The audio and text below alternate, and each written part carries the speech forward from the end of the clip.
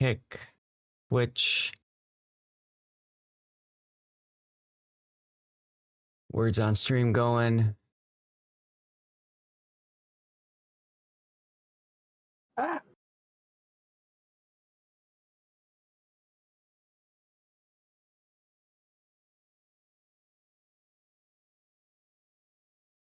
Put that on autopilot for right now.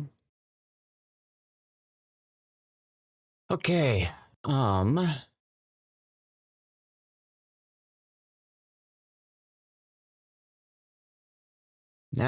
to make sure everything's working okay. Vertical's okay.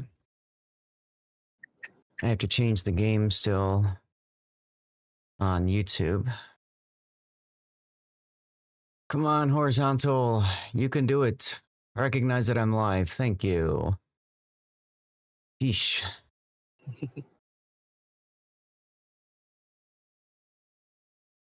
Okay. Time to light the beacons.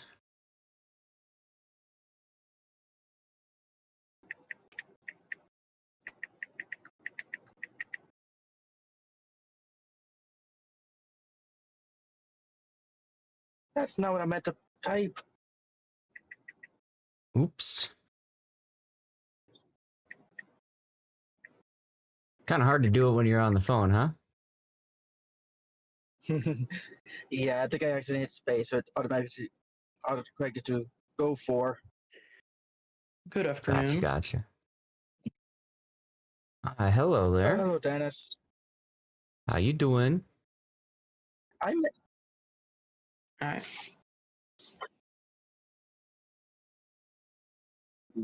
You broke up there a little bit, Yeah. Me? at least for me. Yeah, you did. I gotta fix my YouTube stuff. You're probably having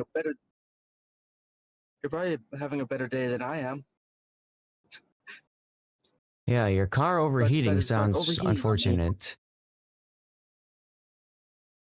What, I'm I curious. was leaving a job interview too. Ooh, okay, well, at least it was leaving and not going to. Hey, Chaos? If it was going to, it would definitely turn on the side of the highway instead of inside some random parking lot. Uh-oh, I just heard 510s going off. NBA with the tier 1 sub. Thank you, NBA.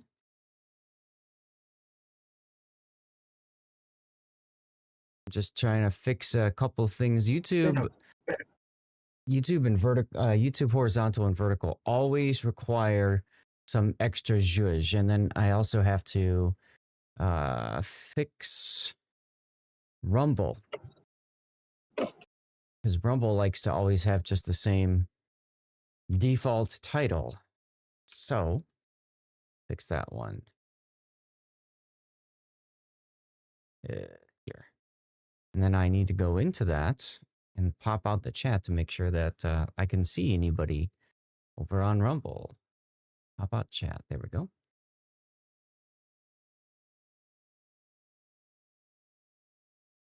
Okay.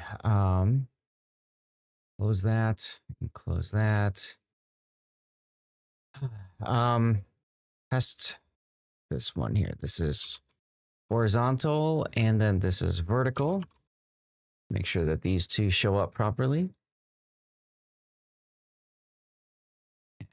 And pop this over here.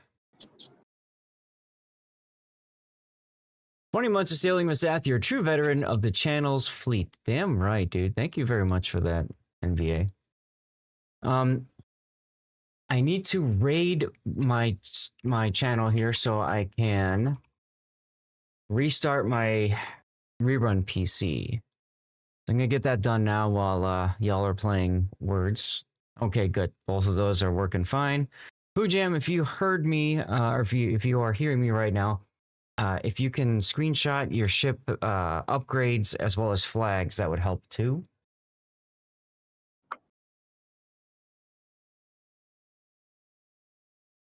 And let me see if there's any I would love to updates. do that with mine, but I can't. Now yours came through. Everybody else's came through fine. Who Jams did not, and I think it's because Who Jams was a experimental ship. Manual secondaries, even though it seems like some people are saying it will be the absolute death of the game. I'm intrigued. I am too, Chaser. About damn time. Manual secondaries are the thing the mobile game has, right? Yes, Blitz, the mobile. Yes. Okay. Thank you very much, Chaos. Yep, I've already initiated the raid to get to the main channel. That should come through in a moment. Once that happens, I'm gonna restart the PC here. I'm trying to fix Words on Stream is broken on the rerun channel, and I really don't know how the F to fix it. Ninja'd you. No problem, no problem. No problem. Lots going on, so it's always helpful when people like you can remind me about stuff, you know?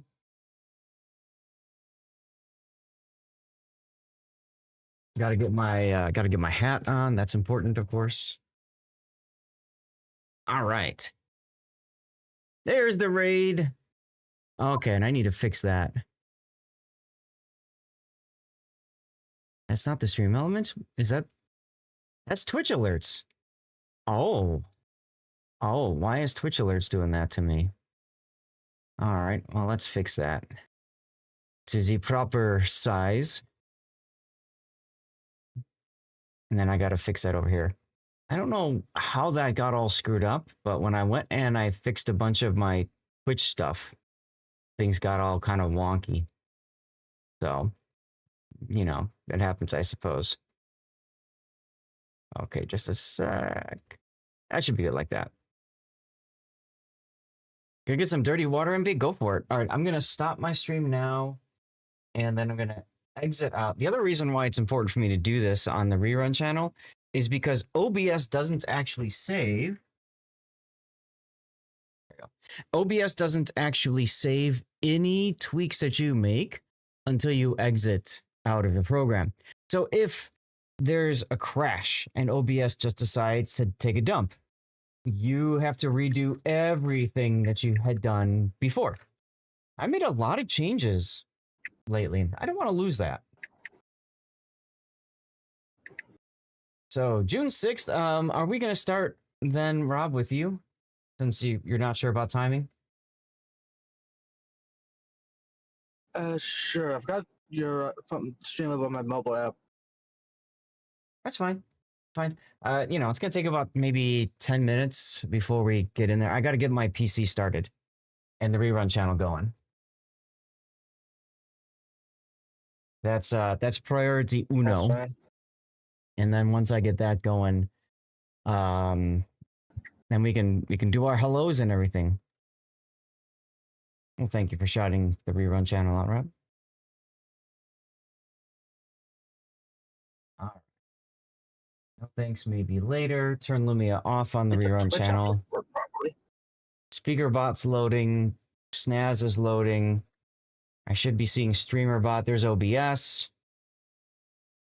So now I can hit the start streaming button. And then there's streamer bot. Okay, so I can minimize that, minimize that, minimize that. I'm going to need to put an alarm in my phone so that I can start up the giveaway, 10:10 p.m. I also need to get an alarm in my phone for tomorrow morning at, 6 a.m.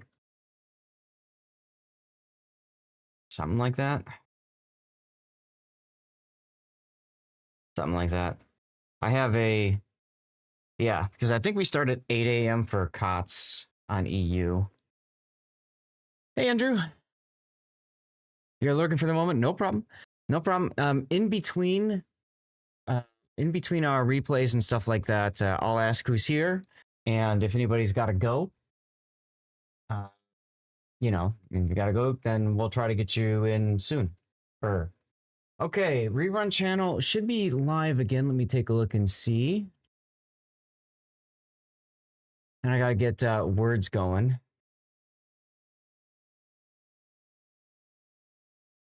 This is the only thing I could think of to fix words on stream over here. Okay, let's test it.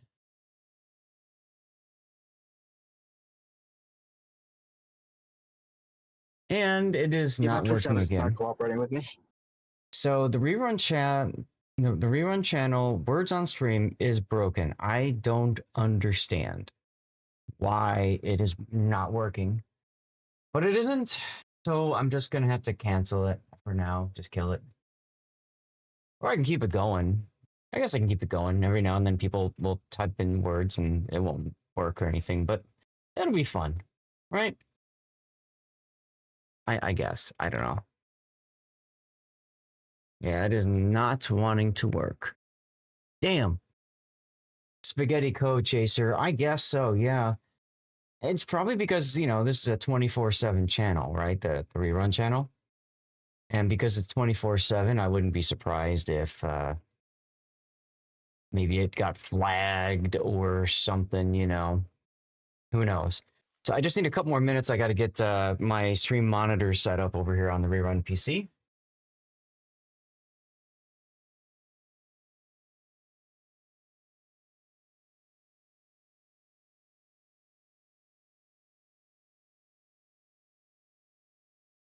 Oh, right. Yeah. This is great. As part of my troubleshooting, I cleared out my cookies and everything. And so now I have to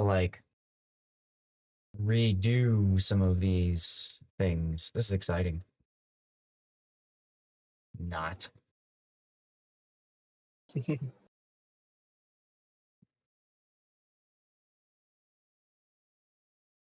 Okay. Here's the horizontal stream.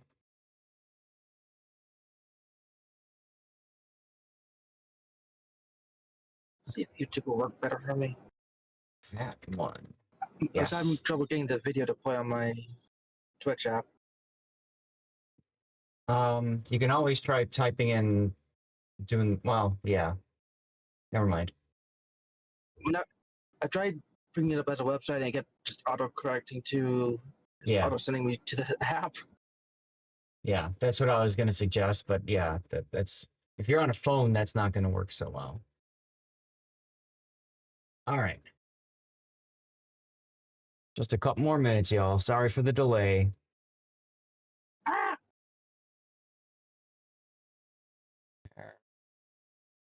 There. Okay, now I need to check on Rumble and Kick.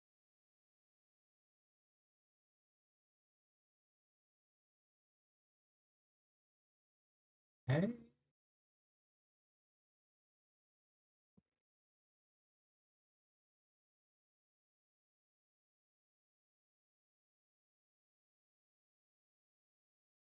And Rumble. Oh, yeah.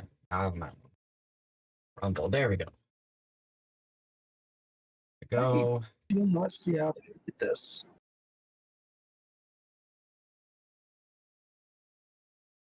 This one is concert.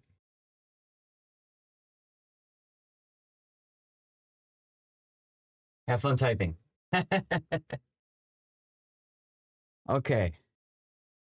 I think we're just about ready to go. Okay. We haven't won a single one of these yet, have we?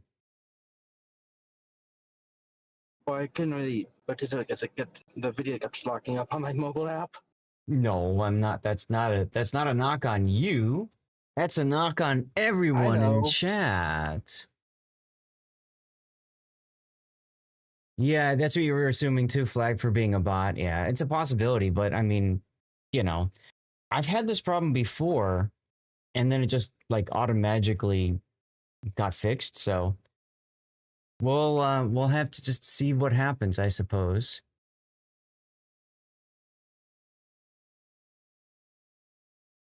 All right. For now, I'm just gonna pin the message that we are live on main. Minimize that. Okay. I have to get through a bunch of ads on Rumble. And I think I'm ready to. Oh, wait, hold on. I forgot one other site. This one. Okay. I can't seem to figure out how to mute the video on YouTube on my mobile app, mobile phone. Yeah. All I right, don't y'all. think it's being passed through, but Yeah. We're gonna wake up chat here.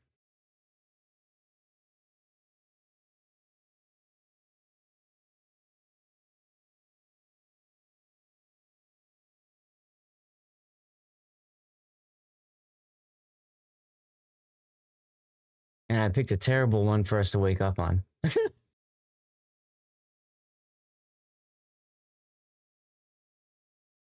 Who made that man a gunner? I did, sir. Ah, He's my cousin. account.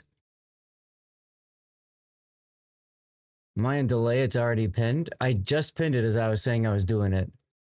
So it might be a slight delay on your side, Chaos. I don't know. We'll see. I'm gonna turn my AC down 1 degree. It's now that I'm streaming, there's a lot more heat being generated. AC is pulling 377 watts right now. Neat.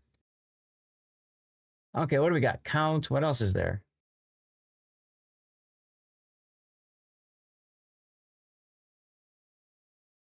And where's the rest of you guys? Wake up, everyone.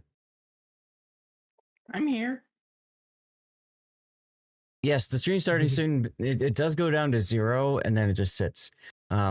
I could refresh.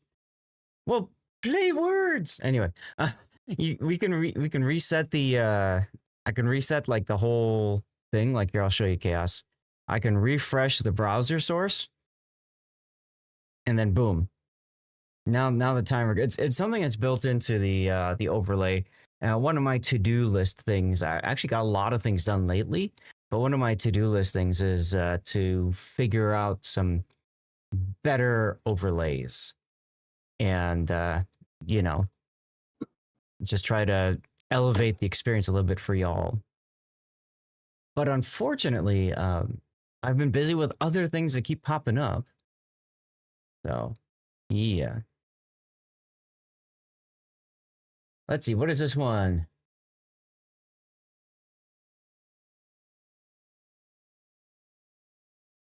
I'll just go with cars. You see the C word? Oh, yeah, on the last one. Yeah, unfortunately, that C word won't work in this one. Somebody's tried it before. That's how I know. Guilty. Yeah,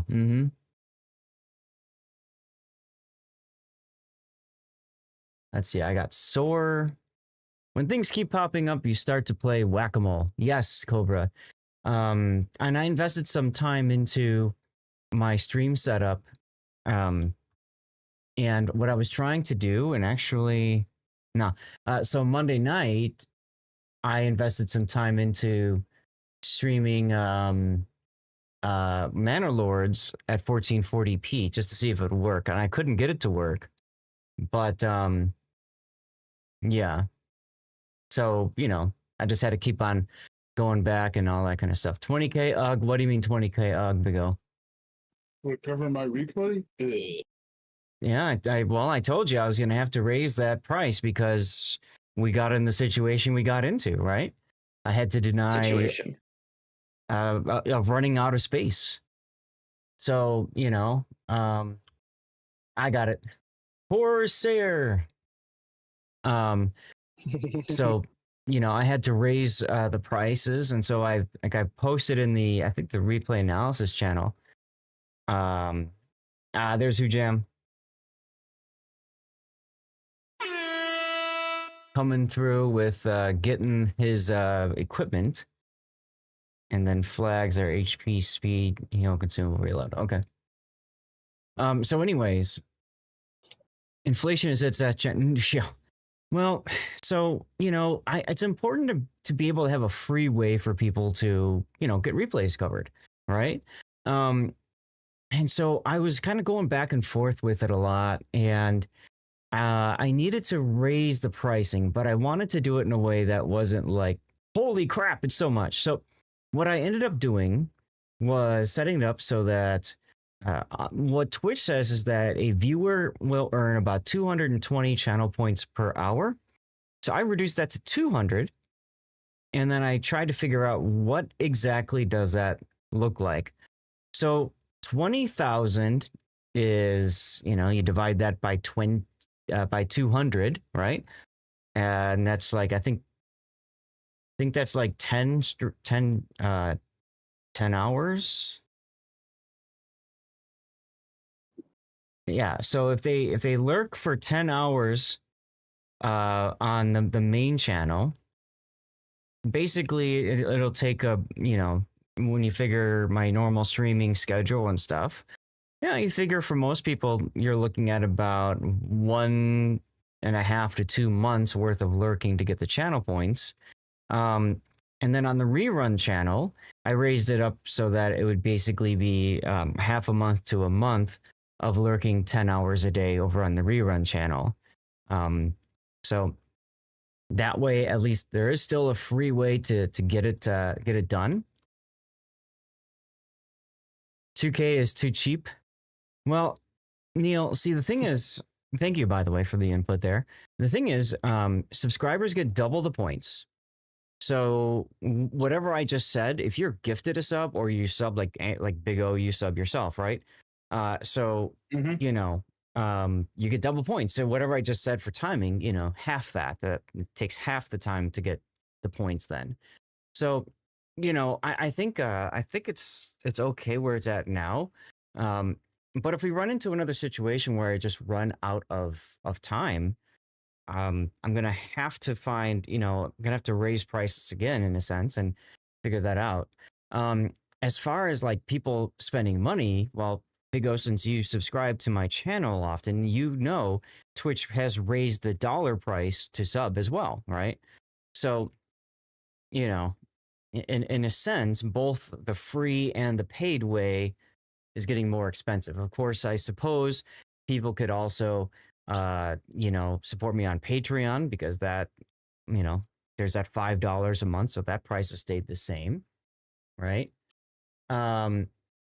And then the other thing is, the other free way actually for people to support is doing the sponsorship. All my really good games are a patch or two behind, so I'll continue to lurk and absorb points. And see, that's the idea, Chaser. That's absolutely the idea, right? Because what you do is you lurk, get the points, and then when you have that game that you want covered, bam, you're ready to go. So, I think you're in a good position for that. Also, because you're a subscriber too, you're getting the extra points. Same for you, Big O, right? Like, you're getting extra slots, and that's on top of the fact that you are a tier 2 sub, so you automatically are getting extra subs covered, right? Yep. Let's see if we can finish a level.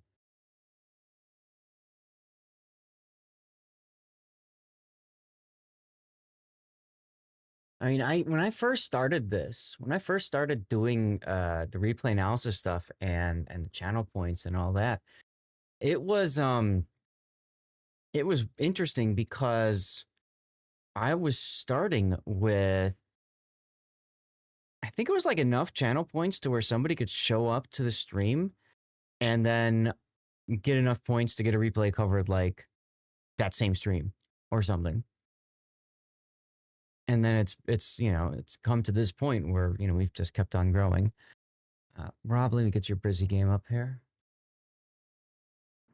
That nice one.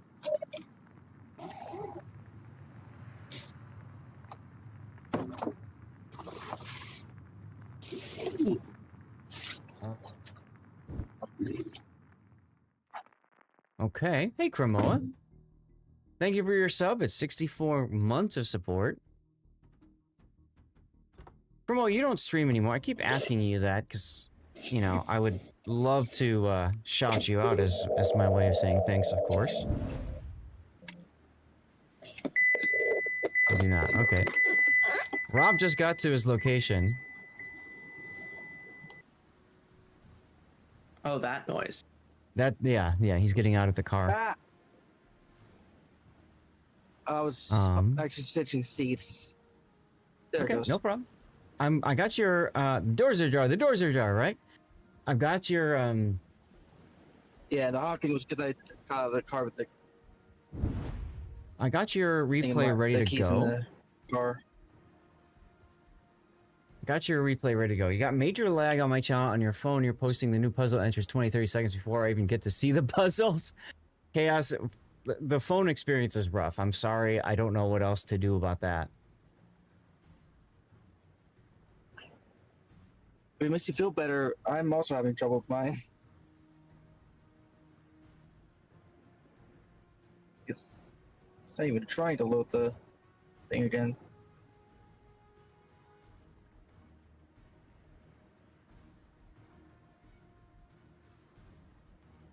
Yeah, so I probably won't be able to see what you're talking about. There goes the Wi-Fi.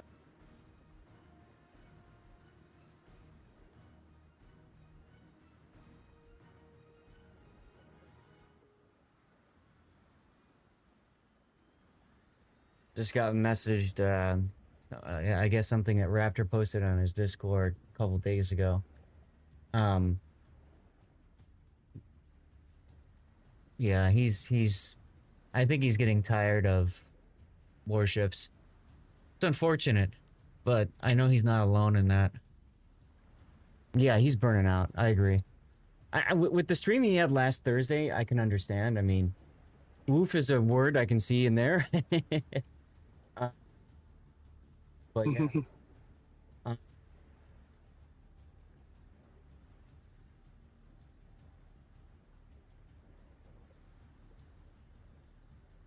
Okay, there we go. We got it. We got it. That now was when the puzzle reached 1. Jeez. All right, chat has woken up, so we'll just play until we fail, and then we'll get started. Thanks everybody for getting us through the level there. But yeah. I'm getting frustrated too with the double sub, double carrier games and the other blowouts. Honestly, I think the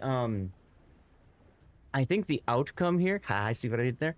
I think the key to really enjoyment in this game is changing your goals. And changing how you go about completing those goals for that matter. So what I would recommend, this is what I would tell Raptor privately too, is dude, you gotta stop playing randoms. Randoms is a cesspool that just drags you down. And for that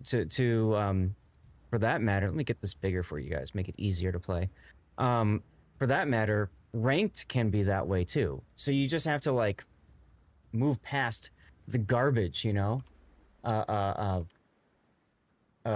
you know, stuff that frustrates you. And I think, honestly, I think wargaming. Hey, look, I'm at 0 minutes again. I think wargaming is doing a like their timing could not be better, in my opinion, when it comes to what they're developing now. Right, the Unbreakable Line event, asymmetric battles coming back. What was it? Perilous Route.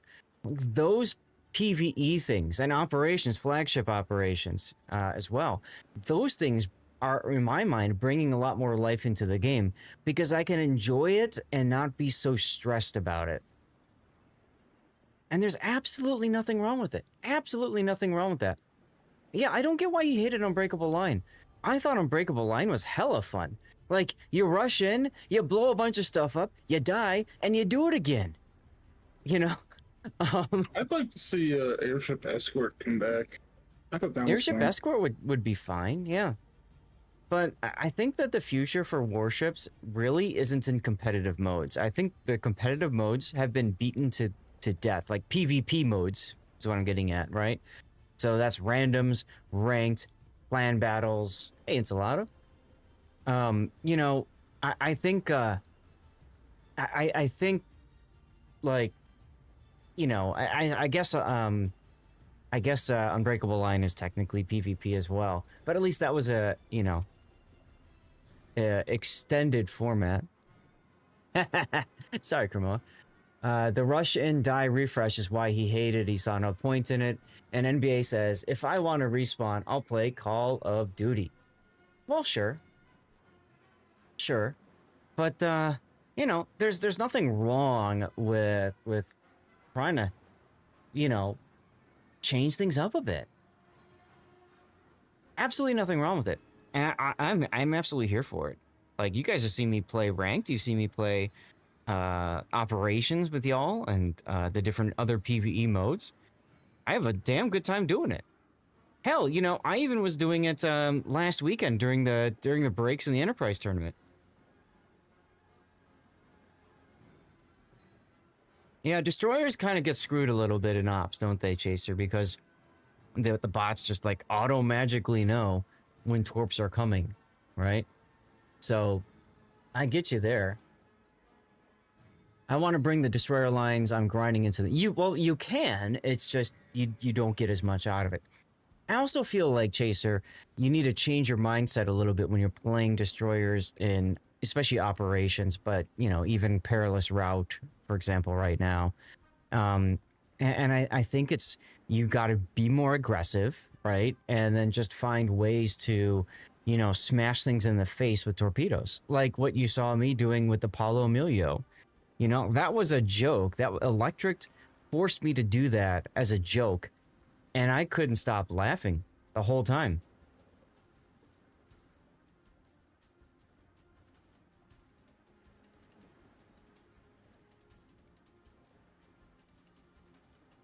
You're actually grinding Grozovoy. Grozovoy in Perilous Route is fine. And see, the thing is, like, in Perilous Route especially, because you're playing with lower tier ships as opponents on bots, you know, it gives you the ability to actually use AP more often. You know? So when words are working on the rerun channel, is it the same words as the main channel? Yeah, it's the same program, Chaos. That's a great question. It's the same program, so it pulls from the same batch of letters, which is the reason why I saw evening and I immediately knew it. Like, because I just got the experience of playing enough to be able to catch it, you know?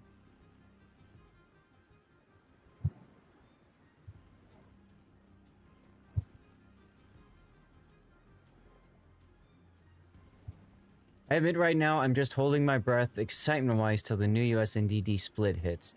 Yeah, I'm curious about what those destroyers are going to play like. I haven't really been following their development, just because I've been so busy with so many other things.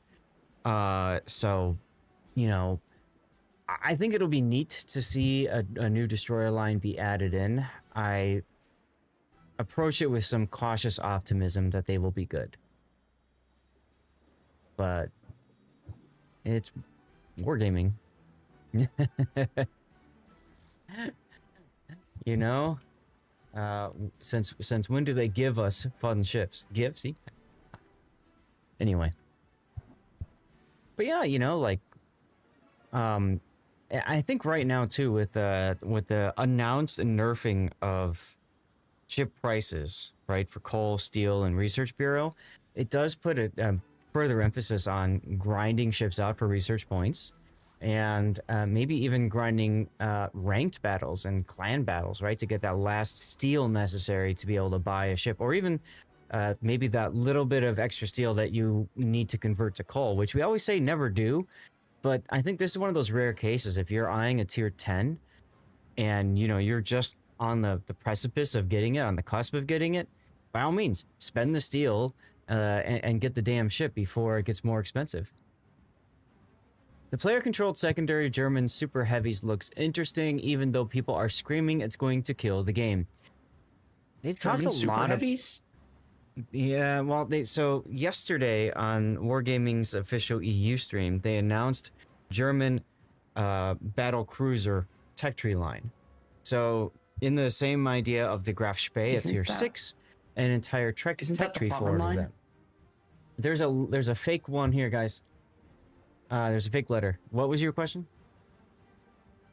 Kirk, isn't the Palmer in the battle cruiser line already? I mean, Is in what? Yeah, so maybe battle cruiser is not the right way. The large cruisers, I guess. I don't know. But they're basically, let's see, torpid. Huh. Okay. So then, what's fake? The M is fake. Yeah, the M is fake. Yeah, super heavies. Sure. So like So- Alaska line, but German. Yeah. If So I Alaska mean, had a line. but the big thing about them is that their main batteries are okay, but they have player-controlled secondary batteries, so you can flip between primaries and secondaries and manually fire your secondaries. Kind of like what they were doing with the CV rework recently, you know. So one of the reasons he came back to my Patreon was to get better and play in comp and tournaments, as all the friends that started playing this game with me have left. Only the CCs I still watch in this game are Zelda, Arrow, Wookie, and me and a few others. I appreciate that, Ensalada. Which reminds me, I do owe you some goodies. So please hold my feet to the fire on that. Make sure that those goodies, you know, the things that you're paying for do come through, okay? Reach out to me on Discord is the easiest way to do it. We'll figure things out. NBA can speak to that. We went back and forth for a couple weeks till we could find a really good time. And then we found one, and it worked out. So, let's get the show on the road, guys. Hey, there we go. Okay, is my hat on straight? I think so. All right. Trying to remember what that Commonwealth version of Illinois, the one-armed Goliath guns, is going to be available. So, oh, you're talking about, I think the Irresistible, right? That one, I think, is going to be after they change the pricing. I think Irresistible will be the new pricing scheme. Whatever is 41,000, I think. Yes, Ensalada, we're doing 5 replays today. I am 41,000 full what, up on Cole? replays. Oh, okay, 62,000 research points. Thank you, Pac. I couldn't remember what it's coming out as, So what's changing, and does this mean I should like impulse buy a coal ship or something? In 1 second, with Zelda crew do OP operations, yes, right, okay. And on your own, you play ranked and randoms, Lady Torpeda and Arrow late at night when you get home. Perfect. So to catch you up and anybody else that's going on, what's happening is that Wargaming has announced that they are going to standardize the pricing of all ships in the armory.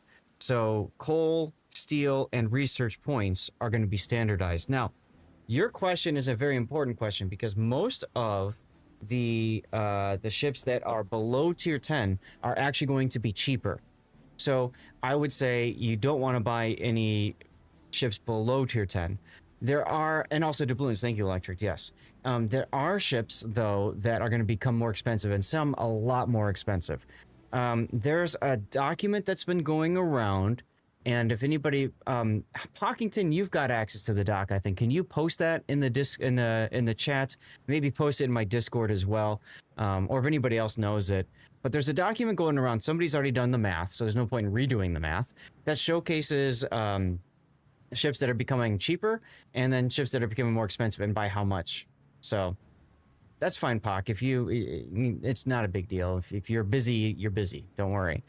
So yeah, so that should be helpful for you guys to make your determinations. But I would say you definitely want to grab the ships that are going to become more expensive. You want to grab them now with the idea of, you know, saving some resources. For example, I immediately picked up the only steel ship I hadn't bought yet, which is Barbiano, and I was waiting until the coupon, you know, came back up again. But then after I saw that they're raising the prices for that, as well as the upcoming, whatever the ship's going to be at Steel, the next one that they've announced is coming, I figured I'll just use my coupon for that one when it comes down. So, but yeah, anything that's going to go up in price, you probably want to pick it up if you can. And if you're not sure what to pick up, you can always ask in streams. You can ask on Discord and stuff like that. Yeah, exactly, Chaser. And I still have over 1 million steel just chilling. Well, you So- are CC, so Yeah, but I don't get steel as a CC, and I don't get the ships are free as a CC either. So that's kind of earned, I guess. The thing that I did was last year I converted doubloons into steel. Christmas time, I did that twice, right? So, you know, I do get doubloons as a CC, so I guess you could say that, you know, through that, I do get I do get a good source of steel. But I also do play ranked battles. I showed you guys that. So I can get steel and stuff. So we are still going to have all these resources for ships. Yes, they're not removing any of that. Thank you, Pak. They're not removing any of the types of currencies. They're going to keep that going. Now, the other thing that they're doing on top of the price bump is they're going to start a rotation of ships in the armory. So there will be some ships that are in there, and then after a certain amount of time, they'll come out. Okay? Ranked is absolutely Hujam. I completely agree with you. The best way to get steel in this game is ranked, or if you're in a good group of like Unicum players, obviously clan battles is a fantastic way to get steel too. But that's a far tougher grind, in my opinion, that requires a lot more investment and time and effort to make it happen. Chaser, I'm sure we're gonna see Enterprise again for sale. I don't know why we wouldn't, because Enterprise is not really, you know, OP at this point. And there's a Reddit link to the changes in a spreadsheet as well. Okay. Tier 8 doubloon destroyer price hike. Ouch. Yeah, some of them are quite changed. So they keep her behind the gambling because she is Enterprise. No, I think that they just don't know how to properly bring the ship back for sale without pissing people off.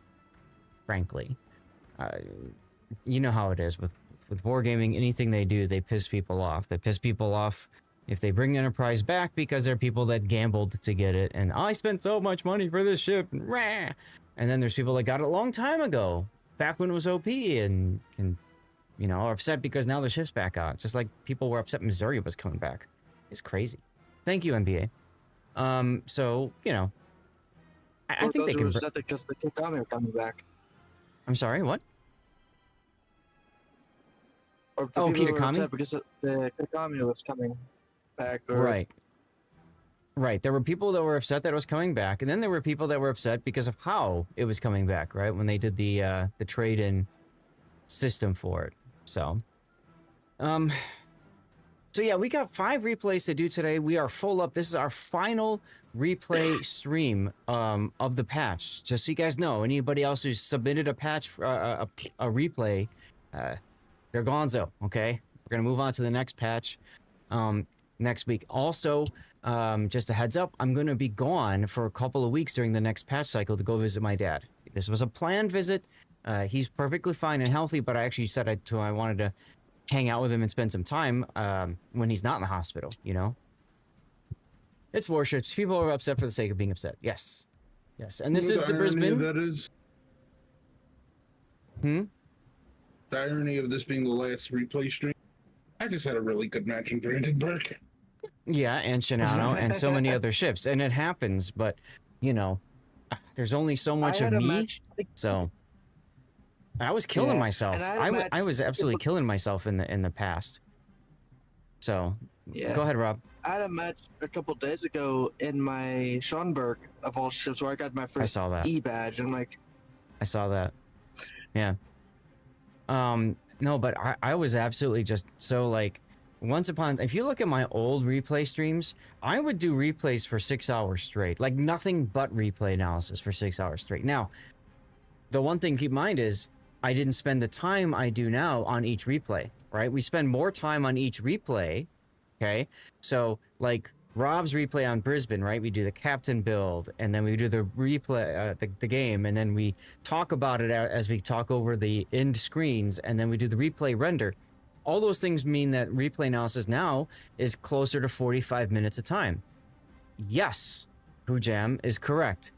Because in the past, what I would do is I would literally just load up the replay and just watch it. We wouldn't talk about captain build because I had no way of seeing it. We wouldn't do the replay render because there was no such thing back then. So I want you to keep in mind, once upon a time, I would do these streams of all, and then I would cut up every single damn replay and get those posted to YouTube. I'd have 3 replays posted to YouTube per day just to be able to keep track of things. And it was absolutely exhausting me to the point where I almost stopped. Like I almost said, I'm just done. I can't do this. I'm going to walk away. So what I finally did was I settled on this idea that we're going to do 5, and then you guys are going to vote for which one goes to YouTube, and then if there's another one that I really like, I'll pull that out and put that. So in a replay stream, it's 2 going to YouTube instead of 20 of them. Also, what I found was that I think people didn't appreciate that I was going and just, you know, basically spamming replays out to YouTube, because the quality just wasn't as good. And then finally, YouTube's algorithm just you know, completely rafflecoptered, killed my growth, because YouTube's like, oh, you're releasing too many videos and nobody's watching them. So, well, NBA, I mean, you and others, you guys are the reason I still am here doing this. You know, I do enjoy it. It's a lot of fun.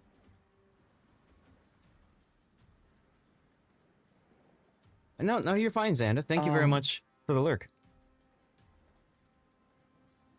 Okay, are we ready to go? Tell. Yes, Tannis? What coal ship do you think I should get? Because a good portion of them are going to get more expensive.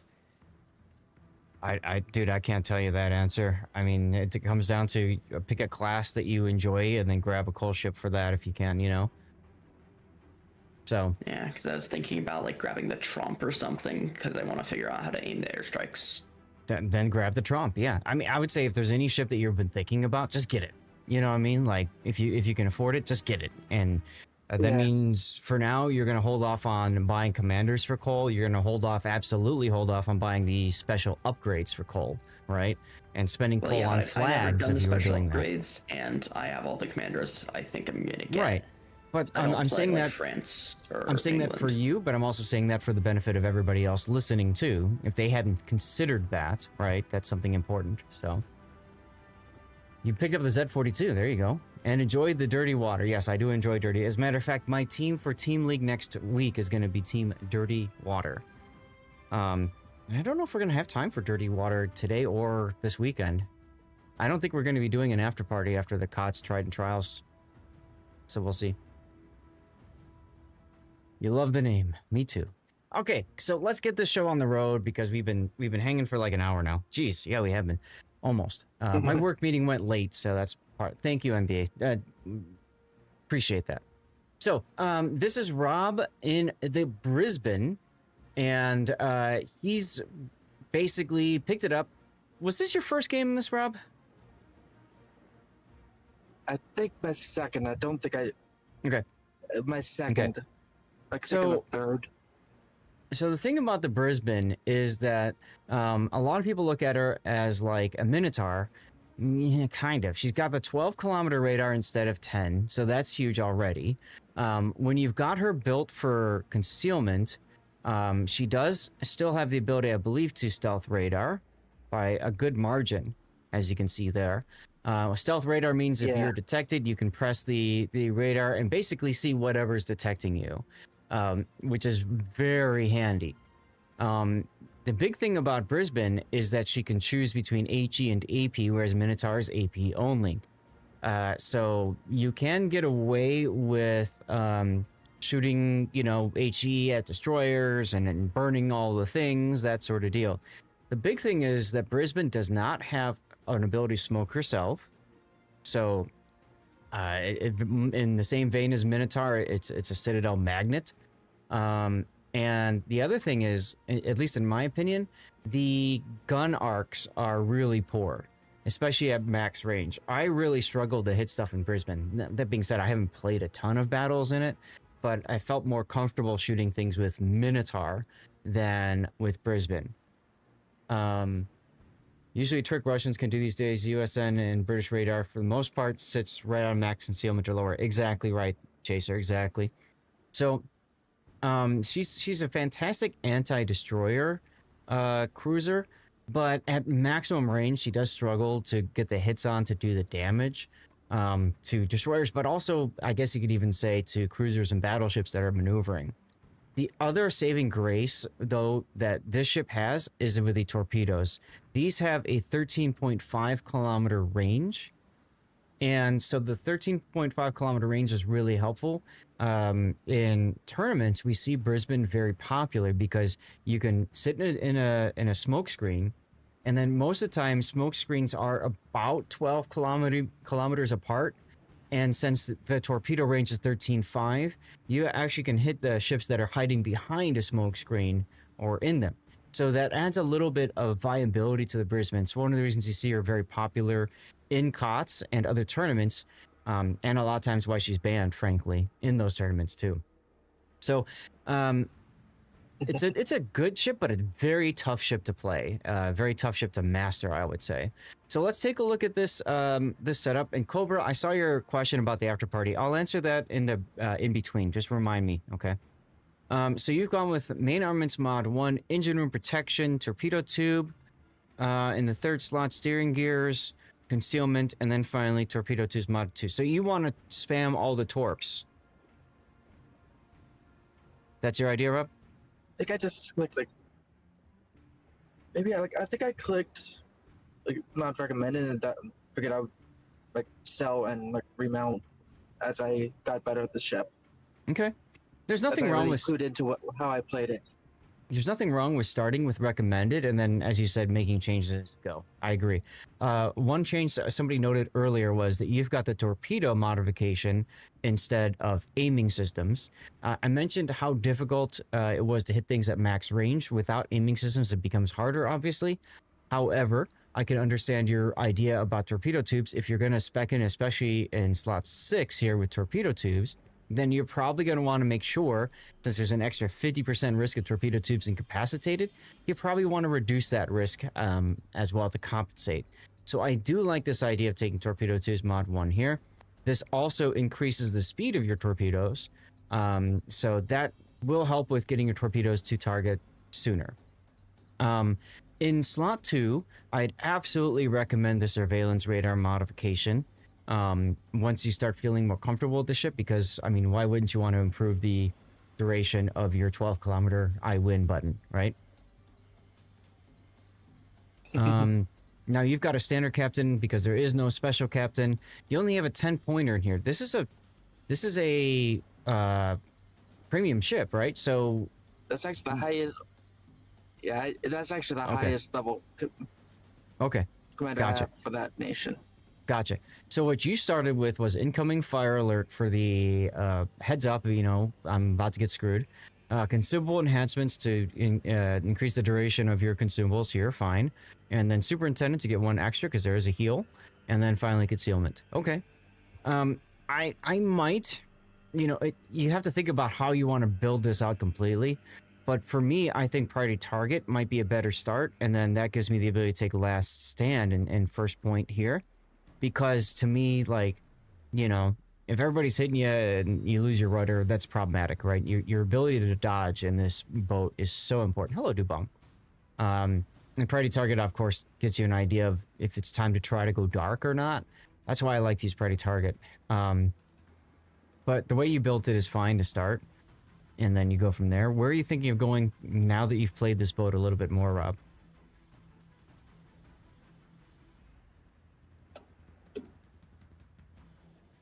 Uh-oh, did we lose Rob? No, I had to grab my phone. I had to try to charge.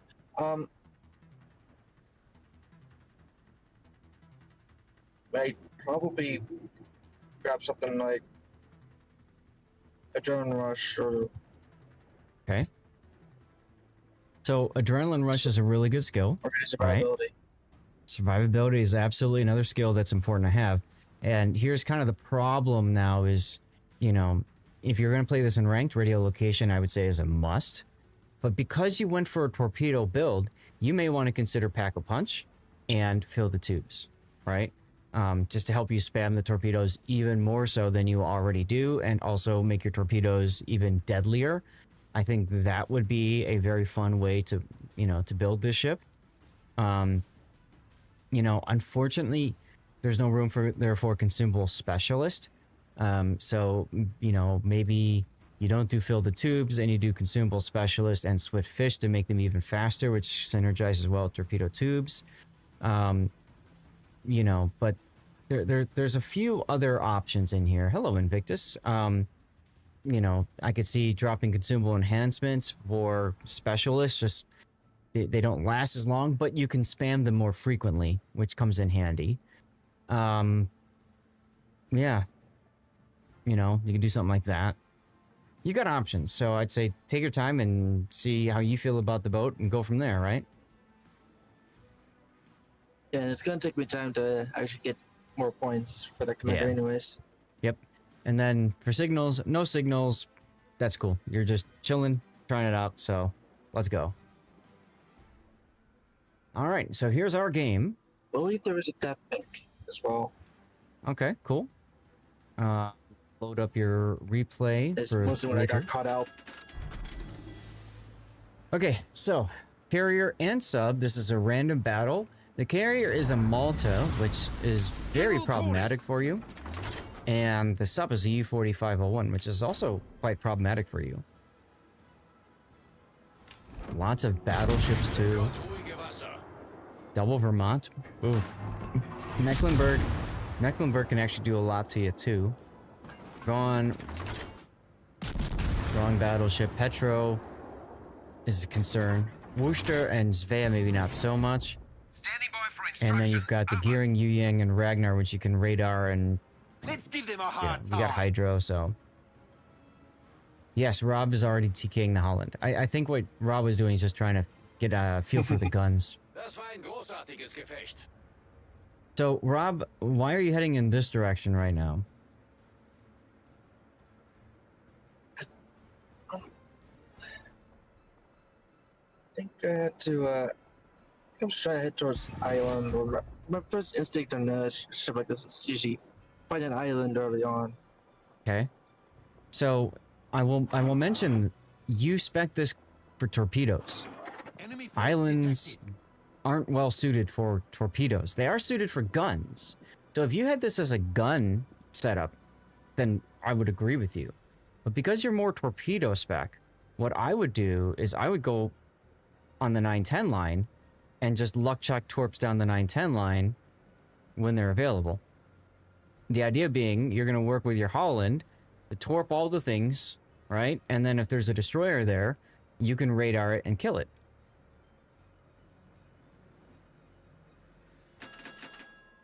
So I like that you kept on moving this way. 各艦に通達。指定の味方艦を援護せよ。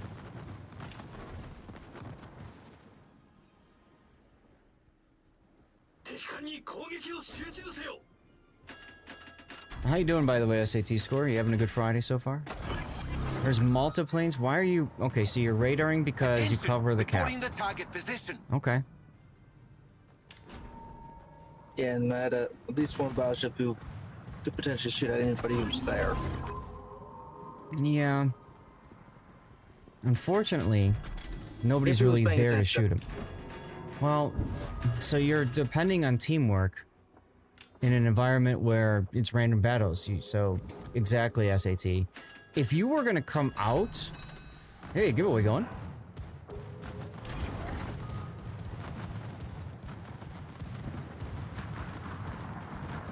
Why did it not post on the... Yeah, here, or did it?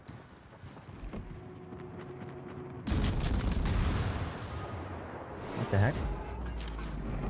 Enemy submarine. Okay, that was weird. Did something happen with my giveaway setup? I'll look at that in the break in between. But if you were gonna come forward like and shoot the destroyer you were radaring, then that's a good radar. But since you weren't even in a position to do much other than to like hit F3 on him and say, hey, blah blah Concentrate blah, fire on the enemy I kind of feel like warship. you missed out there. You want to see how torp build works? Me too, actually. But see, both of their destroyers are in the sea cap, which means that the way in the backfield is wide open. Absolutely wide open. Enemy battleship sighted. Enemy cruiser sighted. Enemy battleship detected. Enemy cruiser sighted. Concentrate fire on the enemy warship. Right, right. Yeah, battleship on the 910 line is death, but that didn't happen. You like the idea even though it's random, so you're an optimist. Well, yes. Yes, but I think if the player had called for, you know, radar, cool, right? But without hearing, without knowing that you're going to have a ship shoot whatever you're spotting. Yeah. Right, SAT. And that's why I think going up along the islands actually could have been problematic for you. It wasn't in this case. But if a battleship was right here and you're here, you're basically, you know, clobbered, right? Whereas if you were on the 910 line, you spot the battleship and have the ability to turn away. Enemy battleship sighted. I'm gonna wait till it changes, but just realize you hadn't bought the radar mod for the Brisbane yet. It's a very good mod to have for it. Enemy cruiser. Now, in the same vein of Rob trying to help out earlier, he could use his radar now so he can catch the Yu Yang and figure out what the Yu Yang is doing. He did just appear, though, I think possibly on Kurfürst Hydro, which makes sense.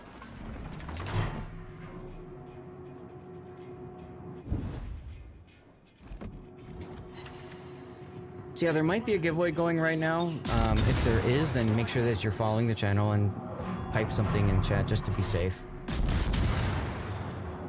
And I'll have to investigate that during our break in between the replays.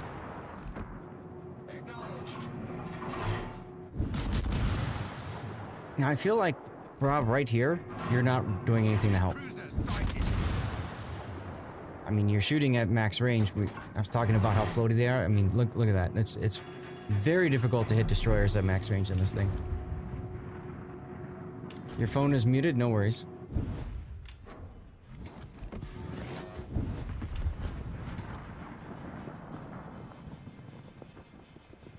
So if you're gonna do a torpedo build Brisbane, you really are looking to play more of a hiding away ship. So you want the enemy to charge you and then you torp them in the face and stuff like that. I don't like this decision to turn into sea right now. Exactly, SAT. Especially because, look, there's a Malta here. So if you had kept on going down this way, Direct front. you could actually put yourself in range to torpedo the Malta, which is absolutely what I would be doing right now. Torpedoes direct front. Torpedoes to starboard. Exactly, yep, the Malta is stuck. So this is your perfect Problem opportunity solved, to sir. use your torpedoes, and you're instead choosing to shoot him with guns. Which is fine. It just feels bad you spent so much effort specking for torpedoes and then you're not using them. Also, if you cared so much about that destroyer, why aren't you going back to kill him? Because he's about to kill your Shinano.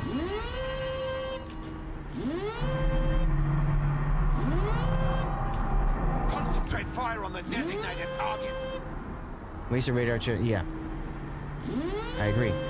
We've been with this, we've talked with Rob before about wasting radars.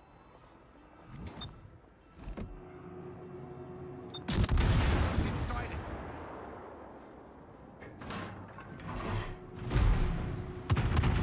Honestly, this Shinano is playing it wrong too. He should be, you know, launching his tacticals and smoking himself, but he's not. He would do better in the Yodo. Hey, Shinano secondaries does Shinano secondaries thing. See that, Big O? Concentrate fire on the enemy warship. Alright, look, you've got something you can torpedo, Rob. But you're gonna sit behind the island instead.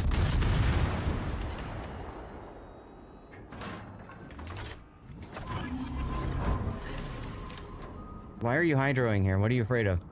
Gearing torpedoes? It's the only thing that hydro will detect at this point in the game.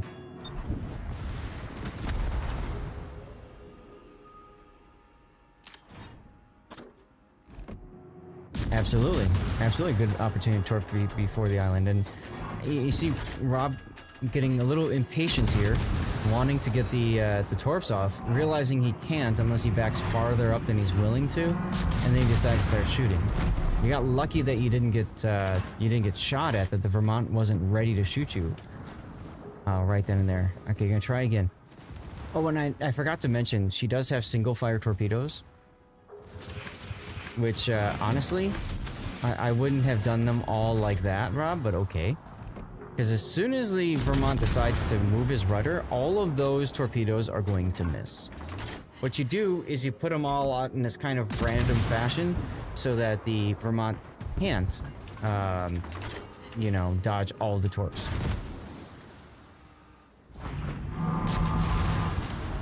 Exactly. You at this hit point pool right now, only 1 or 2 torpedoes is what you're going to need. I think that the Vermont's smart enough to turn in. Mm-hmm. Which, clearly, he is not. Right, and he's actually going to die to these torpedoes, which is hilarious. But Rob has the ability now to switch sides and torpedo the other side. Actually, at this point, looking at the score and everything, I would just come straight out and just do it. You know, like, do the thing. Who cares? If you die, you're going to win no matter what. But all game we've been watching you with the torpedo build, and that's the only time you've been able to utilize the torp so far. Now, if you don't know where they're going to move, then you're going to want to change up your torpedo aiming. See, the mech's already turning because you're coming out. Yes, Chaser, I absolutely would have kept it either in a spread, or you can make the spread by, like, if I was lining up my shots on him, I'd maybe go on the line, in front of the line, far in front of the line, come in, you know, I would just kind of, you know, do something like that and make the spread. Look at, he missed all those torpedoes. Yeah, Torp Bill did nothing in the situation, that's right. Our victory is in sight. Well, mech is all that's left.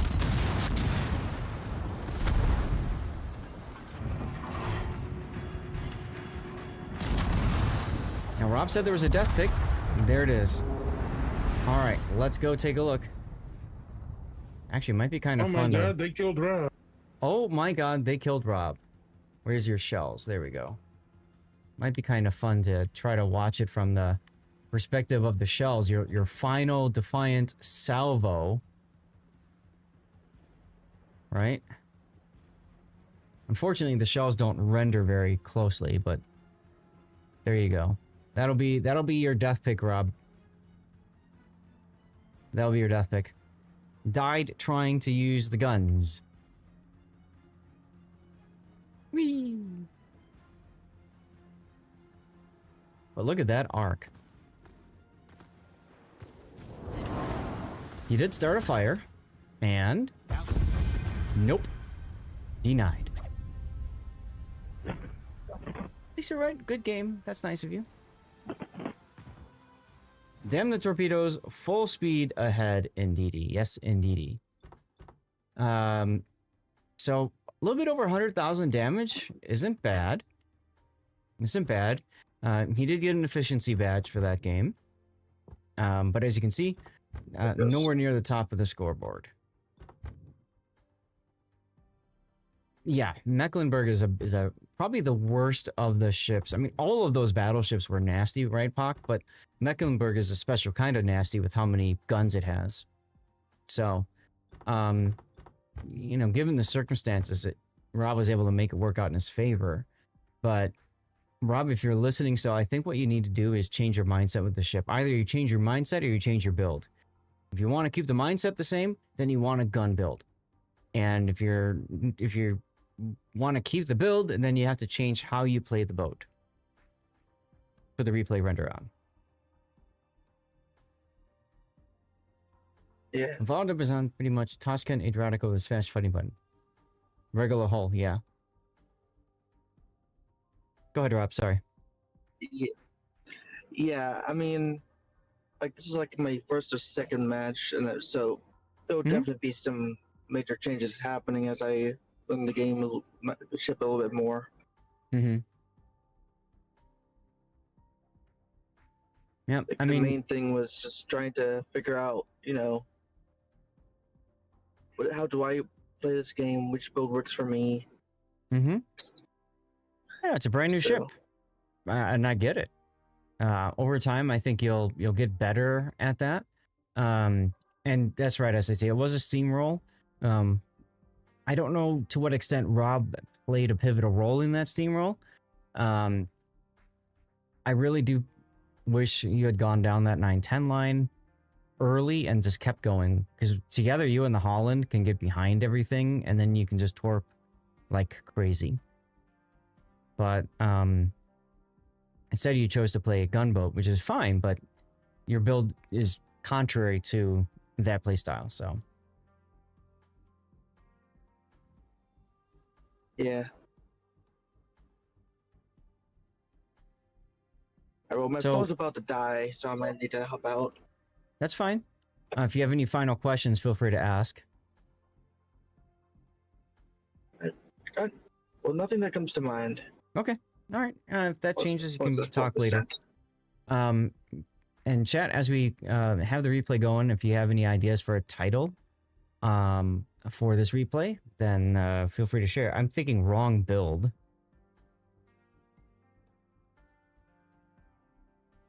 I think wrong build wouldn't be a good title for this one. What do you guys think? Yeah. Getting stuck behind the island below D was kind of a GG moment. Yeah. Well, I mean, he lived longer than I expected him to. But, yeah.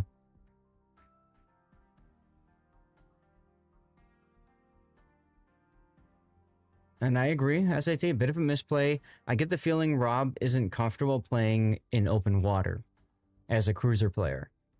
We've seen that before. We've done his replays with like the Drake and other ships, about kiting away and how to kite away and stuff, right? So all of that stuff is important, of course. Trying to decide what I want to burn coal on. Thinking Keksarge, but you were cruddy with carriers, and now you're looking at Trump or Bazan. Nothing's wrong with Keksarge or Trump. I'd probably go with one of those two I first, accidentally Chaser. bought the wrong ship, and now I'm trying to get it refunded with the support. Uh-oh. Good luck. Yeah, it's because I spent a coupon and I could have used the coupon to get a steel ship instead. Ah. Ouch. That's extra And then I hard. would have still had enough coal left over to get the Moskva. Gotcha. All right, so I think we're gonna just leave it at wrong build.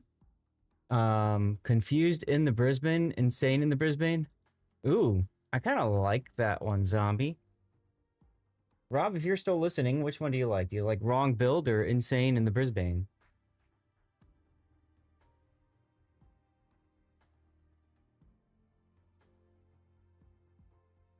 Thank you, Zombie. In the meantime, Rob, thank you for your support and for sending that replay in. Fun to look at. That was his sub replay, so appreciate you supporting me over on Twitch, Rob. And with that, we're going to go to the Be Right Back screen. And it looks to me like the giveaway did not run. So I want to figure out something here. Does this work? This is working. So why did my giveaway fail? Why did the giveaway fail?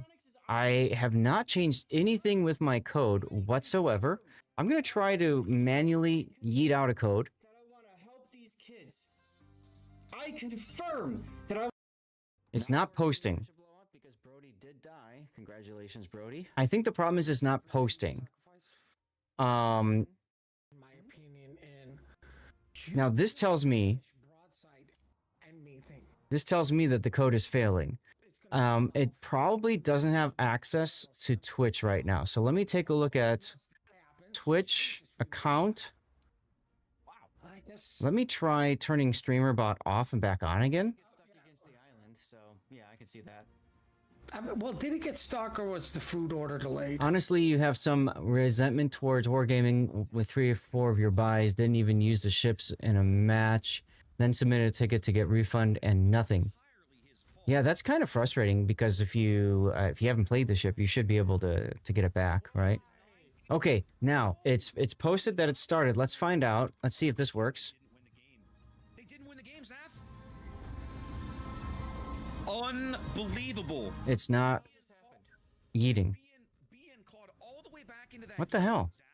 Zaf. All they had to do was stop. What is going on? And they threw it away. They threw it away. Yeah, so StreamerBot is loaded, and so is SpeakerBot. Give me a moment. Let me troubleshoot this, guys. Let me try to figure this out.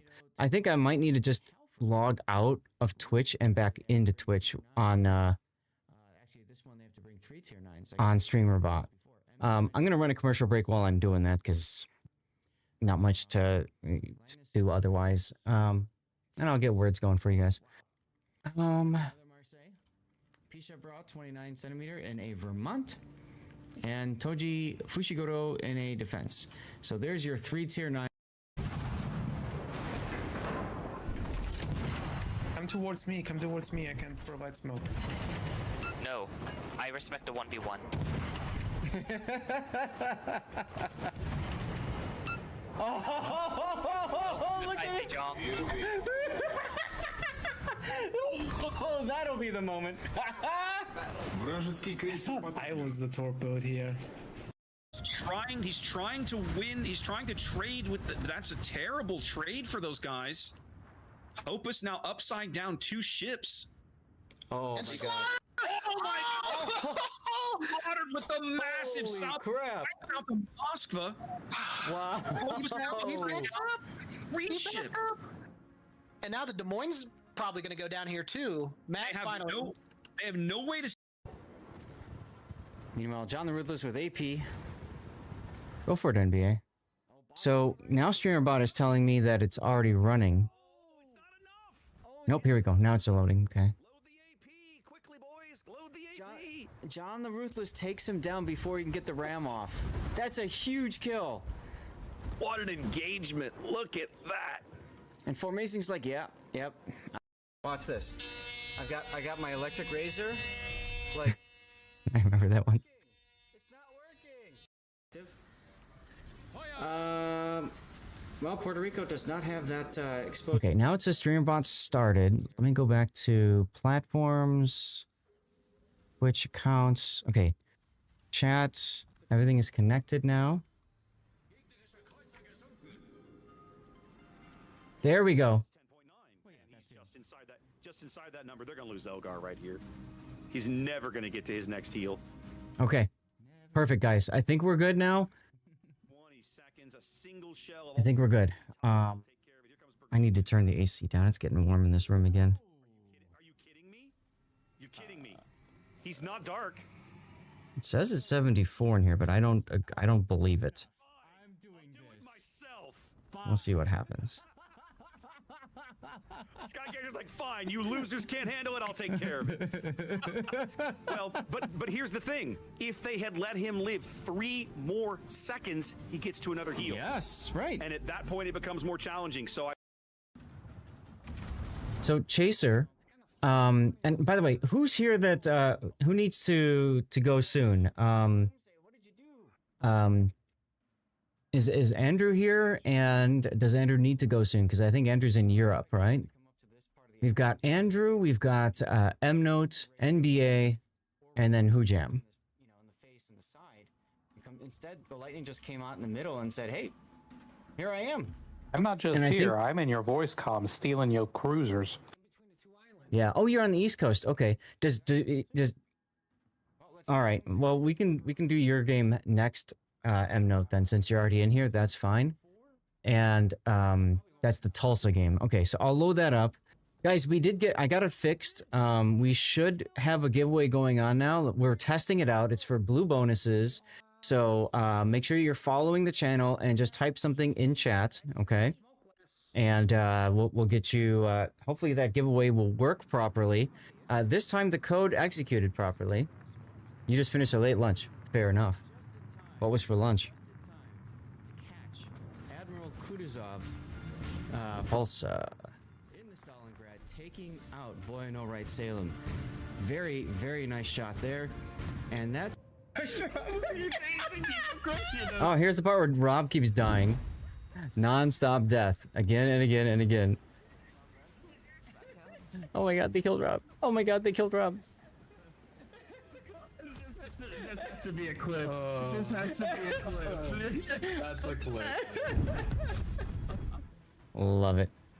I'm really glad I fixed that clip thing, because now we get to see some of our best clips and stuff. That's really good. All right, Note, are you ready to go? Yes, yes I am.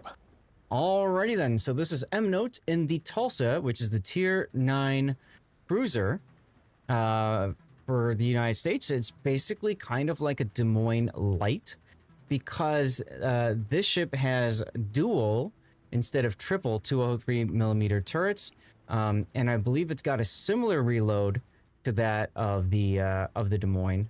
The big thing about her is she's got radar, although only at 9 kilometer instead of Des Moines' 10. Hey, Bonnie over on YouTube. Thank you for tuning in. She's kind of in a weird position, because you can play her just like a Des Moines, but you don't get the exact same results as you would in Des Moines. Now, Wargaming has recently buffed her by giving her Destroyer Dispersion. What that means is, against subs and destroyers, at close range, her guns are very accurate. So that's kind of nice. She's a good boat. I just don't know that I'd pick her right off the bat. Note, how do you feel about Tulsa? Oh, I really like this ship. I like it quite a bit. Okay. I liked it before the dispersion improvement, and I like it even more after. Well, of course, yeah, because it's a buff. Question. Yeah? I have her, but I forget. Does she have Des Moines guns and Des Moines reload, or 305s? They're Des Moines guns. Yeah, it's Des Moines guns. Yeah. Okay, so as Des far Moines as reload, you'd have to check and see. I'm not sure. It's 5.8 seconds, but that's with the range upgrade, so I couldn't tell you off the top of my head if it's Des Moines or not. Is this for steel? I think so. It's coal. Is it coal? Okay, it's coal then. Yes. Never mind. Right, Chaser. Yeah, so it's 2 barrels per turret instead of 3 like the Des Moines does. That's why I called it a Des Moines Light. Cool. Got it. Okay. With the reload time, it's 5.1. It's what? 5.1 with the reload mod. Okay. And it's 5.1 with the reload on Tulsa. So it's Des Moines reload. There you go. No, I was saying that for Tulsa. You what? I was saying that on Tulsa with the reload mod, it's 5.1. Yeah. Yeah, I don't remember what Des Moines reload is off the top of my head. But I feel like it would be slightly faster. slow, or I think it's slightly faster. I think Tulsa has like 0.3 seconds slower reload, if I remember right. Okay. And that's true, Jam. It doesn't have the same armor profile of Des Moines or Buffalo. She's not as tanky. So let's get into the build then. You've gone with main armaments mod 1, engine room protection, aiming systems, of course, propulsion, concealment, and range. DM is 4.8. Okay, got it. Yep, rage I think is going to be the kind of eyebrow raiser here. Okay. CJC, thank you for the follow. So yeah, so range for Tulsa is okay. Range for Des Moines is also okay, because if you're good at sitting behind islands, ironically what we just saw Rob doing, right? The range module makes it easier to do that, essentially, because it allows your guns to fire farther out. And I'm guessing that's the reason why you did this? No, not entirely. So the Okay. reason why I did this, I don't run range mod on Des Moines. I mean, well, I run unique upgrade on Des Moines, but Sure. on Salem, I run reload mod. The reason Okay. I run range mod here is because the range without range mod, it doesn't even get out to 15 kilometers. With Des Moines and Salem, it does. And not even having 15 kilometers of range at tier 9 is suffering. Okay. So you feel you need the extra range so that you can hit targets, especially battleships and Yes. stuff like that more. Okay. Especially considering, like as you said, the armor profile isn't as good as Des Moines, so it's harder to be as close in as a Des Moines.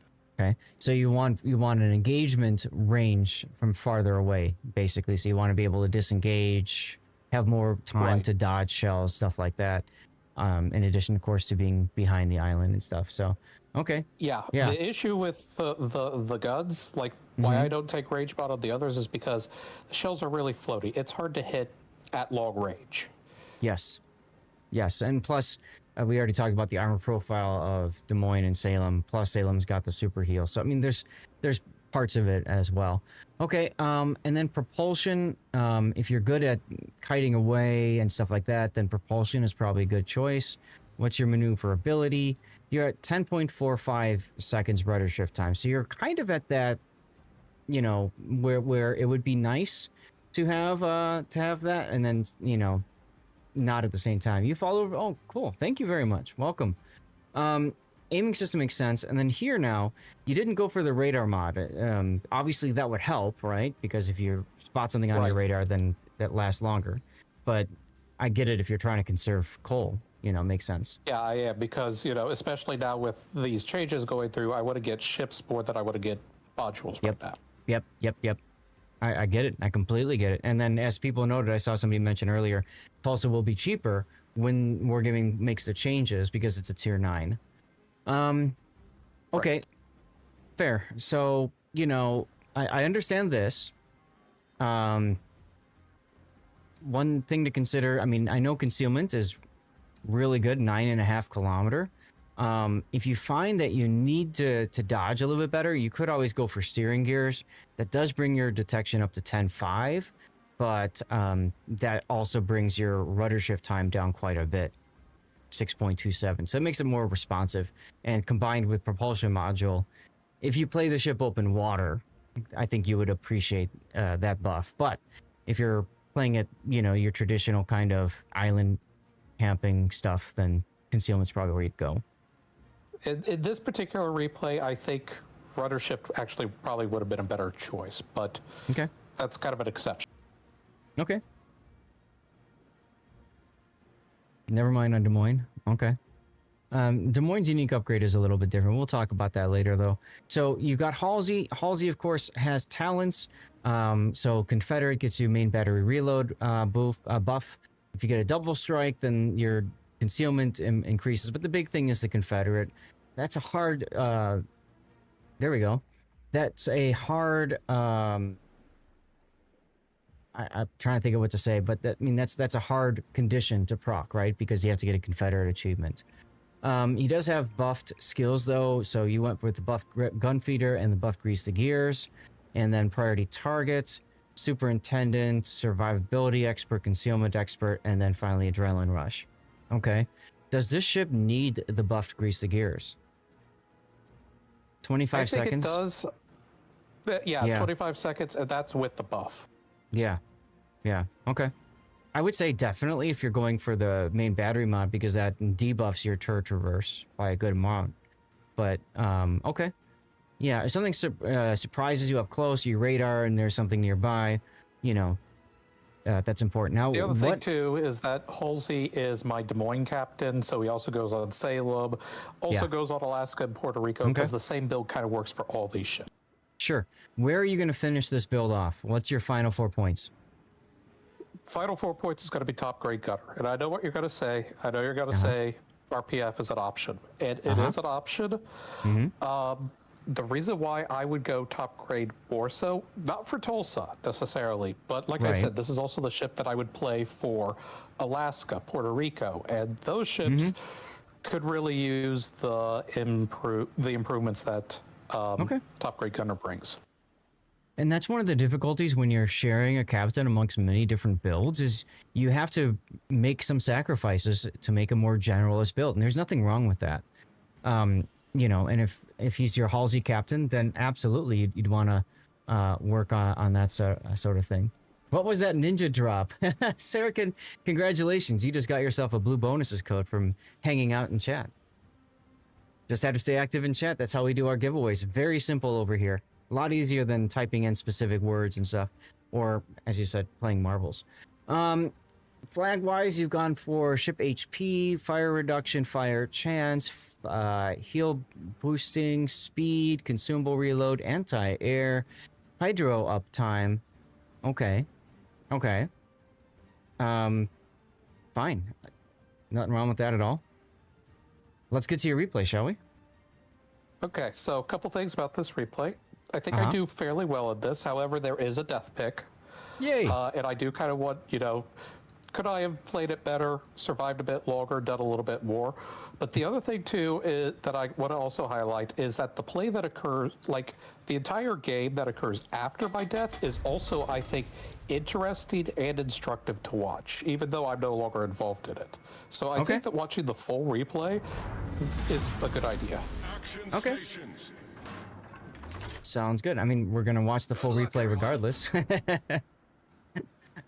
I know sometimes you like to skip through like the last parts afterwards, but yeah, only if we get in a situation where there's really, I get a feeling like there's going to be nothing for a long time. But Panzerkex, say thank you for your sub. That's 13 months of support. And there's a shout out for Panzerkex as well. Did my bot type something? 13 months of subscription. You've unlocked a new highest level for Lord Zath. Your support is legendary, Captain. Brand new to Twitch. Not sure how the support options work. What do you mean by support options, CJC? For Twitch, it's just being able... Whoa! Golden Kappa train! Holy shnikes, guys. So what that entails is just being active in chat and being a oh my god. I'm gonna pause the replay for a second. Sorry, Mnote. If this is because I don't want to do two things at once. And it's easier just to focus on what's going on right now. Guys, this is a special type of hype train. This is a special kind of hype train. This is called the Golden Kappa train. This is ridiculous. Let me I'm gonna ping out on Discord so people can see that we got a special train going. So this is a special kind of hype train. Okay, when we have a special hype train like this, and thank you so much, Blue Falcon, for cheering to get us this thing. But my understanding is, as you progress up the train, anybody who supports the Golden Kappa train unlocks a special emote, which is the Golden Kappa emote. It's a really cool emote. That you can only get in that fashion. So if you want to support me during this hype train, you can choose to subscribe. You can choose to gift subscriptions to others. Answer. Yes, here comes the Pornhub part, right? You can cheer bits. All those things go towards pushing the hype train up. If we get to level 7 hype train, we'll yeet out some extra codes to chat. I'm not gonna even ask my wife to stream longer because she grudgingly gave me permission to stream tomorrow morning for EU King of the Sea Trident Trials. So I'm not going to even broach that subject with her because I also have to do setup tonight for COTS, okay? But we will absolutely eat out some codes and we'll go have some special dirty water as a way to celebrate. And that's right, more Stevie. So when we get gift subs that come through, we have the Stevie slideshow like that one right there. That was Stevie's tassel chilling right there. And I apologize, I'm a little delayed now in talking about everything, but there's just so much going on. Panzer gifting tier 1 subs. Thank you, Panzerkex. That's really nice of you, dude. Oh, look at Stevie from my apartment. Wow. So I've got two different types of alerts that popped up. Okay, that's the reason why you're seeing the Stevie with money picture right there, and then pictures from his life. I think I need to make the other one bigger. I think I'm gonna make this one bigger. We should make this bigger, right? We want to see Stevie. Those of you guys who have no idea who Stevie is, he was the biggest part of my life for 19 and a half years. 19 and a half years. And then we had to put him to sleep coming up on 2 years ago. But he was a great member of our community, of course. Oh, and I gotta fix What the heck happened over here? I got to fix on vertical. The Twitch alerts thing on vertical got all screwed up, so give me a moment to fix that, guys.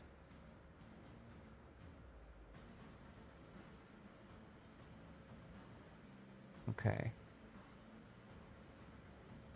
Yeah, I don't know why the vertical got all messed up, but it did, so it is what it is. I'll put something like that. There's Stevie. Look at Stevie laying down on the money. Can you hear the crunching? The crunching of the money? Poor guy had no idea what to do with the money, and he's like, fine, I guess I'll just lay here then.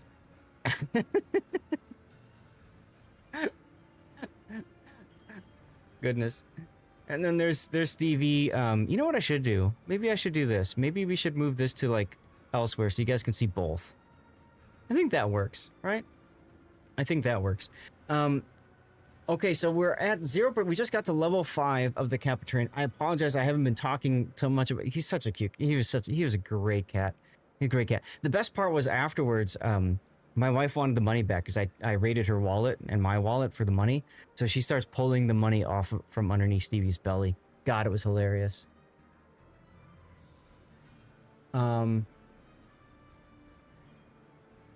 Wow, okay. CJC, you're new to Twitch and you've already cheered. Look at you.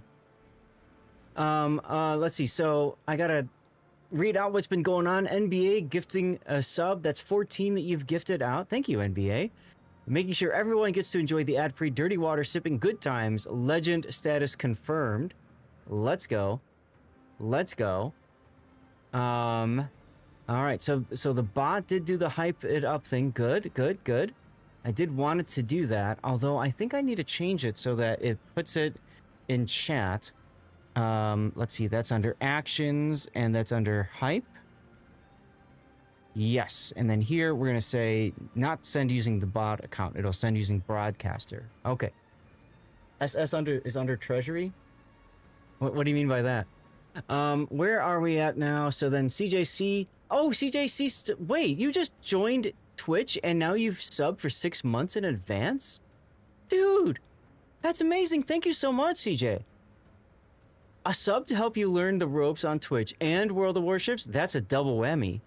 Thanks for fueling the hype train, seriously. And then Panzerkex gifted 10 subs just now. 10 subs. Thank you, Panzerkex. I need to tweet this out as well. I need to tweet this out. This is wild. This is absolutely wild. I've only seen a golden Capitrain one time before this, and that was actually on my rerun channel, which was hilarious if you think about that. But thank you so much for the gifted subs, Pandrakex. Where are... Oh my god, Chaos Machine just subbed? Lol. And then you also gifted... Let's see, so where is it? Just dropped 10 more gifted subs, making it 20 total. That's the familiar sound of pure generosity making waves. So set up the AC unit in the other room. It's already cooling off the entirety. Congratulations, Big O. The money cat. Oh, Blue Falcon. Okay, so that's why you guys saw the video, was Blue Falcon cheered an additional 1,000 bits.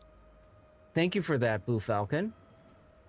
Holy smokes, Blue Falcon just dropped 1,000 bits. Stevie the Money Cat is doing a happy dance for fuel. Thanks for fueling all these epic replays.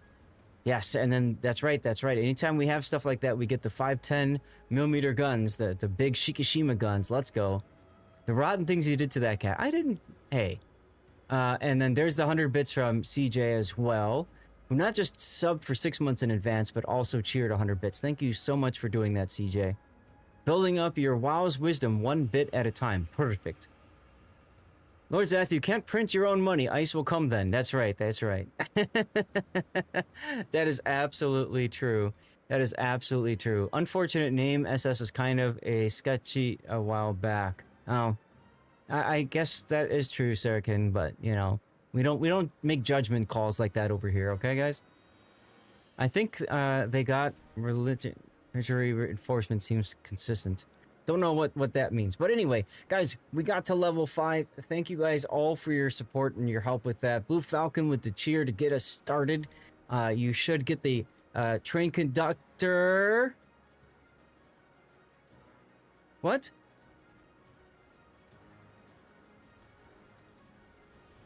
What? Panzerkex gifting 20 subs. Holy Nikes, guys. Panzer. Yeah, fireworks indeed. Now, just like literally in the final seconds, Panzer's like, nope, we're pushing on, we're pushing on. Zal's gonna go get some dirty water. Oh my goodness. Thank you, Panzer, for another 20. That's like, oh my god, so amazing. And we got our goal, our sub goal out of that. So now we're gonna see more of the Stevie slideshow, guys. Now we're gonna see more of the Stevie slideshow. Oh, Sarahkin gifting subs too. Oh, the fun we've had. It's true. Ships and subs, all of you. For more grand adventures, don't delay. Go to the rerun chat. I see.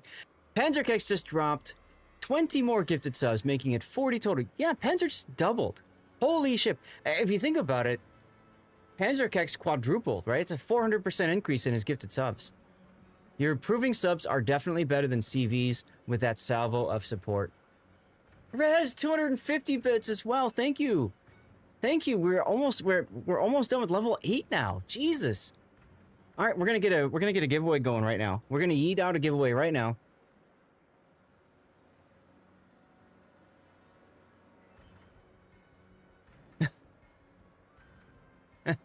What happened?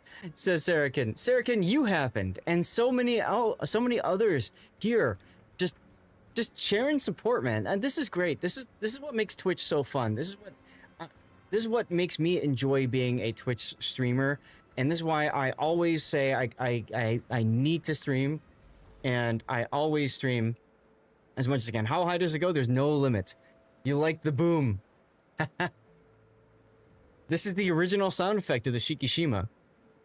This is the original sound effect of the Shikishima. I think the highest that we've ever gone before in a hype train, a hype train was like level 16, 17, something like that. I don't recall. But guys, we don't have to do. But Rez, I love it. Rez cheers 250 bits and follows. Rez, thank you for the follow and welcome aboard. That's amazing. You realize you don't have a sub? I mean, you know, what would have happened if DJ came in and carpet bombed me? I don't know. We haven't seen DJ in a while. Xanda, I hope DJ is doing fine. I've been following him on Twitter, and he does still post about, you know, his chapters being written and stuff. He's an author, so that's cool. Lucky number 7. Yeah, seriously. Replays are always better with dirty water. I've tried to stay away from dirty water when I do replays. But we're going to make an exception for that today, I think. Notes, thank you for your patience, man. I'm so sorry to make you wait like this. It's fine. It's Twitch stuff. This is part of your livelihood. It really is. It really is. Sarahkin, for the hype train. There we go. It's like for the watch. Sarahkin, you just asked, holy, what happened? Well, you happened. 10 more gifted subs making waves. Hype train just got a torpedo boost. And more Stevie, says NBA. That's right. That's right. Almost level 7. Get Zath more dirty water. World Scorpio, thank you for being here. And then there's the 250 bits.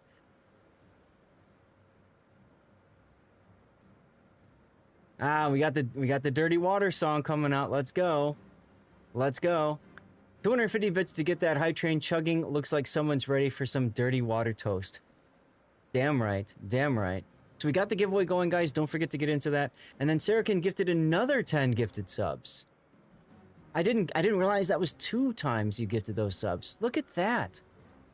Look at that. Just dropped 10 more gifted subs, hitting 20 total. There's Stevie in my apartment. Look at him. Guess suffering isn't half the game when you're this generous, right?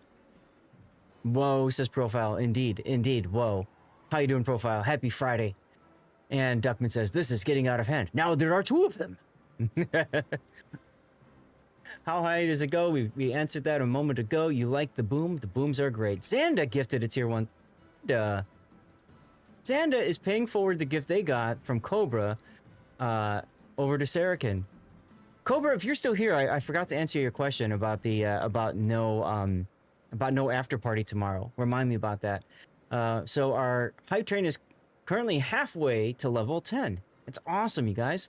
If you got hit by the Twitch RNG, congrats to the sub. That's right, Panzerkex. That's really nice of you. Thank you again, man. Thank you again. A friend of yours hit level 21 once on a golden train. 21!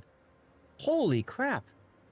Xander just dropped their 11th sub. They are the only carpet bombs we need around here. Level 21. That's amazing. Definitely interested in how to assess map positions as the match starts. Yeah, you're going to have to hold that thought.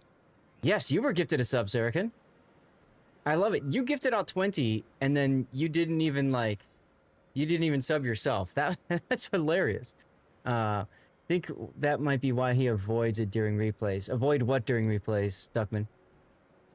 Love the subs. Yeah, no, I mean, you guys, this is the beginning of June. This is the beginning of the month, and you guys are making the month start off so strong already. I can't thank you guys enough.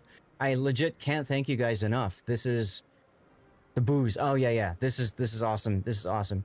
It's been a while since I've gotten like pissed drunk on stream, and I really try not to let that happen anymore. And SAT just gave out 8 subs to keep the hype train going. You are welcome to Jesus. SAT, were you doing math to figure that out? Were you doing math to figure out it was going to be 8? Is that why you did 8 there? Thank you so much, SAT. SAT was incredibly generous, helping me out earlier when I had to do my my last minute flight to Phoenix for my dad. SAT was one of the fine people that that just gave me some money as a gift, and that was so nice of you, SAT. That was so nice of you. It says 3.7K or 8 subs. Oh, it tells you. I didn't know that. Okay. Good to know. Good to know. Your SAT score with 8 more gifted subs, you're boosting the hype train to a perfect 9. That's an A+ in generosity. Today we celebrate the Swedish... Oh, really? Huh. Lord's that drunk? This is not drunk. No. Years ago, Surican, I used to do my entire stream with dirty water, and people loved it because they just watched me get worse and worse and worse. Finally, I had to stop because I'm like, this is too much for my liver, you know? But Jesus. All right, we're at level 10 now. Cheers. So we had a collar for him with a little bell, and then we removed the bell because it was like the paint was rubbing off on his fur, and I didn't like that. But he had a bell, and so did his first girlfriend Zelda. She had a red collar with a bell on it. That's why you have such loyal followers. Why? Because I got drunk. Remember how drunk you were when you see that? Oh my God. That's one of the clips that'll pop up from time to time, Pac. I don't remember how drunk I was, but when I see the clip, I remember the moment. And the funny thing about that was I tried to finish off the stream and I couldn't even finish it properly. Now you go run in the weather. Enjoy your run, SAT, and we saw Inside the Lord. Seriously, it was wild. There's Gamer Cat, there's Stevie with my headphones. But it was like he it was like I was so gone, right? And I could barely even speak when I was like trying to raid out in the stream at the end. And then my wife says she came to check in on me. I had the door shut and everything, and even then I was loud as all hell. And she said she opened the door and she actually hit my head. I was like passed out on the floor. And she hit my head with the door. And here's the funny thing about all of that, Pac. I don't know if I ever told you the story, if you heard the story, but after that was all done, that was on Veterans Day on a Friday. I got up, I had dinner, I came back upstairs and got on Discord, and I convinced somebody to sign up for Stack Up because that was my job at the time. So I actually did work, and I got somebody to sign up while I was like blitzed drunk. And like my fellow coworkers at Stack Up were like, Zath, you are a legend because you are working drunk and getting things done. Like, yeah. Oh my god, it was hilarious. It was hilarious. I gotta check in on that guy too from now and then, every now and then, and see how he's doing. I remember his face. I don't remember exact his channel exactly, but he was one of the nicest guys, and he has like this amazing cult-like following on Twitch. Really nice guy though. Really nice guy. Sometimes you need to be drunk playing WoWs. Absolutely, yes. However, I was playing ranked, and I got drunk, and I got a little nasty, and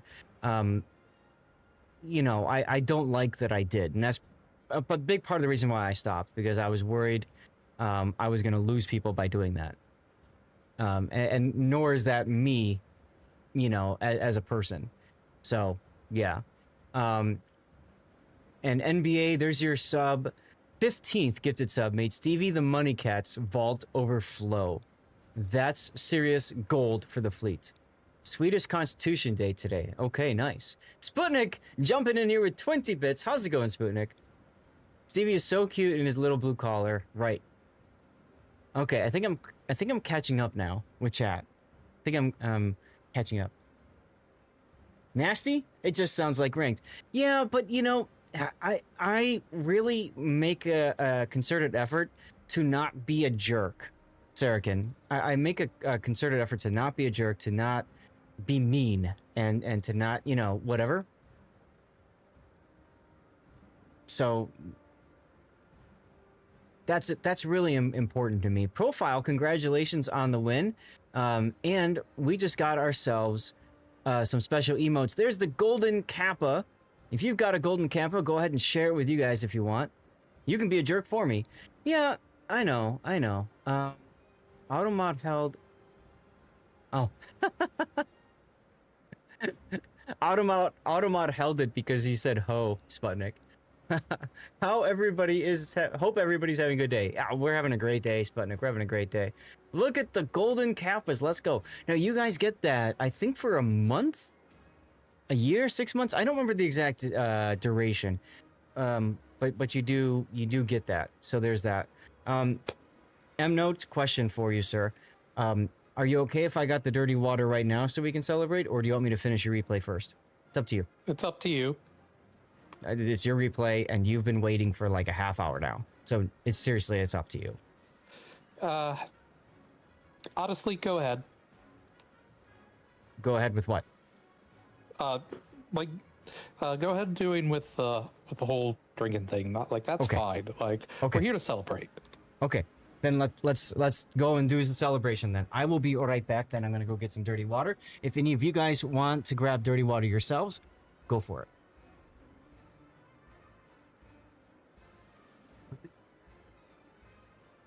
Oh, look at this, Mafia. Ooh, look at the Shimakaze coming in to save his Oh, teammate. hero play right there. Wow. Brilliant. Look at that. Brilliant play. That's a clip moment.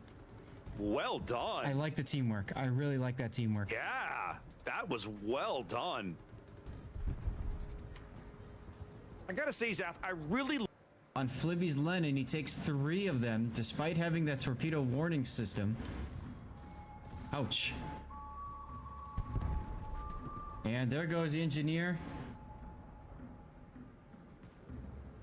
In the middle of the map with that ship. Showing broadside. Ouch. Warspite does go... If you made me go back and pick an MVP, it would probably be Shrimp Dance. The fact that he sat there nose to nose with a Columbo and pulled off a victory, wild to me. Absolutely wild. It was a Columbo and a San Martin. And the San Martin, yeah, for sure. Ooh, big hit on the Petro there from Dark One. Fungus is like, yeah, well, I can do that too. Here, have one of these. Montana shells are coming up though, and Blueberry is getting into secondary range as conga line torpedoes. Oh, on Vrachi. Oh, our first clip moment of the day. Somebody take a moment and clip that beautiful, daring conga line torpedoes. When you're done observing the names, come down to A for a sec, because you're about to see something amazing happen. A Z-52 take a torpedo? Nope. Nope. Oh. Nope. Look at the Salem. Shimakaze? Yes. Whoa, what is happening Hello. here? I told Chad I wouldn't. What is happening How was this allowed to happen? Neither side expected Okay. this to happen. Now the question is, what's We are back, everybody. I think he just dumped all of his He's torps. just gonna go for the ram. Yep, he's gonna Just go going for straight. Okay. That's the best thing he that could do. So, I'll share with you guys what we got here. Woodford Reserve Special Kentucky Derby 151 edition. There we go. Hey, Panoramics, how's it going? We just had a level 10 golden Kappa train. I'm sure it don't taste as tea. No, it does not. So, here we go. I don't know if you guys are going to hear the pop or not. Yeah, it is pretty good. It is pretty good. When we get pipe trains like this, we always celebrate with special dirty water. Okay? We always celebrate with special dirty water. Uh-oh. The paint on the sub icon is starting to go on one of these whiskey cubes. That's unfortunate, but I do have like 6 cubes in the box that are still doing well. It does look like tea. It does look like tea. That's just up the road from you. Really nice. Their bourbon balls are to die for. I've never had a bourbon ball. That sounds yummy. So, chat, cheers, everybody. Here's the whiskey cubes. Gift from Wargaming to the CCs from Christmas time. You can see they have all the different classes of ships and stuff like that in World of Warships. So, if you would like to raise a glass and join me, more than welcome to do so. If you type !point cheers, I think we'll get some icons spamming some. I don't know if that'll work or not. Actually, it might. Hold on. I might need to fix that. Is that working? Huh? Whatever. There you go, guys. Let me try turning it off and back on again, and then maybe then it'll start like spamming the emotes. Okay, those are working. Let's see. Yeah, I don't want to. Well, I'm curious what a bourbon. There we go. There's all of them. Go ahead and do that again, guys. Type !point cheers, and if you want to tell us what you're celebrating in chat, go for it. Cheers, everyone. Yum yum yum yum yum yum yum yum yum. I love these new emotes. I love these new dirty water emotes. I can't believe I took so long to put these together. I can't believe it. But anyway, y'all, we're gonna go back to the replay. Cobra, real quick though. The reason why there's most likely gonna be no after party tomorrow is I'm gonna be doing EU, which starts at 8 a.m. my time, Central Chicago, 8 a.m. until 1 p.m. And then from 1 p.m. until 6 p.m. is going to be the North American, tournament. So there just won't be any time to do an after party because, quite frankly, I'm probably going to be pretty damn tired. It means I'm probably not going to get any, probably not going to have any dirty water either. So, is that a TOS term? Well, I mean, yeah. This is something that we've done for a long time, Saracen. We just talked about. You know, finding a way to call it. I used to put my whiskey in this mug, and I did that because at the time I was still a teacher, and it was very important for me to not be promoting, you know, alcohol consumption by too much. So that's why I just called it dirty water. We kept it in there. Am I doing COTS with Sea Raptor? No, he didn't ask me. I also didn't ask him. I probably could have, but I just got the feeling like he's really not interested in that kind of stuff anymore. I don't know. I hope I didn't offend him by not asking him. You know what I mean? Like, you know, obviously I wouldn't want to do that. But he's only ever really been interested in casting like the big name tournaments, like King of the Sea, the full King of the Sea, not what we're doing this weekend, right? Or Warship Masters, and then a couple other small ones like Ryzen Warriors series, which he and I did. I miss casting with him, but at the same time, like, you know, if he's got so much going on or something, then, you know, I get it. So. Anyways, so tomorrow's tournament is it's a King of the Sea, but it's called the Trident Trials. You have teams of 6 people that are playing, and so it's not like a full King of the Sea. It's not like whatever. It's a tournament that they announced that they were going to do a long time ago. You know, kind of in line with the weekly tournaments thing that they do. But like nobody really understands what Wargaming's trying to get out of this. And as a matter of fact, they still haven't even posted, or have they? Let's see. They haven't even posted the streamer pack yet. So like, can't even do any setup yet. I don't even know what's gonna go on with that. Like, are we gonna do setup tomorrow night? Am I just gonna reuse the Enterprise eye crap? Like, you know, like, So, that's why I told the wife, and I told all of you guys, we're not going to be extending the stream today because, frankly, after this is done, I need to go cook dinner for myself and my wife. And then I have to come back up here and do setup for tomorrow because I have no idea what the bloody hell we're doing, frankly. And I'll say it like this, Sanda. If Sea Raptor had agreed to do this with me, he might have actually just said, you know what? Screw it. I'm not done. I'm not doing it. What's for dinner? Spaghetti. We wanted to make something that was easy to reheat, easy to remake, and put all that together. CJC, you heard you mention bonus codes. There are bonus codes that yes, with garlic bread NBA. There are bonus codes that you can get if you win. My bot will whisper you a code and then you enter that in. If you play World of Warships, if you play with the Wargaming Center WGC, I like cover, sup with you. Then you can activate a bonus code and then you can type it in right then and there. There are bonus codes given out during the course of streams as well, like the official Wargaming streams, as a special way of them saying thanks. And then we're supposed to get special codes this weekend. Hi, Ouija. We're supposed to get special codes this weekend as well. We'll see what happens there. Anyway, I gotta get back to the replay analysis. Otherwise, we're not gonna get all 5 done in time. So, Note, thank you again for being so patient, man. No problem. I'm just worried about how you're going to cut this up if this makes it to YouTube. If it makes it to YouTube, it won't be a problem because all I have to do is I export to YouTube and then I cut at the start and then I cut at the end and gone. It's really easy to cut this out if it makes it to YouTube. Matter of fact, I'm going to put I'm going to put like a quick reminder to cut the gap if this doesn't work its way out. So we'll be fine. It'll be okay. Trust. I thought you did the cutting on Twitch. No. So Twitch has no easy way to cut stuff. You can highlight things where you just do the start time and the end time of the video, and that's it.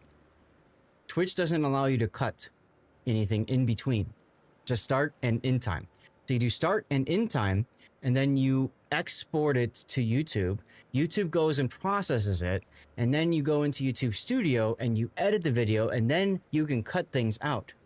So one of the reasons why most of my content I post raw. I don't cut stuff out in between because it's just too damn time consuming, right? I can either download it after I do the Twitch cutting and cut it locally and then upload it to YouTube right after I render. That's what Raptor does for a lot of his videos. Or I can just put it over on YouTube and then cut it using YouTube's programming. But even then, it's just such a pain in the butt for most of the content. So like when I do tournament stuff now, what I do is like I'll do the beginning, like the first first bit of the stream, and then I'll go all the way to the end of either that match or like that day, or sometimes I'll split up into parts because I'm trying to get to like at least under an hour and a half. And then what I'll do is I'll put the timestamps in there as chapters so people can go all the way through the chapters and fast forward to what they need to see.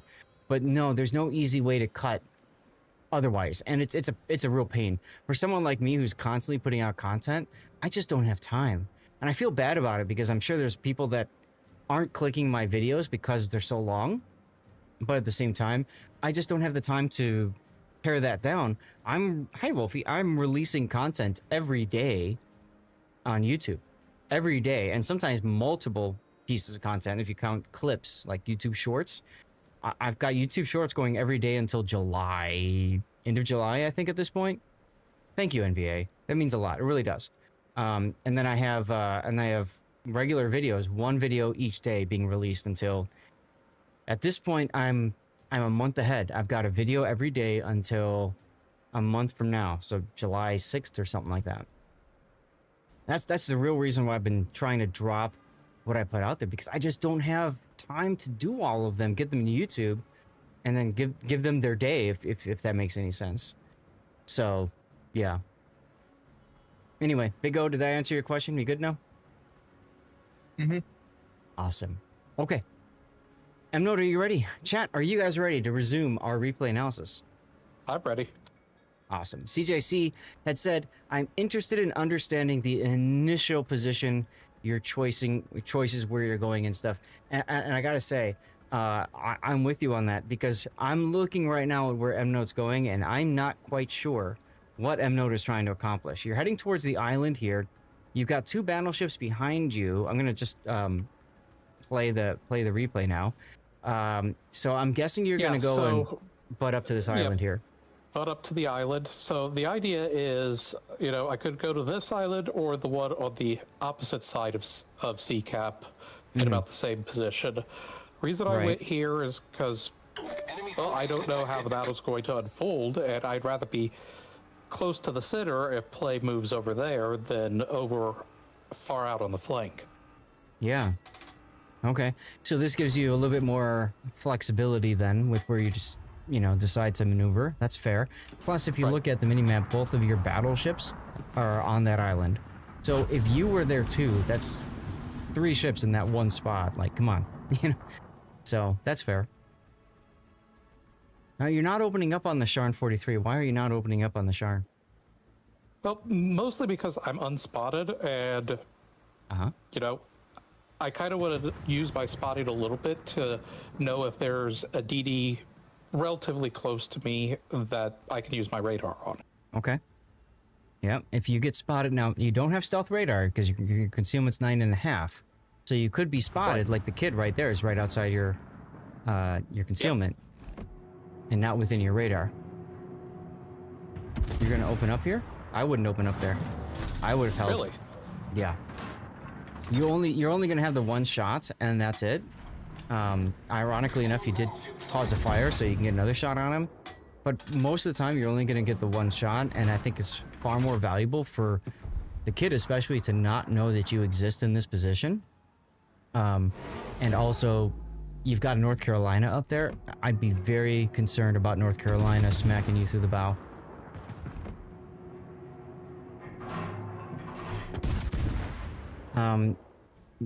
The kid is not a huge threat for the Ruprecht, right? It's a big threat for the Yukikaze, I suppose. Kid or Ruprecht has Hydro. He's pretty safe. Plus, Kid only has the 1 torpedo launcher anyway. Bingo. So that's another reason why I probably wouldn't have opened up, because I would expect the Ruprecht to be able to handle it. Maybe he doesn't, I don't know. But, like, you know, if it was just the Alabama over there, then maybe I would have opened up. Or I would have held my shot and then tried to maneuver myself to be in a position to support. So instead, what I might have done is I might have gone up to the island south of C here in the middle of the cap, and then focused on trying to kill the kid. You hope for a drunk sailing, not a replay. Derrican, the core, the crux of this channel is replay analysis. So we look at players' games, and I give feedback and suggestions. It's not exactly perfect, but I am what's considered a super unicum in the game. I do have a 69% giggity win rate, so in random battles. So I do know my stuff, and my goal here is to help other people understand the game better. So what you're doing here is extremely dangerous. You've decided to come out. Yes, it is. And now you're open watering, and now you're broadsiding the North Carolina. Well, thank you, Vija. I'm very concerned right here. I'm very concerned. Also, I'm not sure what you're trying to do with your guns. Where are you thinking you're going to shoot next? Problem solved, sir. Well, right now I'm thinking, now I'm not going to be shooting. Because And there then were you- 3 things target. Well, so there was kind of that was a misplay. Yes. Absolutely. But now that you shot, you might as well keep going. Yeah. Okay. And that's where priority target comes in handy for you, right? 3 people are targeting me, I need to go dark. So I like the idea of going dark, it's just I felt like I wasn't sure what your guns were gonna do. Now, you're shooting AP into the North Carolina, which is fine. Thank you, Wolfie. You could also choose HE to try to get him started on fires and stuff. You tend to drunk sail a lot. To be fair, you play better on NA than your native server. What's your native server, Surican? So, yeah, here I switch right. Yeah, because you see the kid. That's fair. I like it. On EU. Got it.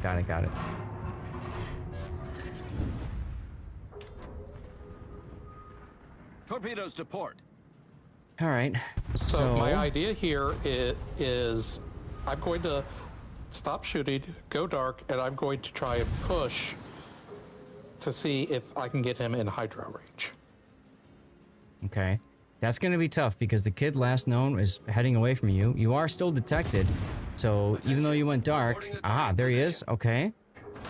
So... I would probably try to... gets him. Yeah. I would probably try to have him on the left side of me so that I can turn to the right and get my rear gun unmasked. Because where you're going to get stuck behind the island in a moment. Sailing with RE Marine Navy peeps? Hella fun. Damn right. So here I know, keep pushing. He's going to be in my hydro range soon. And with my reload, I'm going to have 3 or 4 salvos on him. Yeah, but your hydro is about to expire. Yeah, that's what I mean, with the remaining time. Okay. I'm amazed the Sharnors 43 doesn't seem to care you exist. Nah, he's looking at the Bama. Okay. I mean, that's great for you. But, wow. And this is true, Wolfie. Yeah, there are different styles. I'm not able to make that play if he's looking at me. Right. Absolutely. Also, we didn't talk about the Ukikaze torping out the North Carolina also being a very important thing for you. So here is where I think I make another kind of mistake. My idea is to go in and use the kids' smoke to try and get a lot of damage in on this Los Andes. I can understand that, but if you're going to do that, you shouldn't be opening up on the way to the smoke. More YOLO play on the NA, sure. Yeah, fortunately for you, Los Andes doesn't care. Very aggressive in this particular battle. Yeah. You're not shooting your rear gun. Shoot your rear gun. There you go.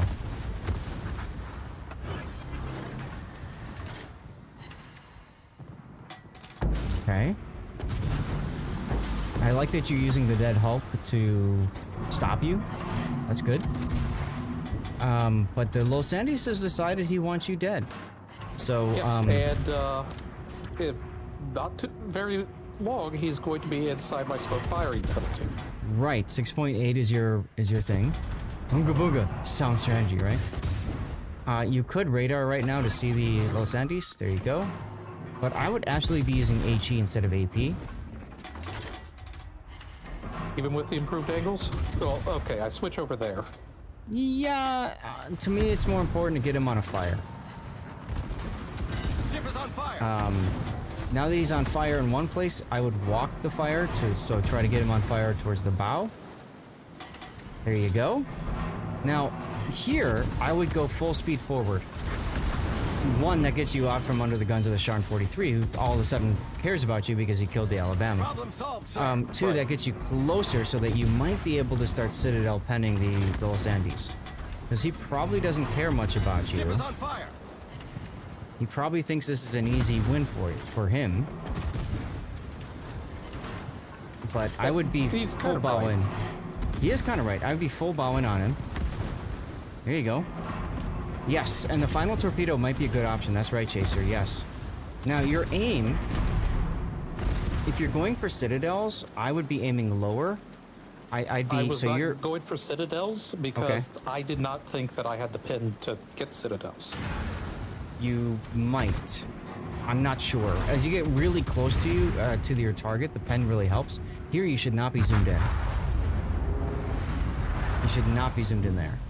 And Los Andes just gets the easy kill essentially.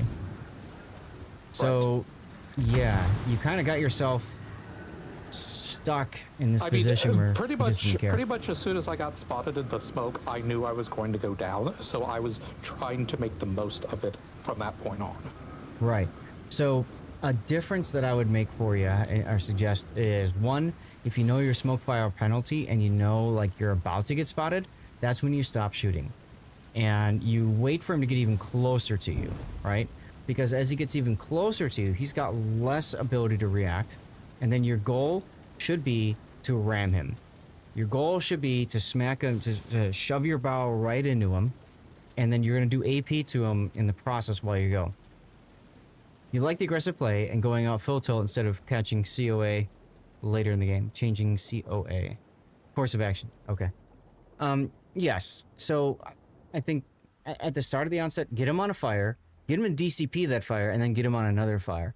And while he DCPs, that's when you focus really on your AP, on getting your full pens into him. And then I would absolutely go for Citadels because you're at the range where you're not going to shatter on him. So you're either going to get full pens anyways, or you're going to get Citadels, which is like bonus damage if you think about it, right? Right. And you know, Los Andes has a good heal, but he can't really heal a lot of Citadel damage.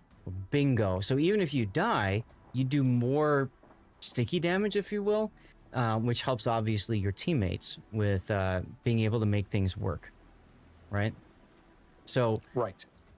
So you're dead. Now you're, you know, you're looking around and you're doing all this. Now I will mention, all of this started because you decided to move forward from your safe position, probably a little bit too darn early, right?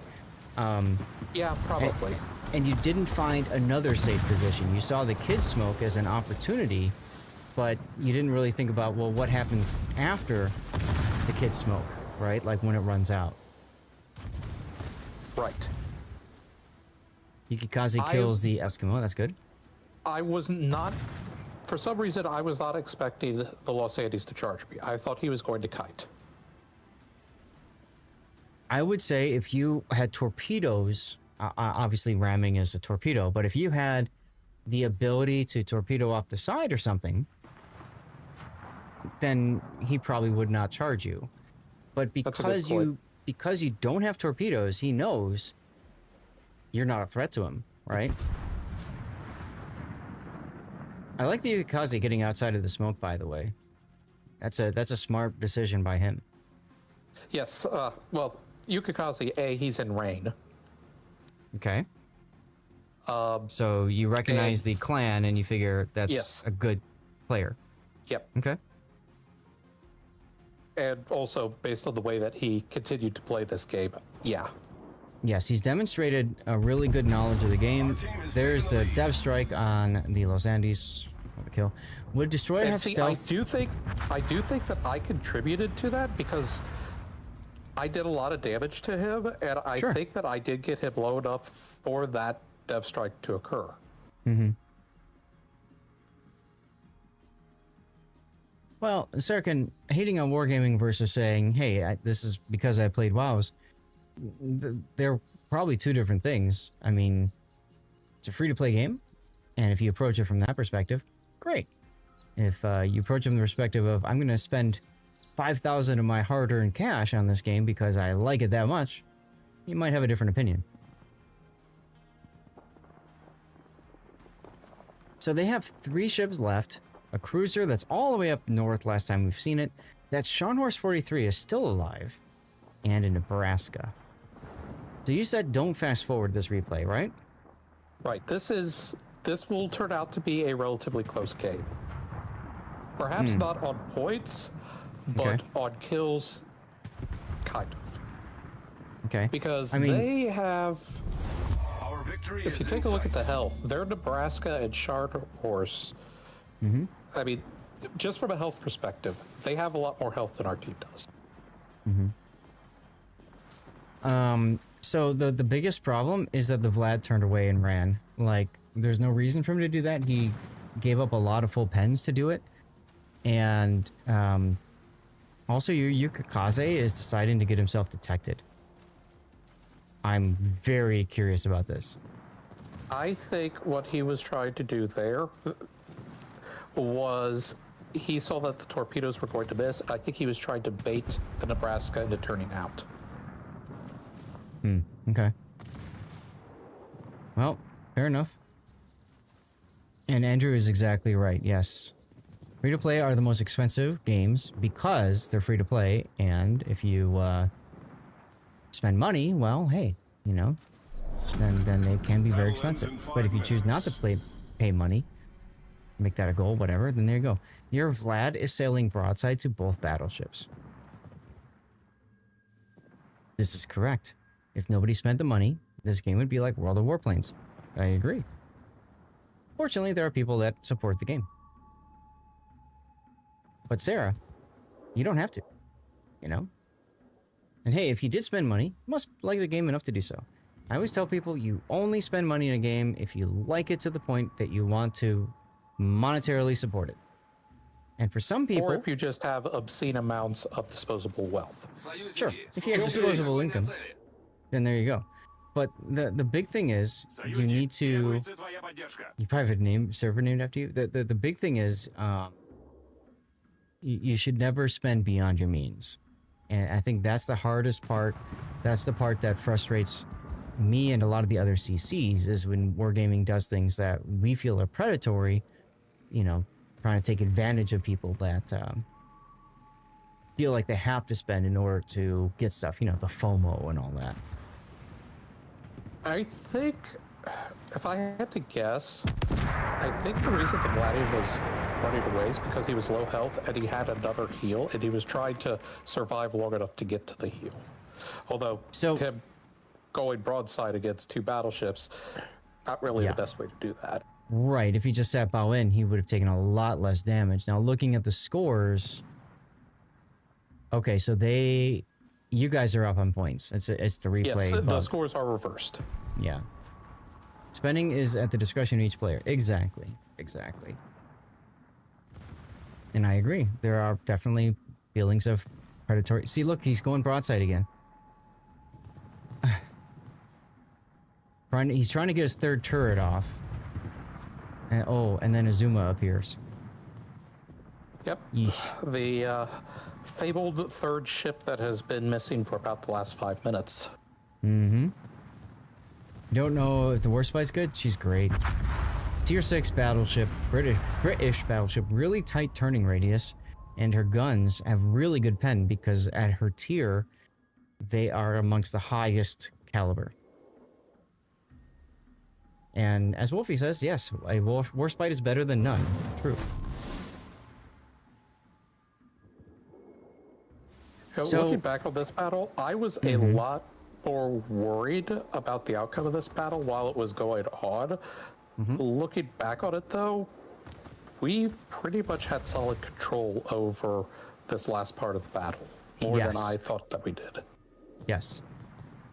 The key here is the Nebraska spotting the Jervis, and the Azuma and Nebraska together could get the kill. There was talk earlier about Keksarge. Jacer, I think it was you mentioning this. The big thing about Keksarge isn't so much the planes, it's the ability to spot a target, start your attack run, hit the FQ immediately, go back to your battleship, and shoot the thing you're spotting. That's the key. And that's something that very few other ships in the game can do, that the hybrids are able to make happen. So anyway, 102,000 damage and change. Not bad, not great. You came in towards the top of the scoreboard, 3rd place. No achievements for you other than the feeling of victory because you got a win. Yeah, I really think the big thing is, let's put the replay, I don't know there's much to talk about in the score here and the report. Actually, you know what? I'm curious. AP shells, see, take a look at all the damage you did to the Los Andes with your AP. So you were absolutely doing stuff to him. So good. Yeah. Yeah. I was just kind of curious about it. Okay, let's put the replay render up. And if you guys have an idea for a video title, by all means, share it. The big thing for me is I feel like you didn't need to, you had an opportunity to come out earlier, which you didn't take, and then when you did choose to come out, you did so in front of like 3 battleships, which could have been disastrous for you. Was not. Yeah, that could have been the end for me right there. Mm-hmm. After the rework, yeah, well, who knows if what the rework is gonna mean, Serican? That's a good point.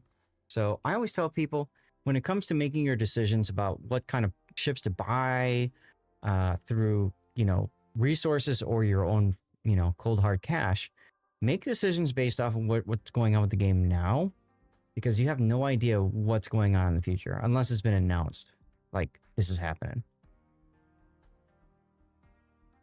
Yeah, this point right here where I just kind of turned broadside with 3 battleships on my flank. Yeah. I got away with one. You did. Now, you also got yourself in a very strong position when you went and you killed the kid. So this is kind of like your other opportunity to not die, is if you would have just stayed there and backed around the island, right? If you were being focused. Yeah. I think the big key to that, though, was that the Scharnhorst lived. If the Bama was able to kill the Scharnhorst, you probably would have been fine. But Scharnhorst gets you pretty hard at least once here. Yeah, he does. And the thing is that's actually with HE. Because, yeah, that's the shot right there. What's interesting about this is you actually didn't take any artillery hits from the Scharnhorst 43. I'm looking at the detailed results now screen. Really? You took damage from, yeah, I know. I'm surprised too. You took damage from Los Andes, the kid, and North Carolina. So his shot on you completely whiffed. Huh. I know. So it must have been the Los Andes that hit me. Right. Exactly. Very interesting. Yes, I have a replay render tool. Los Andes has 15-inch guns, which can overmatch my mouse if I remember it. I'd have to look at both of them and do the math. I can't remember off the top of my head. But yeah, I'm pretty sure Los Andes can overmatch your bow.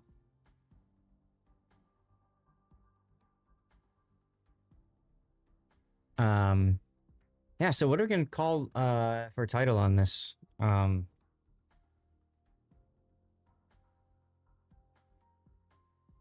thinking I do think it eager. should be something about aggression, because I was abnormally aggressive for me in this particular game, I think. Yeah. That's why I was thinking eager would be a good one, but aggression could work too.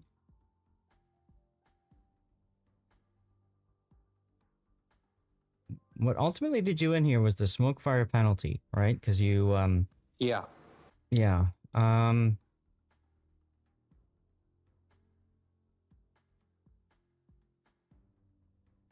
I don't know. Chat, you guys have any ideas? I did like how you kind of sat through and watched the rest of the battle, though, just to see how it played out. So that's cool. Yeah, I was interested, and I knew that it wasn't going to go on that much longer. Mm-hmm. Okay. Well, M-Note, hey, thank you very much for your support and setting this one. This was a cover my replay, if I remember right, using channel points. And yeah, you can see right here, no shell hits at all from Sharn 43. Wild. And most of the damage the Los Andes did to me with its main batteries was HE, not AP. Yep, because frankly, when I played Los Andes, I didn't bother with AP that much. I used HE for almost everything. Just more consistent, and together in tandem with the secondary starting fires, far more devastating than just AP Citadel hits. So, all right. Well, guys, we're going to move to the Be Right Back screen. There we go. Thank you. Yeah. Tulsa Tabasco sauce. Ooh. All right. I'm going to run a commercial break, guys, while we get ready for the next one. Who wants to go next? Who wants to go next? Somebody that I know is going to have radar after after I've been detected on hydro, and I smoke in front of them, so we can't see them. And Wow, NBA, you're so excited about going next. Can this Minotaur finish him? I mean, the radar. No, he doesn't seem that excited. I guess we could go Yeah. with me. Well, it's up to you. No, not you, Big O. It's up to you or Andrew Cott, I suppose. You can go, just K. Yeah, I know, right? Falcon. But Matsuri's going down, and that's the problem. That leaves Pikachu all by himself. Andrew, if you're okay waiting a bit, we'll do we can do NBAs next. That's fine. Okay. Well done getting pushed out of the B cap. His little gambit there not working out. Correct. And you can see Pikachu now might take a torpedo as well. 2 torpedoes, and he's That's Tulsa. Oh my goodness. And he's gone. Hearing torpedoes from downtown. Look at that. Right as they run out of range, even. Yes. Wow. Brilliantly played. Game that we are looking at. Z52. Is there a death pick in this one, NBA? No. No. Okay. So Fancy. yeah, very fancy. I don't know if you knew this or not. Golden. Good job. Wolfie playing the game. Let's go. Battles will they win? Z52. Got that. How to improve your camera in the game? Just play ranked. Or your karma? Just play ranked? Yeah, I mean, maybe. The ultimate is to play ranked and carrier, right? I think 007 pulls out something they're not expecting someplace. Get the I'm gonna go grab a piece of pizza. render tool fix. I'm biased. But that's why you should be answering. We'll go for 00 and 2. Oh, 00 and 2. Damn, that's spicy, my friend. Yep, and it was only because of his enterprise that his team had the chance to win. I don't know if you can do it. There isn't any other. There's few other ships you can do this in. Maybe Lexington. Yep, but then you they're all do- CVs. And then you do 20,000 damage with 4 citadels on the Queen Elizabeth. Just because you can. Of the map. But with 3 ships, I mean, THC needs something big to happen for them, and right now, Okay. where they're going to get it. 00 has done an excellent job of preserving their health and guarding their ships. Not many of them are really under a tremendous amount of threat right now. Yep, Leo Larenas and the Nevsky way south. He's down. Beaver's turrets. All right, NBA, you ready to go? Yeah, whenever you're ready. All right. You're dodging ads by watching on YouTube. There you go. There you go. That is the play. All right, so here we go. One of my favorite ships in this game is Z52. I have a soft spot in my heart for this ship. I just love her. She's great for utility because she's got the hydro acoustic surge, which reaches out to 6 kilometer. Makes her a fantastic cap bully. On top of that, her torpedo reload isn't bad, and her main guns are okay. They're decent. They're 128s, and so you can shoot HE and do next to no damage, but you do get 1/4 pen, which means you pen 32 millimeters of armor with her. And then if you come up against something that's showing you broadside, the AP in this boat can absolutely be devastating. But I really do enjoy her. For the longest time, I had Lutyens on this ship because, frankly, the ability to heal when you spot 3 ships on a ship that does not have a heal is just so brokenly OP. I found her very useful and ranked because of that. So, this is a game from NBA, who's checking, who's playing this game and trying it out, and you are on the standard torps, not the upgraded ones. Why? Just guys, I don't use the torps much. Okay. So, in my opinion, you're missing out on one of the best parts of this game, of this line, which is the relatively fast reload on the torpedoes. I would absolutely suggest going for the upgrade. As you can see here, you gain an extra 0.5 kilometer of range. It doesn't feel like that much, but it really can matter. And the torps are faster by 2 knots, which does also help you out in situations where you're dealing with other boats. Would you go for the ledge mod too, or no? So unique upgrade for Z52 is something that I haven't really played much myself because it came out after I'd already really gotten my jollies from Z52. So let's take a look at that. So this one is 10% less torpedo detectability range by sea, 5% for ship detectability. For so that's basically you lose your concealment module, so you get half of that back. Your torque speed is 5% faster, and your torpedo reload tube time is 15% quicker. It's not a bad. No, let me go take a look at your concealment. You're at 6.10 kilometer right now, 6.1 kilometer concealment. With this, it's 6.42. No, you just can't afford. You can't afford to go for it. So I would not recommend the unique upgrade. Okay. Yeah, that's what I thought, but yeah, good question. So your build, you got main armaments mod 1, engine room protection, aiming systems, propulsion, concealment, and then main battery mod. This is fine. I would recommend that in slot 2, if you've got the coal, either engine boost modification or hydro modification are very good on this boat. Probably the engine boost is where I would start with. Just helps you reposition that much faster. The hydro comes in handy though, because the hydro being 6 kilometer range, you can absolutely just dominate over somebody else, and they can't do anything about you, which is kind of fun. So, beyond that though, everything else is exactly how I'd probably spec it. It's fine. Captain, standard captain, you're not using Luyens. Yeah, standard, yeah. It's fair. Jutland does have a sleeping, so yeah. Yep.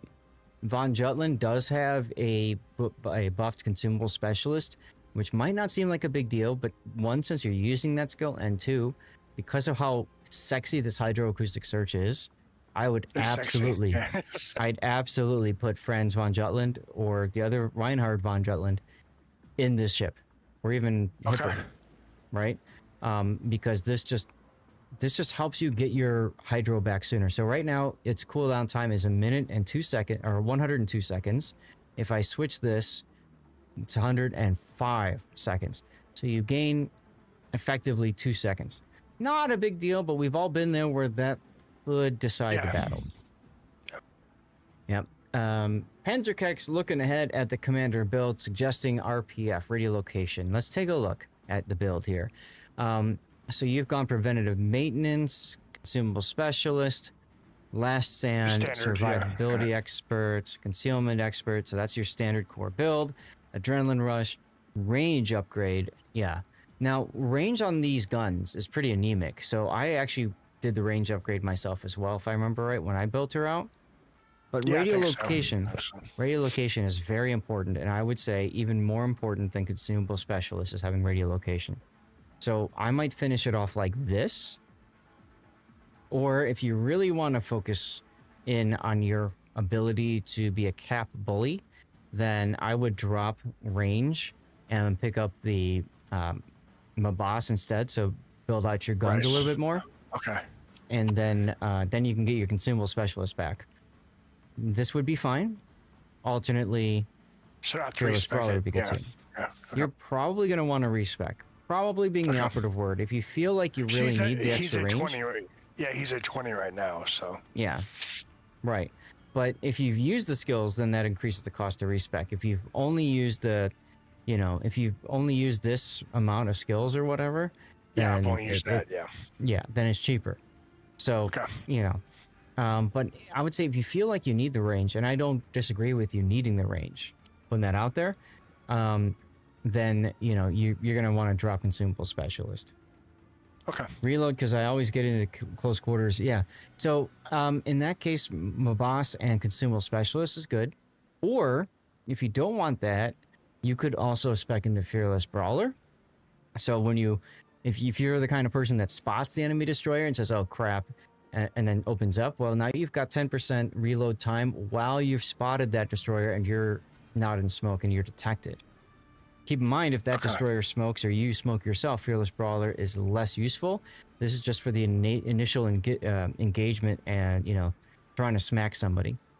So I think Mabas is probably the best choice, but range is fine. It really depends on how you use the ship, okay? If you want to play anti-destroyer, then I would go Mabas plus consumable specialist to get your hydro and engine boost up quicker and smoke. Well, That's my favorite thing to do. In a German ship, yeah. German Oh yeah, DD. when you hydro push something in smoke, you just laugh maniacally. Love it. I love it. So I think this would be a good use for your setup then. Because the range doesn't matter if you're charging something in smoke and, you know, the range really doesn't matter. It's the reload that matters in that situation. Just get that thing dead. Okay. So signals, you've got ramming, HP, hydro, and smoke durations, and then ship speed, and then consumable reload. I don't know that I like the idea of both of these. It's okay to extend the range of hydro, the duration, but the problem if you extend the duration of hydro is then it rolls off later, which means the next time you use hydro takes longer. And then the same thing happens with smoke. Most of the time, hey, giveaway going on, CC container. So most of the time, what I find is the smoke, especially for these destroyers, isn't worth buffing the duration of, because frankly, you use these smokes to disengage. You use the smokes to break contact and not necessarily sit inside of there. Which slot is the hydro mod? For coal, it's coal, and that's slot 2, Panzerkex. So I wouldn't run these two signals necessarily. If you spam a lot of HE, the fire chance on these shells is quite low. So buffing the fire chance is actually a noticeable improvement because of that. If you use HE a lot. You absolutely want fire extinguishing time. This is huge because if you get into an engagement with somebody else, you need the fire to burn out as quickly as possible if your DCP has already been used. So a lot of times in an engagement with destroyers, you lose your engines, you DCP, and then you get set on fire. Now you're screwed, right? Because fire increases your concealment and therefore makes it easier to spot. Whether to extend hydro depends on how you wished you had more. Right, exactly. I would say if he had gone for the hydro modification here, then you might as well also increase, you know, your hydro. But I don't think that, I think it's more impactful for you to have it last less, because then you have the ability to choose easier when you're going to use it next time. Now the final flag I would suggest here is actually going to be the flooding flag, because your torpedoes have really good reload, but they don't have the greatest of flooding chance either. So let's see, what's the flooding chance? 250%. That's actually pretty low for a torpedo. Usually they're around 300. So getting the extra 15% chance of flood here, if you spam your torpedoes a lot, this is very handy, very handy. So I would set my flags up like this for more of a competitive match. Okay? Okay, right, gotcha. All right. So let's drop the build viewer and let's get into the game. This is mountain range. There's a carrier, no subs. Okay, there's a carrier though. That's going to be problematic. Battleships you really don't care about. There's a lot of them, which is actually good for you. Hey Garnsey, how you doing? Cruiser-wise, Venezia and Michelangelo are real problems for you. Hipper can be. And then there's a Z-52, Schultz, and Jaeger. Obviously, if you detect the Z-52 with your hydro, he detects you. So that's problematic. Same with the Schultz, right? Same with the Schultz. Yep, so it's really the Jaeger that you hope you run into, which kind of feels odd to say because the Jaeger is such a pain in the butt ship to fight. You always take the flag set you needed last battle. Yeah.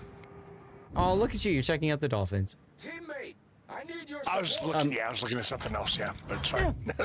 Reminder, y'all, we do have a giveaway in chat for a CC container, so you have to be over on twitch.tv/Lord_Zath, be a follower, and just type something in chat. Okay? We need at least 10 of you to do so for the draw to be done automatically. You've got 8 or 9 minutes at this point to get in. So you're heading towards ACAP, which is fine. Yep.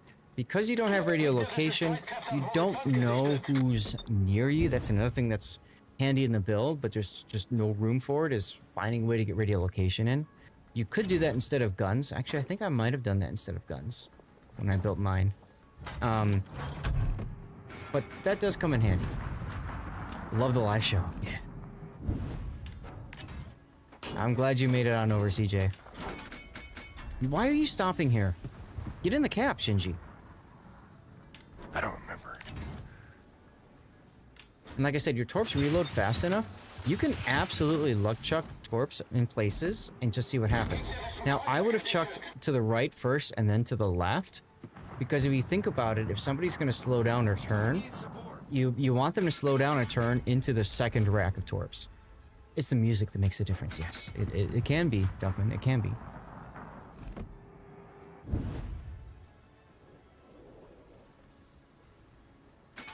Now, I would be looking at the Arpeggio Yamato. Forget about the Schultz. I don't know why you're fixated on the Schultz right now, but I'd be looking at the Yamato as a really good torpedo target. He doesn't have a lot of cover, but the problem is your positioning is giving you less opportunity to torpedo him. So in this situation, again, it would be much more helpful if he had a radio location, but I'd actually try to get to the other side of the cap from where you are. Because then that also gives me the flexibility to get into the B cap afterwards. And as you can see, the black is being contested in the B cap. And I really don't understand why he didn't radar.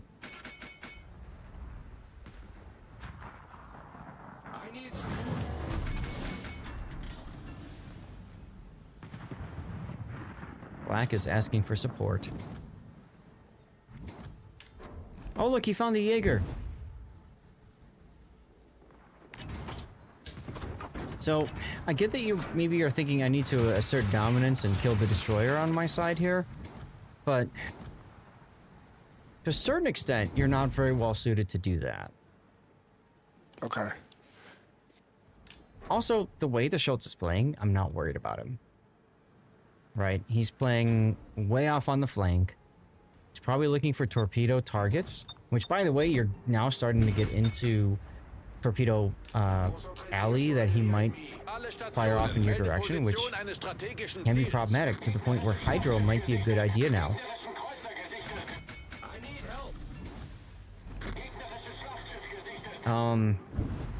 So here you could choose to smoke and shoot the Schultz.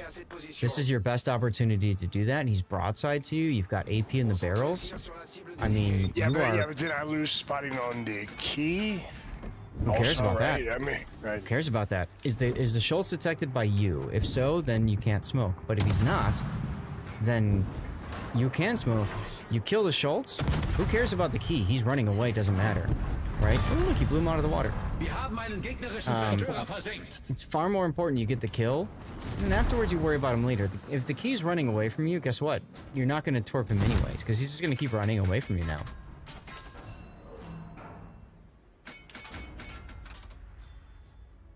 You've lost both your destroyers on the other side of the game. Oof. Now you really can't afford to play around here. And you're gonna let a Michelangelo walk over to you. Engine boost and run away now. Yes. You're not. Yeah. Instead, you're gonna let his sap secondary shoot you.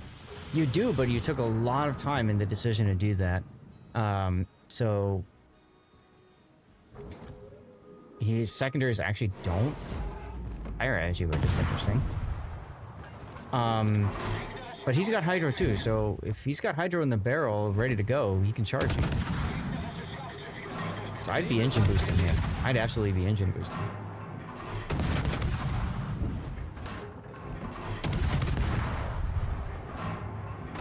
But more importantly, I would be thinking about the fact that both of my other destroyers are dead, and I wouldn't be wasting my time on Michelangelo. I mean, I get that you're trying to help the team, but the team's got plenty of beef together. You should be fine. And if they screw that up, that's on them. Right. And Michelangelo has torps as well, that's correct, yeah. Hey look, Michelangelo died. Yeah, I didn't realize he had hydro. Yep, he does. And that's one of the reasons I like using the mods and stuff like that. Having the ability to just look here at a glance. Michelangelo, okay, follow that down. You know, he's got hydro. I mean, you know, and 8-kilometer torps. Like, it's just so nice to have this information in front of you. You can always, of course, if you don't use the mods, hold down tab, and then you can say, oh, Michelangelo's got hydro. You can click on it, and then you can go mouse over the hydro to see that it's a 5-kilometer detection. But that's a lot of work to do. Now, another mod that I'm using lets me know that the Jaeger is disconnected. So had you gone over to the B cap, you might have actually been able to find him and kill him while he's disconnected. Easy kill. Yeah, that's one mod I do not have. Yeah, so. Mm-hmm.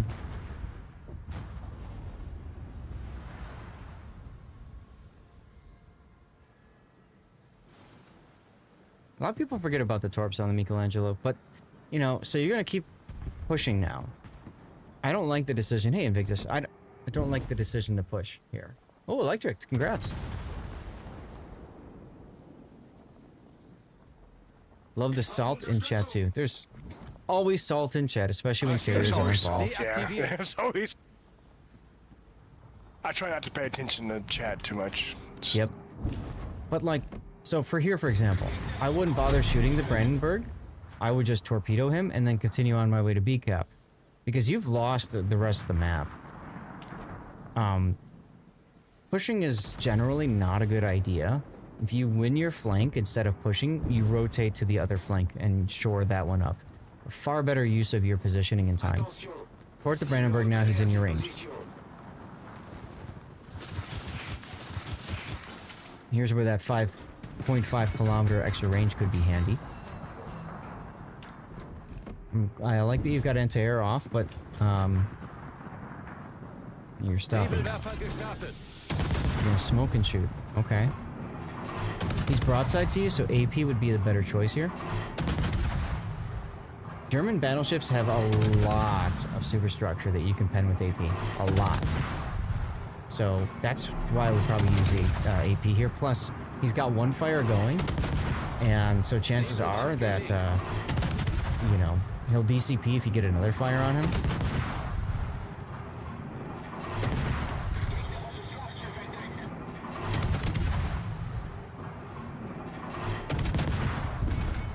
Yeah, Michelangelo was a dockyard ship. Sorry, Wolfie, if I missed your question earlier. Now you switch to AP on the Yamato, and ironically, I would shoot HE here. Sorry. He's got a much smaller superstructure compared to the Germans. Also, he has such low health. You just need to start fire on him and be done with it. So here, get closer so you can torpedo him. You don't have to play this far out, because the only thing that could possibly detect you and beat you with your detect is the Jaeger. But again, because I know he's disconnected, I would play a little more aggressively. If you didn't know he's disconnected, then you're gonna... What? Why are you using guns here? And HE if that's the case. Do you know why HE? Why? He's got 32mm armor, which you pen automatically with your HE, for one. Two, you want to get him started on a fire so that he DCPs before your torpedoes hit him.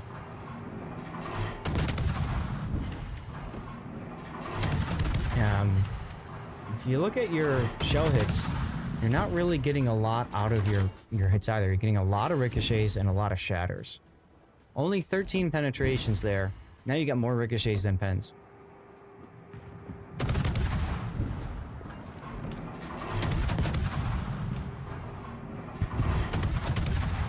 Aw, and if only your torpedoes had another half kilometer of range.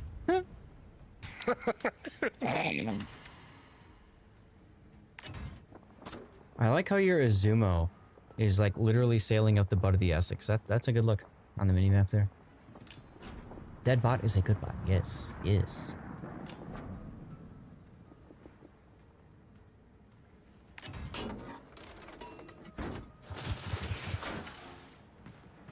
Dubon's still hanging out, using one of those new animated GIFs I threw up there from Stream Raiders. RIP Stream Raiders.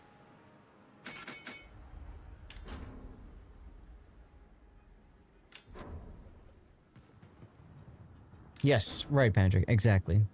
And that goes back to my statement about, you know, you're worried about the Jaeger spotting you, but if you knew he was disconnected, you wouldn't be so worried. Yeah. Now here, I wouldn't have gone past.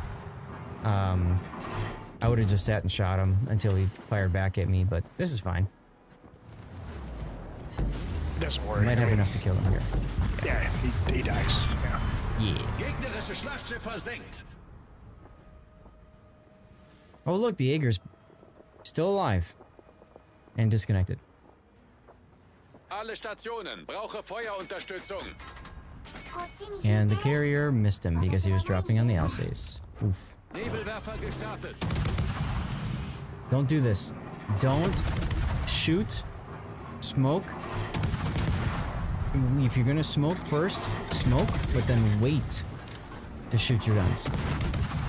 Don't let him see that you're there. Like, even though he's gonna see your smoke and know there's a destroyer there, he might get a shot on you because of that. Also, he knows your hit point pool, and so does the rest of the team as a result.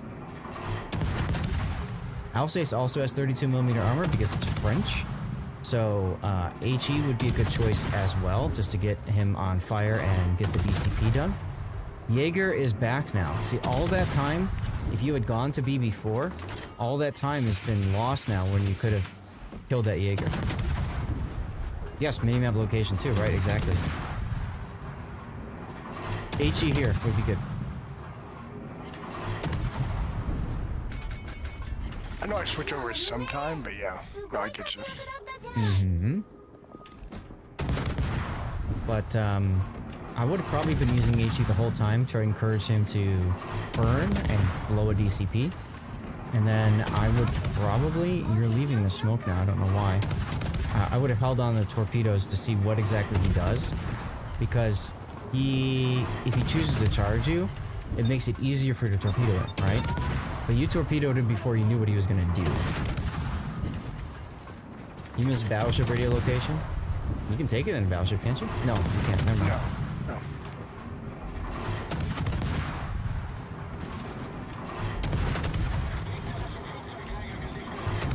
There's the kill. Now remember, he's got 32mm of armor plating in the bow, so you probably would have better suited shooting the bow there. I would not have DCP'd until you went dark. The only way you're going to go dark is that 52 goes dark. So Yeah, now is when I would have himself, DCP'd. Yeah. Now is when I would have DCP'd, because right now, if he hits you with a shell, sets you on fire, well, guess what? Now you're detected again.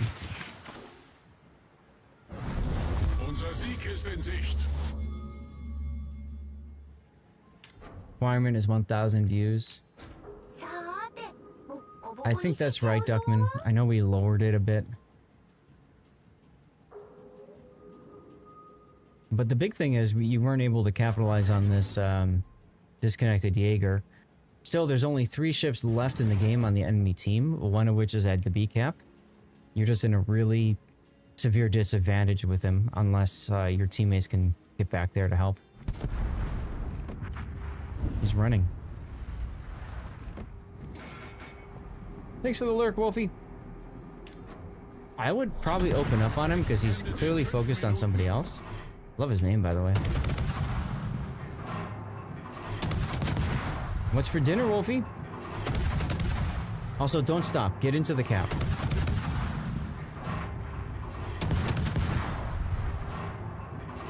And aim better, please. My aim's always... Yeah, I don't know if you've ever watched me, but... Yeah. But see, that's why I wouldn't have stopped. That's why I wouldn't have stopped. I would have kept going into the B cap because, 1, you get closer so your aim gets better, right? And 2, you're in the cap so you get the cap points. That's really important for your XP gain. Gotcha. Gotcha. And I love the fact that the Immelmann, or the Richtel, I should say, survived against that onslaught. That's hilarious. You're gonna die now, but still, like, it's kind of funny to think about, right? Like, how did you live?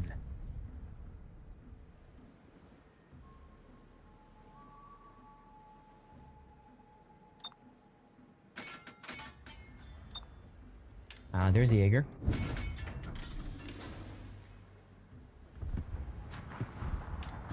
And that's gonna do it, huh? You're just gonna... That's gonna do it, yeah. Yeah, you're just gonna let the clock run out, and there you go.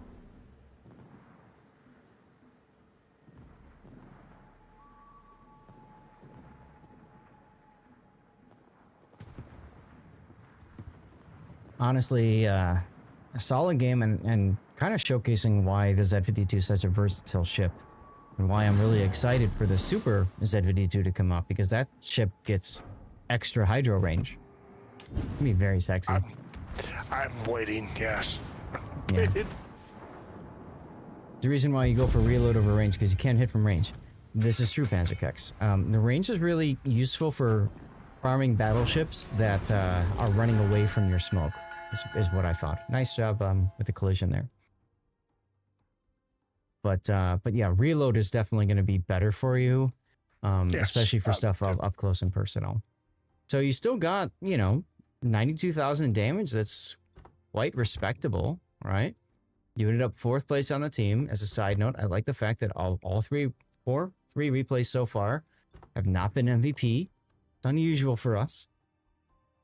That's true, Panzer. But I mean, like, I think for you, the biggest things are let me get the replay render going. And of course, chat, if you guys have title ideas, share. But for you, I think the biggest thing is after you get the ACAP, either go and kill their destroyer on that side. I get the idea behind that, fine. But then go to the B cap and forget about loitering in your area. I think you wasted a lot of time there. This game would have been a lot faster if you went to B after A, because you would have ran in this case to a disconnected Jaeger and just yeeted him off the face of the earth. Who can pass up the opportunity to flex on camera, right? I mean, I don't blame you, Zeka, or others who choose to do that. I remember my first time, iChase was a community contributor, and he used to put stuff up on YouTube as well. And you know, the first time I had one of my replays or content up on YouTube, I felt really damn good about it too. Yeah, I already have a German sinking and Austro-Hungarian. That's also a good point there, Cthulhu. That's also a good point, yeah.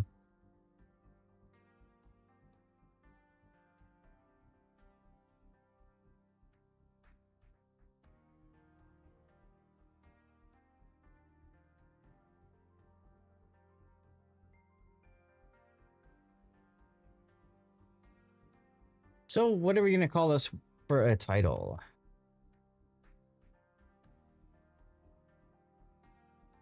NBA, do you have any ideas?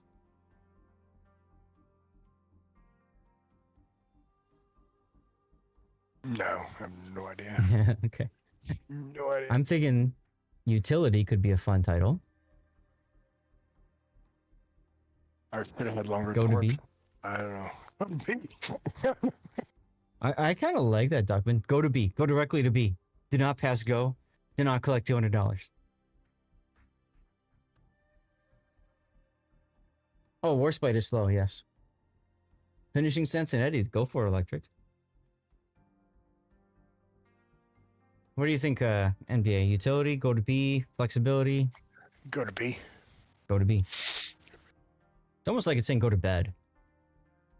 I mean, Is Zumo refueling the carrier, right?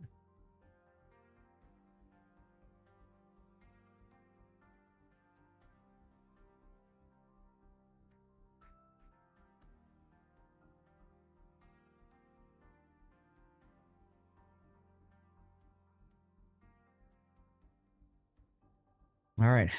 I got 2 more replays to do in 40 minutes. This is going to be problematic. Yeah, challenge. Yes. Challenging, to say the least. So, chat, I'm probably not going to do the traditional commercial break and BR back screen because I got to blow through.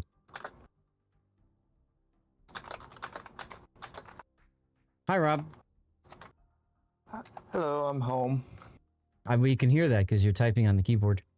I keep forgetting my microphone's rather sensitive. I'm guessing one of the replays ran long, or at least one of them. We had a golden hype Kappa train. train. Yep, We had a yep, golden Kappa train for like 45 minutes. It was awesome. So anyway, hey, NBA, thank you for the support. You're supporting me not just on Twitch as a subscriber, but you're also supporting me on Patreon, which is awesome. So thank you so much, man. Thank you. Thanks, Seth. Yeah. All right. So, like I said, I'm not going to bother with doing the commercial break stuff. We're just going to go straight into our next replay because I got to catch up.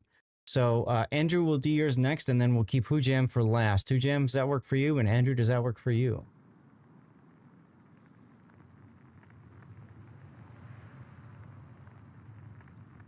Andrew says, alrighty then. National Churro Day, is it? It's National I Need More Dirty Water Day. Me. You won't be here for the replay? Oh, I'm sorry, Hujam. Do you want me to... Andrew, can you wait? Can I do Hujam's first then?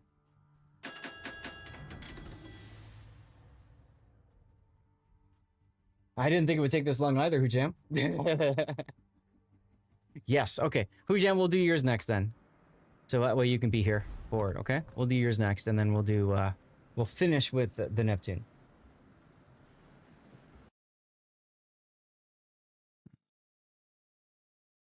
Blame it on the Golden Kappa. Blame it on the Golden Kappa, on my work meeting running long, on my giveaway bot being broken and needing to, like, fix that. And that's important, because, you know, I got codes and stuff to give away tomorrow. No, we're doing yours, Hujam. It's too late. We've already switched. You gotta live in 5? Okay, well, you can be here for the first 5. And there you go. All right, ladies and gentlemen, we're gonna take a look at Hujam's game. This is a ranked battle. He called Ranked Hilarity, and he's in the Vyazma, which I like to call the Vajayjay because of reasons that we might see in this replay. Now, looking at the build viewer program is broken, so for this ship. So you've got Kuznetsov, and this is an experimental ship. So you start with less hit points, but you get a baked-in adrenaline rush, and then you also get better accuracy as you've lost hit points, right? So you start off quite low on hit points, and that really helps you quite a bit. On top of that, you've got Kuznetsov, which gives you the ability to, you know, get a heal if you get low. If you get first kill, first blood, it gives you an extra charge. And it looks to me like you are running, what is this, Potato Quality's build, I think, right? Potato Quality has his setup like this, where he's gone with Grease the Gears, consumable enhancements for the extra hydro duration, and adrenaline rush, superintendent, concealment expert, outnumbered, and top grade gunner. Personal opinion, I'm not a huge fan on this. You would have dropped conceal for consumable enhancement. Drop the conceal and consumable. So for me, I think the skills that are important that are lacking or missing here is one, priority target. You absolutely cannot afford to show your side in this boat, so priority target is very handy. Ironically enough, survivability expert is still handy in this ship. I'm not a big fan of outnumbered. I get it. If you are outnumbered, if it procs, then it helps with your accuracy.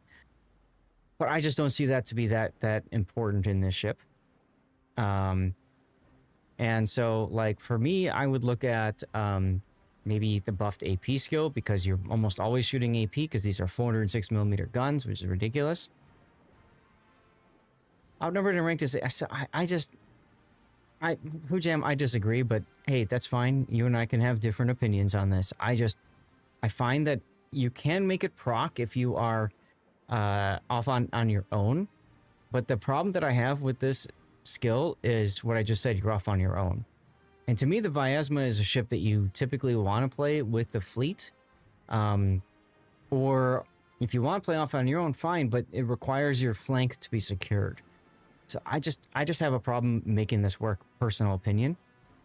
So I would absolutely go for heavy AP. I know you said you don't do priority target, but I would go priority target. It's ranked. Okay, I get you, but I'd still probably go priority target. I don't remember how I built mine, but I know I tried to build similar to this, and I actually went back to my original build. I think I actually did take concealment expert still, just because it helps me to get to a point without being detected, which is very handy. You have a problem with any ship which you Need to pop a super heal to have half decent health. True. Cincinnati and Colombo? Sure. Cincinnati is best on Venezia, though. For upgrades, you've got main armaments mod 1. Just your typical anti-blood and fire choice there. I would have gone for engine boost coal mod if you have it. That's how I use it on mine, I think. Turret traverse because you can't take aiming systems. Propulsion makes sense. Concealment makes sense. And then finally, reload absolutely makes sense. Okay, let's get into the game then and see how it plays out. You're still amazed Wargaming thought it was a good idea to give 403s a burst fire, right? Seriously. Oh, I don't think I got my initial starting screenshot. So let me do that real quick. Funny side note, these ships start with less health, and so you start the game with holes in your ship already. Just feels odd. But, you know, it's alright. Maybe they got called in the middle of returning from a battle. Right? So, in this game here, you can see how you're starting with lower hit point pool. What I almost always do is I trigger a heal and an engine boost right off the bat. Yes, with the ship in ranked, always use the heal right away. Absolutely. So I use the engine boost and the heal. The heal for self-explanatory gets your hit point pool back up a bit again so you don't get like one-shotted. And then engine boost to get you in a position to use your guns sooner. And on this map and this spawn, I would probably work my way all the way out to the extreme flank. This area here is strong too. You can absolutely make this area work. But to make this area work, it's highly dependent on your flank being secured. And seeing the Valparaiso choosing to leave you is not a good feeling. And a Keksarge is starting the game in reverse is also not something you want to see. This is why this is ranked comedy. I got a Keksarge reversing at the start of the battle for the whole game. Got a customer server report. There you go. All right, we'll call this one comedy.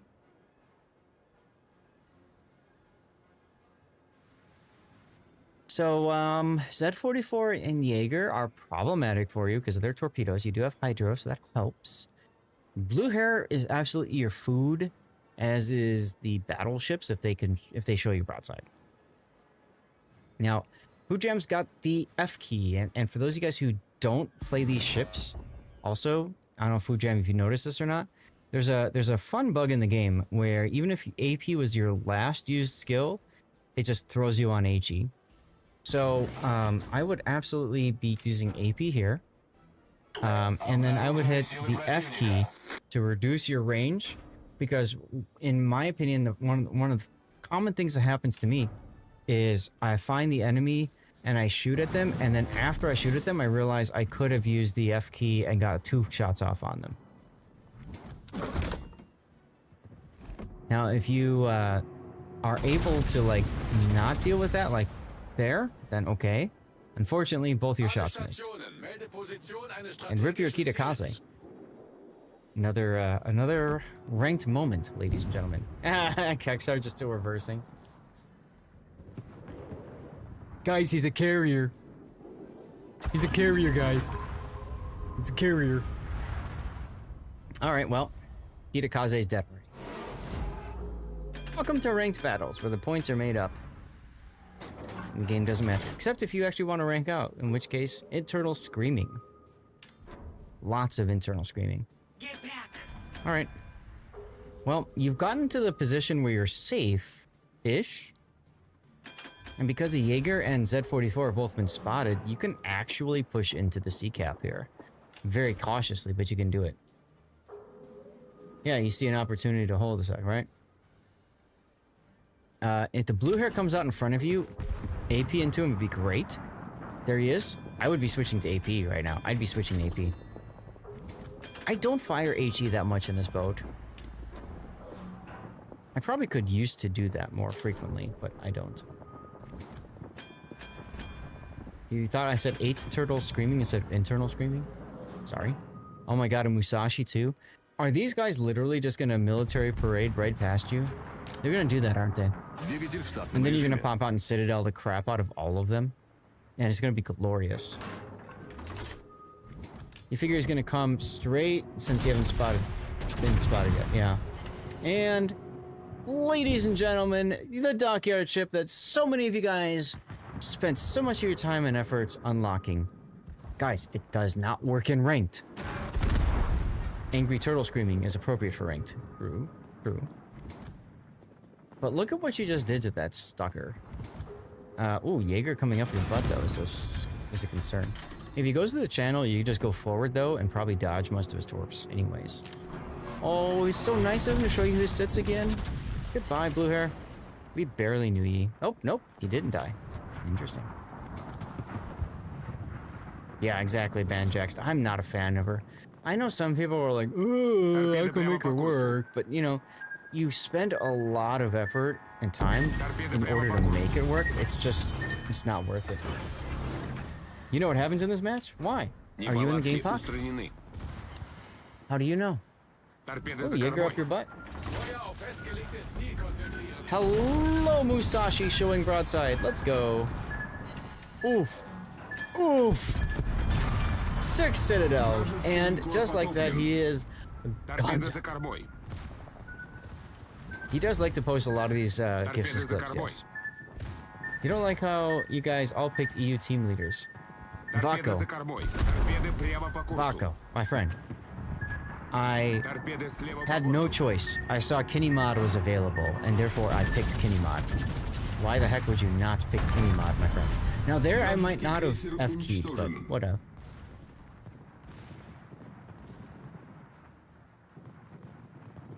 You bought the dockyard phase on your Seal account just to get Cole to get Marcel out of the account. There you go.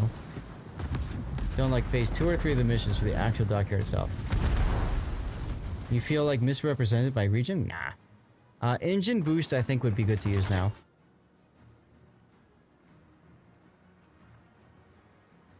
Oh, look, your Kexarge is still on the border. He's a carrier, guys. Heal, heal, heal, heal, heal, heal, heal. Heal, heal, heal, heal. You're gonna shoot first, then heal? Heal! Yo, where's your heal? Good jam. Heal. Yo? Hello? Now you're getting greedy. Hujam's choosing not to heal because he gets the buffed Adrenaline Rush and he gets the buffed Shell Dispersion of his guns. And he figures he's safe. Oh, now he's healing. I like how you just don't care about the Jaeger. I wouldn't either. Thank you, Cthulhu.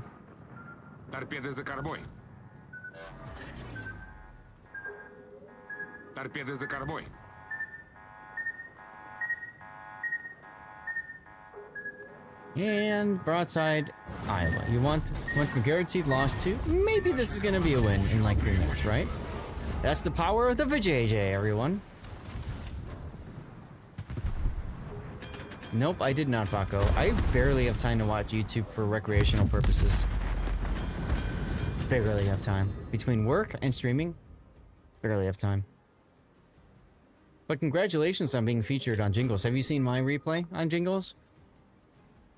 Where I played Shiratsuyu and got a Kraken in it? So that's it. That's the game. I mean, makes sense. But this is why this boat is stupid OP garbage, especially for ranked. And if you guys haven't picked it up yet, pick the damn thing up. It's ridiculous. I'm gonna fast forward because obviously, as you said, it's just you guys literally chasing the Jaeger around. Which doesn't lend itself well to replay analysis.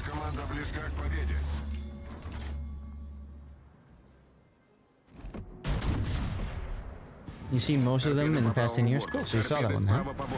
Our Kexarge stopped spotting him. LOL.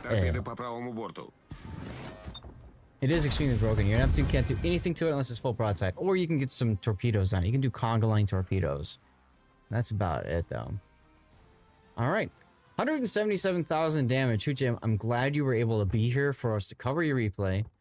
But I think the replay speaks for itself. Not much to talk about other than just healing a little bit earlier there. But whatever.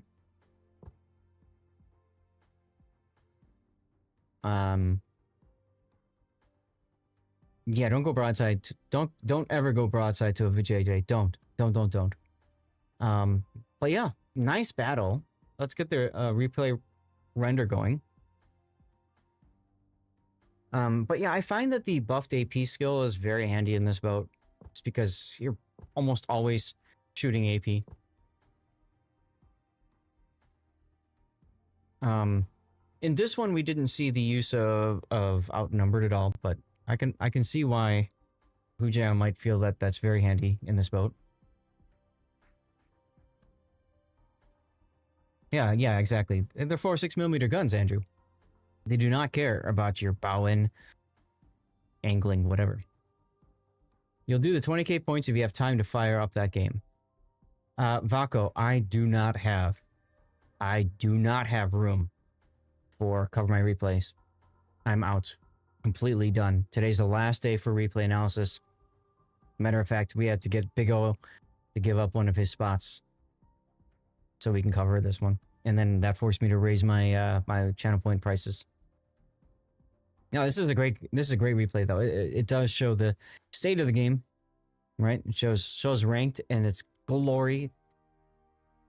The fact that everybody completely ignored you, Hujam, is just wild. Absolutely wild. I mean, the only person that cared about you was the Jaeger, but he couldn't do anything with you once you decided just to leave. Titles, guys? What are we gonna title this to go to YouTube? What do you think? What do you think?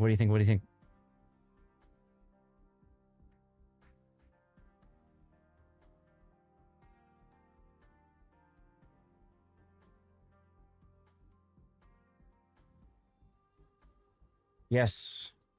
Vyazma and Valpo. Only missing a Michelangelo for the full lineup, pay to win gold ammo. Vyazma? What Vyazma, right? Seriously.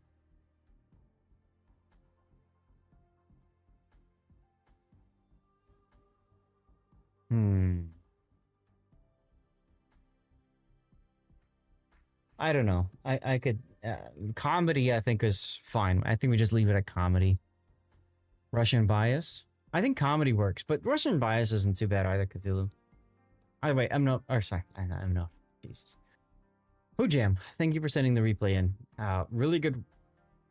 Really good way to highlight just how broken this ship is in ranked especially, and a lot of fun to take a look at, so thank you much.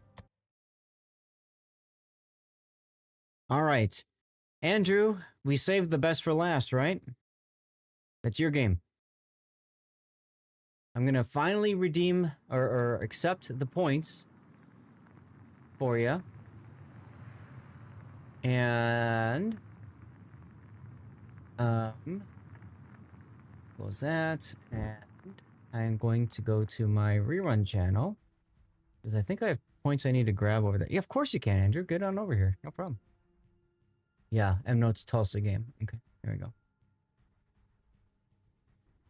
You can think of something, but yeah, I know. Well, that's why we call it the VJJ. I was trying to think of some sort of a vagina reference to it. Oh. How about the VJJ Chronicles? Like Vagina Chronicles, but we call it the VJJ Chronicles.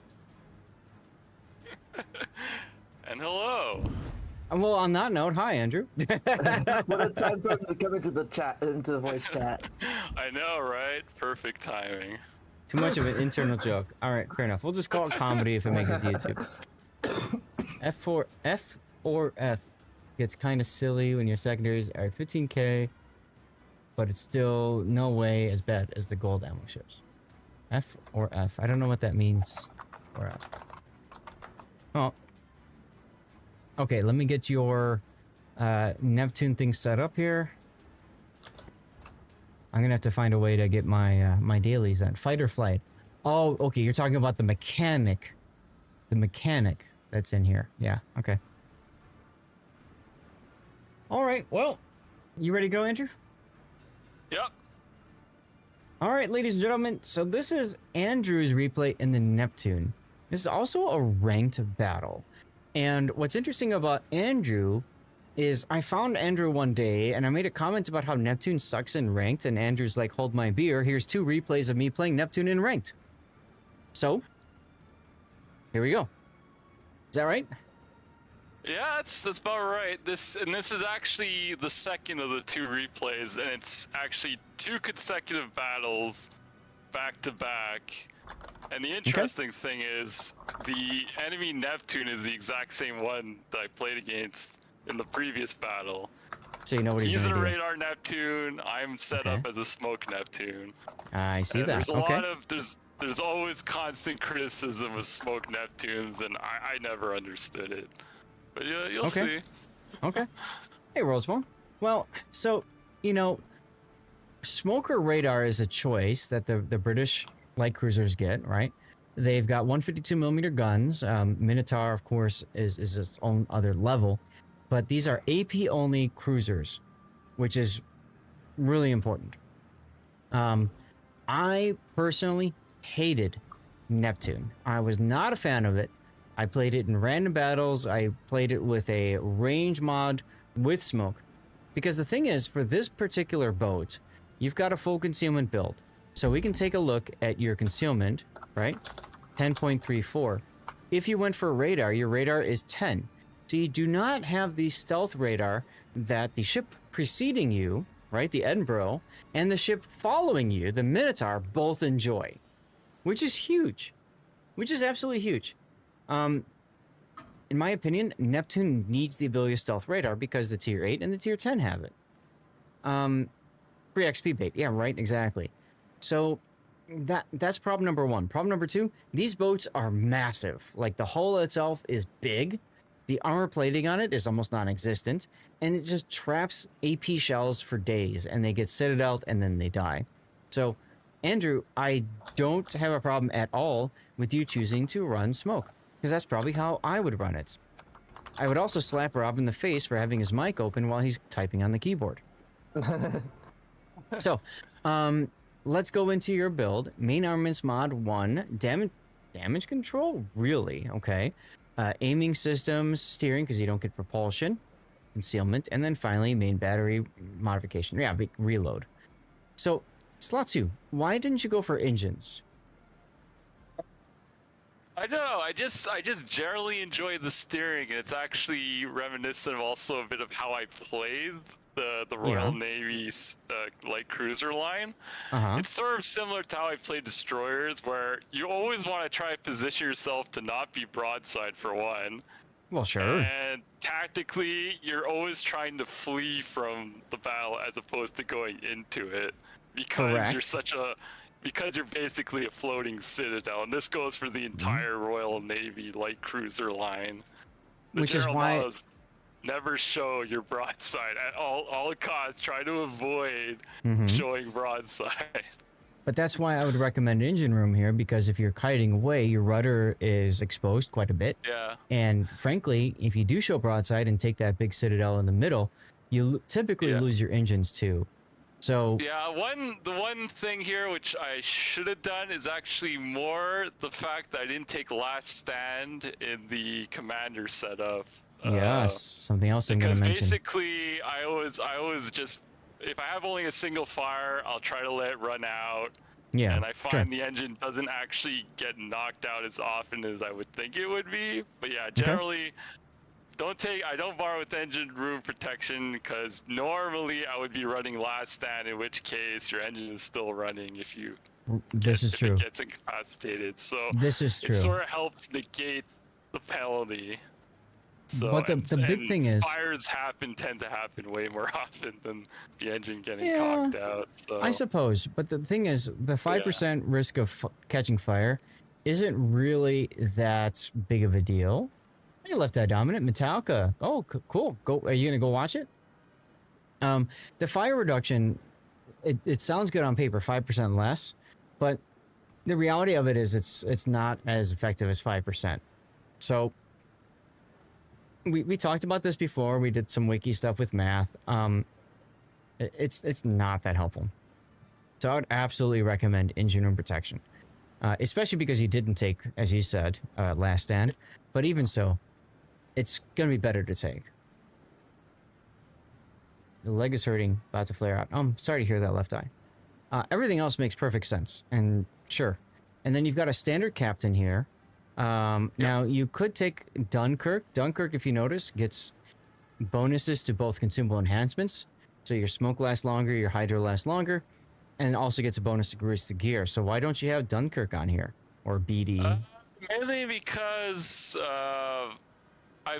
I tend to have commanders for all my ships. I don't like doing the respect all the time, so I literally have a dedicated commander for every ship. Obviously, it's not a very popular thing to do. Most people will just hop commanders around everywhere. Yep. But I like having the dedicated commanders instead, so that's why I ended up with the standard captain. I have my Dunkirk actually on Conqueror instead. So no, it's a fine question. Electric says, is damage control module ever useful to take? You're talking about this one right here, Electric, and the answer is yes, and that's only for battleships, really, that don't lose their engines or rudder. Because if you don't lose your engine or rudder ever, then you don't care about engine room protection. That's really it. So like Kremlin, for example, you would take this. So anyways, I asked you a question knowing what the answer was, and you gave the right answer in my opinion, which is, why the hell would you put a special captain on a Neptune when Minotaur exists or so many other ships exist? You're going to put them on those Tech 3 ships instead, which I completely agree with you, and I'm with you too. I don't like to spend the points in the doubloons or Commander XP to respec things. And guys, I'm sitting on like 54 million Elite Commander XP, so I can do it. I just don't like to do it anyway. So I'm with you there, completely with you there. So skills, you went for Grease the Gears and Consumable Enhancements, Superintendent, Concealment Expert, Adrenaline Rush, Radio Location, and then Top Grade Gunner. So what I find interesting about this is you have 0 skills that help you with situational awareness. You don't have Incoming Fire Alert, and you don't have Priority Target. Why not? Generally I don't find I need them. I stare at the mini-map constantly while I'm fighting. So, I mean, it's one of those skills you can't really teach anyone, and you sort of just learn as you play. And I've actually been playing this now for 7.5 years. Doesn't feel that long, but I hear you. Yeah, it's a lot. You find out how useful after a while the mini map is for situational awareness. Even just for aiming over like mountains and stuff to do blind firing, it's very useful as a reference. Well, so and I think that's why I prefer to use the points elsewhere. Sure, and I think I saw Zeka saying that you have more Neptune games than he has in Marceau, and he spams the hell out of Marceau. So that says something about how much you enjoy this boat. Hey Gary, how you doing? Salute. So, okay, fair. But I think for most players, one of these 2 skills would be very handy to have. Your 180-degree turn time is pretty good, so I might at the very least take Incoming Fire Alert instead of Grease the Gears. Alternately, Priority Target is fine.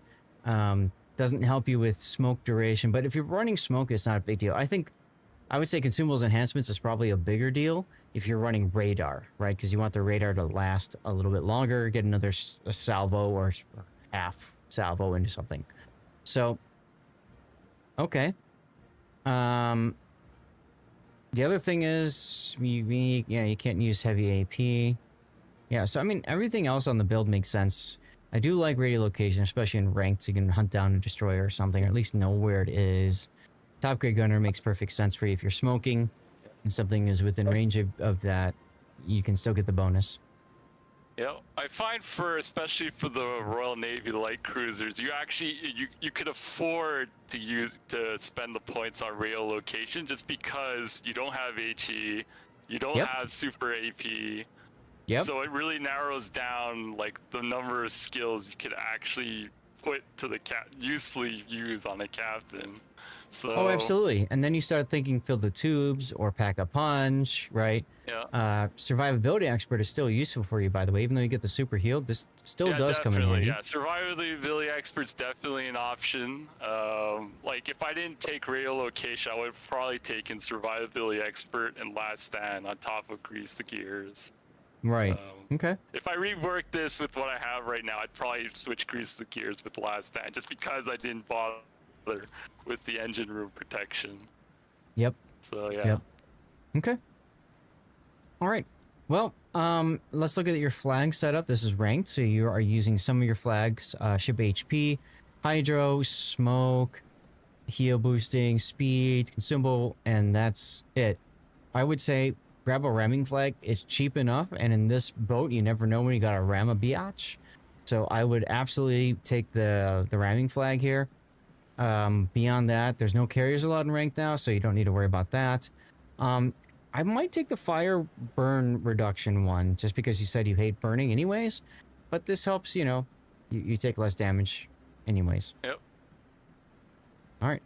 Let's get into the game. And yeah, Gary, I am full up. This is actually our last replay of the stream, and it's our last replay of the patch cycle. So I am as full to the gills as possible. Thank you, Vaco, for answering. Okay. I'm legit interested, because when I see Neptunes and I play ranked, I just think to myself, I've got the easy win if the Neptune's on the enemy team. Especially if I'm in the Vijay. You saw the last replay. I'm just like, we're gonna feast upon this guy. So I'm legit curious to see how you play this. So you've got a Valpo, a Prince Rupert against the Musashi and Sun Yat-sen. You automatically win because you've got 2 meta battleships versus their 2 not so meta battleships. But then you've got a Rune in yourself against an Alaska Black and a Neptune. I would absolutely rank an Alaska Black higher than a Rune. And then you've got Yugumo, cancel. ZF6 versus Jaeger, I would absolutely go Jaeger. So you win in the battleship department, they win in the cruiser destroyer department, in my opinion. Is that how you sum this up? Okay. All right. Jingles also has a Miracle Neptune replay. Good. I'm sure they exist. I mean, you play enough games in Neptune, you've got to have at least one game where you're just like, holy crap, guys, look at this. Well, I do have one other replay that actually ended up on YouTube. I think I sent it to you at one point. Okay. You might have. Unfortunately, as you see how everything works, it's... Oh, I know. Musashi's very imposing in ranked, yes, except if you watch the last replay where Hujam just dismantled it in one salvo. But yes, Musashi can be. I just don't value it as high as secondary battleships these days. Okay, so Neptune spotted. The question is, are you going to shoot him or not? If you're going to shoot him, I'm assuming you're waiting to see if he beaches. Oh, wow. You opened up. Ballsy. Very 4 citadels. Yeah, sadly he did the one thing you're not supposed to do, which is go full broadside. This is a perfect illustration of why you never show broadside in a Neptune. It is a floating citadel to the ridiculous extent. This goes for the whole line. Of course. Yeah. So, and then you got a follow-up salvo with 2 more. Meanwhile, somehow your Yugumo lost half his hit points. I have no idea how. Jaeger, maybe it's Jaeger torps. He did torp the Jaeger. Oh god, he's broadside again. And you know that he's radar, so you can just take advantage of this, right? Oh, absolutely. It's actually more surprising that he didn't get death struck. Like, no one else really... Well, look at your battleships! What the hell are your battleships doing? They're flanking, guys. They're flanking. I hate when this happens in ranked. On this map especially. You get battleship players like, I'm gonna flank them. Like, no, just get in the middle of the map, suck up the damage, and do stuff with your secondaries. Anyway, I digress.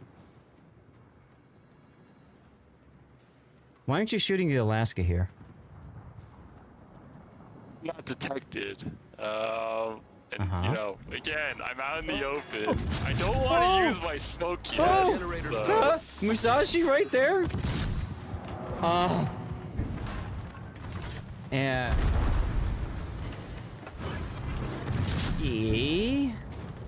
At this point, I use the smoke.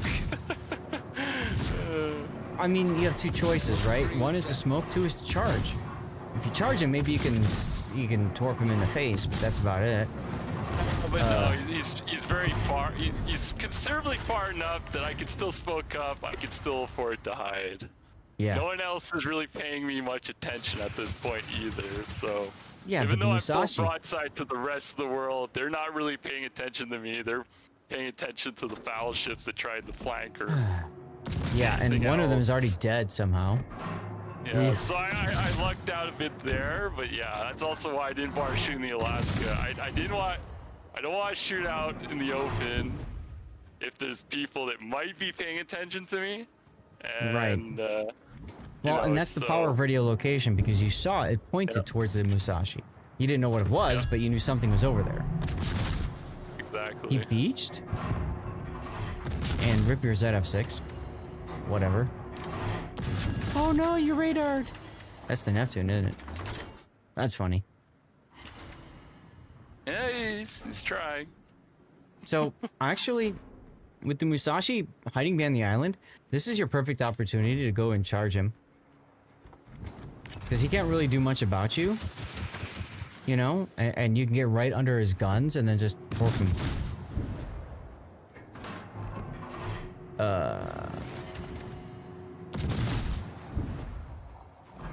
Okay, you have a minute of dealing with pain.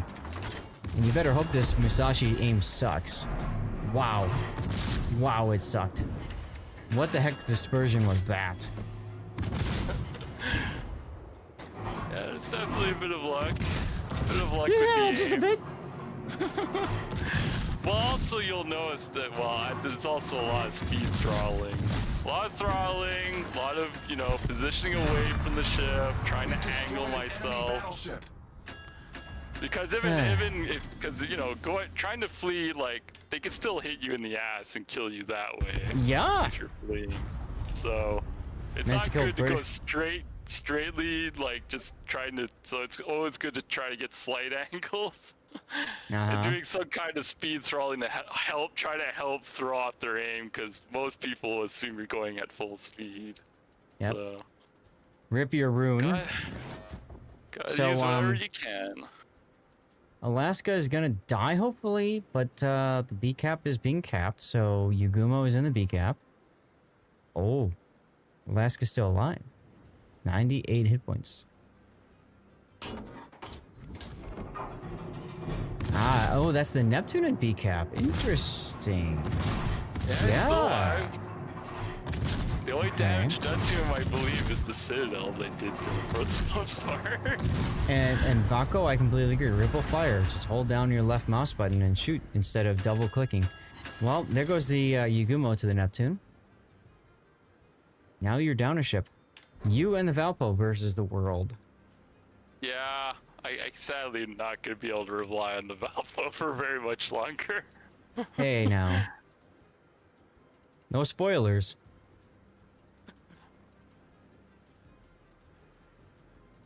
In all honesty, though, while I was actually playing, I was just, first half was literally just focusing on battling it out with the Musashi. Yeah. Then I reoriented myself and okay, what happened to the rest of my team? Where did everyone go? Yeah, that is also the ranked experience, my friend. Yeah. At this point, it's literally okay. Pray and gotta hope go. for the best, and try to star save. Yep. Not expecting much more than that.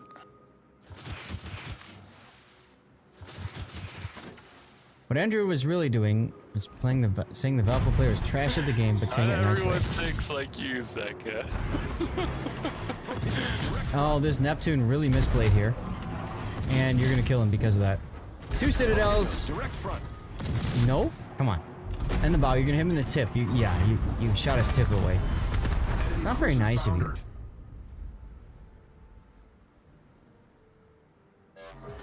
No, but I would agree with Andrew though. I would say the Valpo misplayed, and that's it. I wouldn't call him a trash player. I think that's I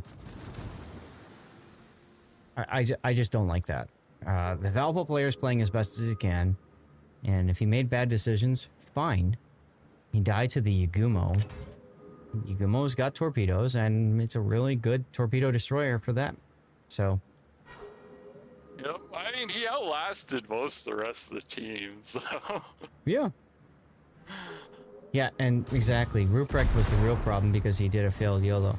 Now you got a Sun Yat-sen, which is scary because you really can't do much about him. You're smoking here? Yes, because Why? again, the cap. I want the cap. At this point, I'm like, okay, it's a 3-on-1. This is probably just a star save at this point. Let's go for the cap. Get as many points as possible. Okay. So going for the smoke here actually kind of works in your favor because it might draw the Yugumo into closer proximity to you. He might get greedy and try to get a torpedo hit on you. Yeah. Sadly, though, my hydro's running out. So if he torps me, I just hope my ship is positioned well enough that I can dodge any incoming torps. Well, so what you... The other thing is, I could shoot the Sun Yat-sen. Smoke fire penalty. Normally I would, but because I'm the only ship left and I'm prioritizing the cap, I just totally ignore shooting him. No, I'm guaranteed the cap, so. I'm with you there, absolutely. And then you can shoot to see, are you detected on smoke fire penalty? Now here's the big deal. Your hydro's down, but you're going to leave the smoke, so you're going to automatically dodge the Yugumo torpedoes because of that, right? Because you know the Yugumo's going to torpedo the smoke. There's that, if there is any torps, but the other thing is, well, if I'm going to try to do anything else, I want to try to get as close to the Sun Yat-sen as possible to go for the torp run. Yeah, kind of like what we were talking about earlier with the Musashi. I'm literally going for a Hail Mary play at this point. Try to use the island, keep cover from the Sun Yat-sen. I know I'm currently spot here. I might single fire a couple of torpedoes through the channel here. There you go. No? No. Torpedoes, dead ahead. I'm going for the guaranteed shot. Thought about it though. I thought about it, like, no, I don't know where it is, so. Okay. The guaranteed shot, though, you might die before you get the guaranteed shot. Absolutely. This is 100% Hail Mary play. Not advised under normal circumstances. But again, I'm on my own. Just trying to do as much as possible at this point. So this is like the make or break. He's sitting still, so you decide to go and charge him. But you've got the British light cruiser acceleration. And he unloaded on you, so you can actually turn and torp him in the face now. You're gonna get this kill. Now you're shooting inside because you know he's gonna turn in to try to dodge torpedoes. And there you go, you get the kill. Okay, so now you gotta go into the sea cap. You know the Yugumo exists, and you know where he is, so you can just dodge accordingly, and you've got Hydra going. Wow. Could have just waited behind the rock. True, Vako. But I guess the Sun Yat-sen wasn't. I wouldn't have expected you to either, like, charge right there. So, okay. Well, I don't think the Sun Yat-sen was expecting me to charge either. Torpedoes, dead ahead. No. Oh my God, torpedoes. Torpedoes, direct front. If you wait behind the rock, the problem is you can't position the Neptune at that point to launch the torps. You don't have any chance of launching the torps, which is why it's not a good idea to just wait behind the rock. Right, and you're spotted. Permanently spotted. Oh, this Yugumo. At this point. What is this? And you actually arced over the island. You're gonna get this kill and you're gonna win. Oh my God, this is disgusting. You should have waited a little bit to get the full base cap first to get more XP. Oh, you got it anyway. You got it in trash time. I was just ecstatic that I managed to come back at all. Oh my God, you guys. A Neptune in this game getting 4 freaking kills in a Neptune? 2 of which are 3-on-1. First one, it was literally a 1-on-1 battle. The rest of the ships were still alive, but after that, there was no one else. Neptune's Fury is going to be our title. Neptune carry NBA. You have 2 caps, the point lead. The battleship has to charge you because the Yugumo torps missed. I would have sat there and waited for the 20 seconds for Hydro, but GG. I mean, yeah, you could have, but I feel like if he had waited, that gives the Yugumo time to reset and be in a position, right? So you charging means the Yugumo is not able to deal with your position. Let's watch the replay. This is crazy. Not only that, but if I had waited, the Sun Yat-sen might have actually gone closer to the cap, at which point I don't have any time to actually try. Like, he has more time to shoot more than one volley at me. If the Sun Yat-sen got into the channel, right, like, you would essentially have to trade with him to kill him. Yep. Like, yeah, like, I mean, the other thing is I'm lucky that the Yagumo was more passive. Had he actually tried to go into me in the B cap, I could have had a lot more trouble. I could have easily been wiped out. Sure. Yeah, I'm just, like, right here amazed that the Musashi failed to kill you. Failed to even hit you. It's just, I mean, wild beyond craziness. The Musashi hit you 7 AP shells. 7 AP shells. Chat, guess how much damage the Musashi did with 7 AP shells?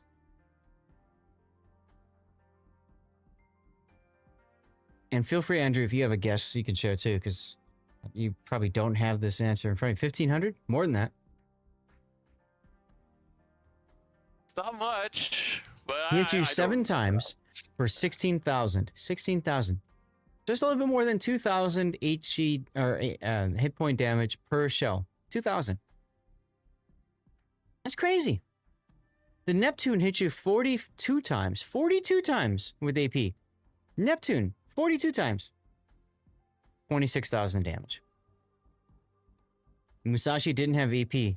Premium AP, yeah. How was the run, by the way, SAT? Good, hopefully? I mean, the Sun Yat-sen hit you 10 times for 13,000 damage because you came out right in front of him and bounced his shells. You're going to see that right in a moment on the replay render. Wild.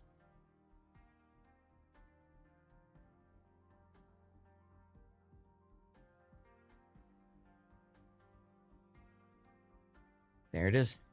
Yeah, so what do you guys think? Neptune's Fury as a title? Is there something else? Running in an oven, but otherwise fine. I'm offended the enemy team. I kind of am, Zeka. This was the enemy's game to win, and they just decided, nah, we don't want to win. I had no business winning this game. No, I you was didn't. totally shocked myself. You didn't. You don't deserve to win. Go and, file a support ticket and say, you know what, have my star. I don't need it. But I think this is why, like, Battleship's overrated. I think this is why, like, you say, hey, I refuse to go down without a fight, right? Because that's what you did. You said, like you said, well, I guess I'm going to save my star now. And, like, you made all of these plays and end up winning the game while trying to save your star. Bit of luck, of course. There's always a bit of luck, because again, if the Yagumo had actually charged me at B, that while I was busy pointing at the Sun Yat-sen, he could have tried shooting at me, set me on fire, maybe get lucky, get me on permanent fire. Yeah. That would have finished me off. Like, there's so many other scenarios that could have played out. If the Musashi actually had better aim. Like, Jesus. It's just wild. Absolutely wild, dude. And he did this in a smoke Neptune in a ship that I regard as probably one of the worst possible cruisers to take into ranked battles. And yet you made this happen. Yeah, I get questions several times in the in-game chat. People are like, why Neptune? I'm like, because it works. I make it work. It works for me. I don't know what else to tell people. I mean, my advice when people are like, I want to play ranked, like, try a whole bunch of ships and see what works. Whatever works for you, just run that. Don't worry, just run whatever actually works for you. Even if it doesn't, it's not conventional. It seemed to make the most sense. If you can play it really well, then have at it. I won't question it. Dude, I always tell people, you play the ships that work for you. Somehow you managed to make Neptune work for you, so congratulations on that. But, damn, like, I would only play Neptune in ranked if my viewers force me to do it while I'm playing, or if I didn't want to win. Like I didn't want to, like I was playing it and I didn't want to like get to promotions to the next league, for example. Jeez, I mean, yeah, the enemy's making Neptune work, right? Exactly. Like, just, wow, wow. No, I mean, you still gotta know what you're doing, because again, you Oh, look sure. at what happened to the other Neptune, 8 Citadels, that's all on the other Neptune. It's happened to me as well. I have been dev struck right near the start of a match. In Oh, my yes. Neptune, it does happen. That is Neptune life. And Yeah, Electric, so- no, I would not refuse. I would just be angry with you and play it and die. But, you know. Yeah, All right. in terms of, playing it out in a smoke, like, I don't see the point using radar in a Royal Navy light cruiser. There's so many other options.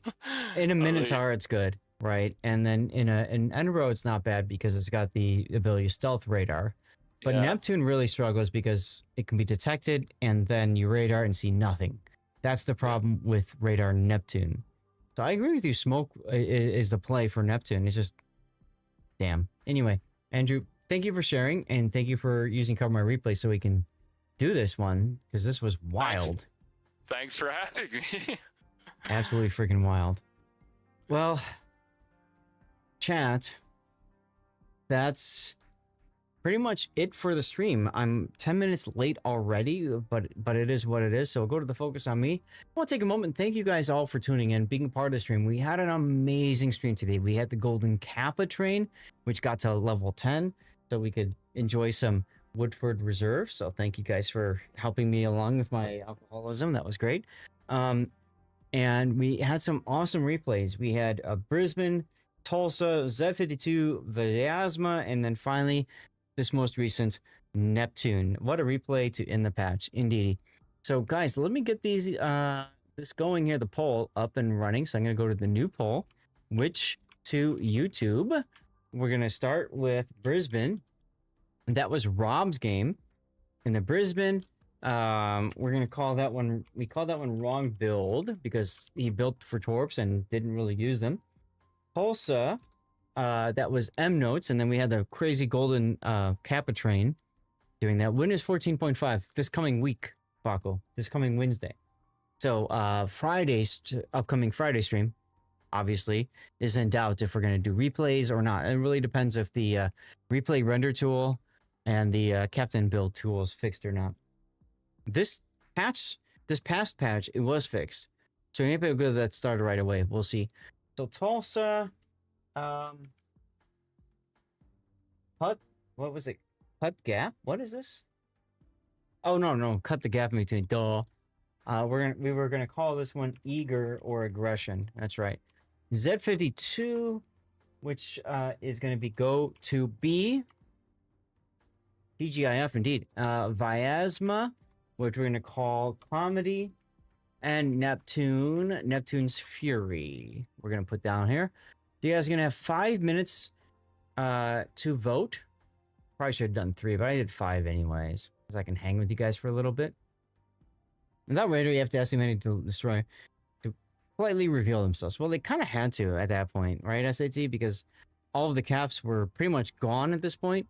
So it's up to the Yugumo to play. So that was really cool.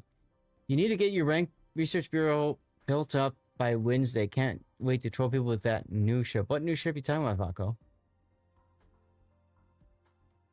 Hello, Gandalf. How are you doing? Good to see you. Yeah, I hope you guys had a great Friday.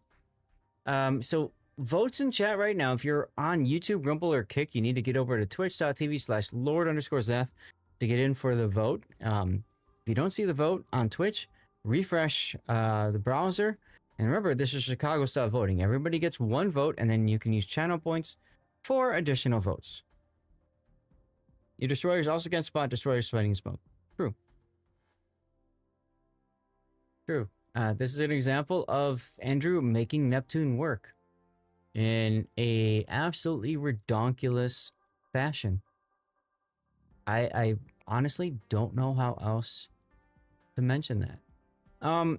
Guys, we have a few days left in our sponsorship for Match Masters. So if you do want to help me out, and if you want me to cover one of your replays in the next cycle, consider downloading Match Masters. Right there is the link on your phone.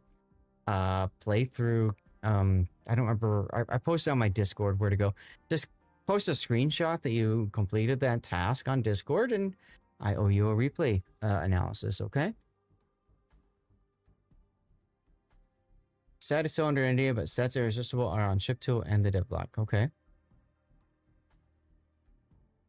And yes, making things work, it's ranked battles. You never know what you're going to expect on ranked battles.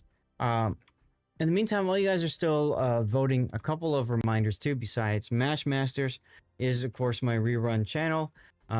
If you don't mind clicking on that link there and tossing a follow, I think there's only like 4 people right now on the rerun channel. But basically, I keep a channel going 24/7. It's a way for you to support me outside of the stream, and it doesn't cost anything. You just park yourself there, have it open in a Chrome tab, and or any tab, and then just check it on every now and then. Leave it at like 1% volume, and what you're doing is you're helping me out through ad revenue. And I do 2 giveaways per day on that channel. So, you know, it's a really good opportunity to get some World of Warship stuff and things. If you want, if you're looking for those things. For example, was it this morning? This morning we had 8 people in the giveaway. Last night we had 5. So really good odds to win prizes. And I'm giving away the same kind of stuff that I give away on this channel. So CC containers, blue bonuses, that sort of deal. You also get channel points, which you can utilize for I'll cover my replay. So I cover one of your games. And then, of course, some people like hanging out there because you get your drops. And so people tune in there on Thursdays and get their drops covered and stuff, which is perfectly fine. Couple other things to mention is my YouTube. Yeah, well, if it's not a good time for you, Cthulhu, that's okay. That's why I do 2 giveaways 12 hours apart, because at least it's good enough time for at least one person, you know? Hey, no problem, Andrew. Great meeting you, and you're always welcome to send in replays, of course. There's my YouTube link right there. If you haven't already subscribed to my channel on YouTube, please consider doing so. I'm close to 3,000 subscribers on YouTube, which is huge. If you already are subscribed to YouTube, or if you don't want to, that's fine. Just do me a favor and click on some of the links there and thumbs up them. You know, comment on them, watch them for a bit. All of those kinds of things help the algorithm to understand that I'm not some sort of AI bot and I'm a real human being. And of course, ad revenue over on YouTube does support me as well. YouTube's an area that I've kind of ignored for a while, growth-wise, but is definitely something that I want to return to. So, all right. So it looks to me like the Neptune is going to win with an awful lot of votes. What I'll do is probably offline. I'll look at, or maybe even we go to the ending screen here. I'll take a look at which of these ships I have on my channel, and I'll make a decision based off of that for which else goes to YouTube. Until next time, guys, thank you for tuning in. I hope you guys can tune in tomorrow and Sunday for the COTS Trident Trials. Should be a lot of fun. And at this point, I'm going to ask you guys for raid targets. Who would you like me to raid? Doesn't have to be World of Warships content. Doesn't have to be under a certain number of people. Just let me know. Who would you like me to send you guys off to, okay? I'm going to put the stream ending now. Bye-bye, guys. Admiral Revan. All right. Let me get it's another poll. Who to raid? Admiral Revan. Okay. I'm going to put the rerun channel up as well. Ouija, thank you very much. Enjoy your dinner. Vaco, I usually don't raid Mountbatten. And it's mainly because he does not raid out at the end of his streams. And to me, if I'm going to raid somebody with you guys and share you guys with a person, I want that person to go and share and pass it along to somebody else. You know what I'm saying? Artful 5? Okay, Artful 5 works. Yeah, no problem, Paco. I appreciate you suggesting him though. He's a good dude from what I've seen. I rated him once, and then he stopped the stream afterwards, and I'm just like, okay, well, that didn't really matter, you know. Like, any other nominations on raid targets? Please share, y'all. Yeah, to be honest, it's a little disappointing. I'm going to be going to TwitchCon, and one of the things that I'm going to do at TwitchCon is suggest, talking about how raiding can be helpful. Gang, okay, gang brang is fine, sure. Gang brang works. I've completed a full tech tree, but the game isn't giving me the option to reset. You need how many resets do you need for Research Bureau, guys? Is it 4? Is it 5? Okay, it's 5. Thank you, Lord Jackal. I want to respond to this guy's comment.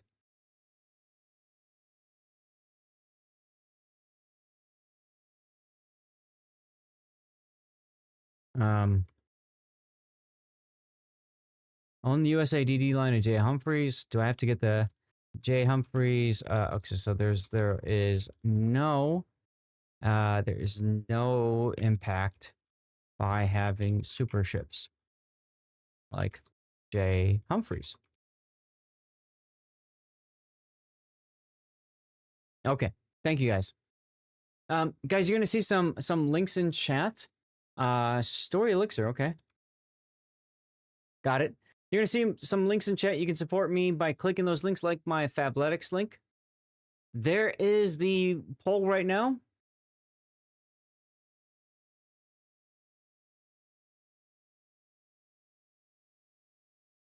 Thank you, Bfall, as well, and Jackal. There's my link for Patreon if you want to support me outside of Twitch. The nice thing about Patreon is I get a much larger percentage. So on Twitch, if it's a $6 subscription, I get $3 at the most of that. With Patreon, I get 92% of the $5. So I actually get more money straight to me by you subbing or, supporting me on Patreon, which is wild to think about. Chat on Twitch, I'm going to run a commercial break because there's one that's about to start while you guys are finishing up your votes. In the meantime, YouTube, Rumble, and Kick, I'm going to say goodnight to you guys. Thank you for tuning in. We got Libreo. Libreo came and hung out over on YouTube Horizontal today, as well as Iron. Okay. I think that was Rob. Constantine hung out over on YouTube Vertical. Thank you very much, Constantine, for saying hello over there. We didn't see any new players, new people over on Rumble or Kick, but that's perfectly fine. So YouTube, Rumble, Kick, good night. I will see you all hopefully tomorrow morning for King of the Sea Trident Trials.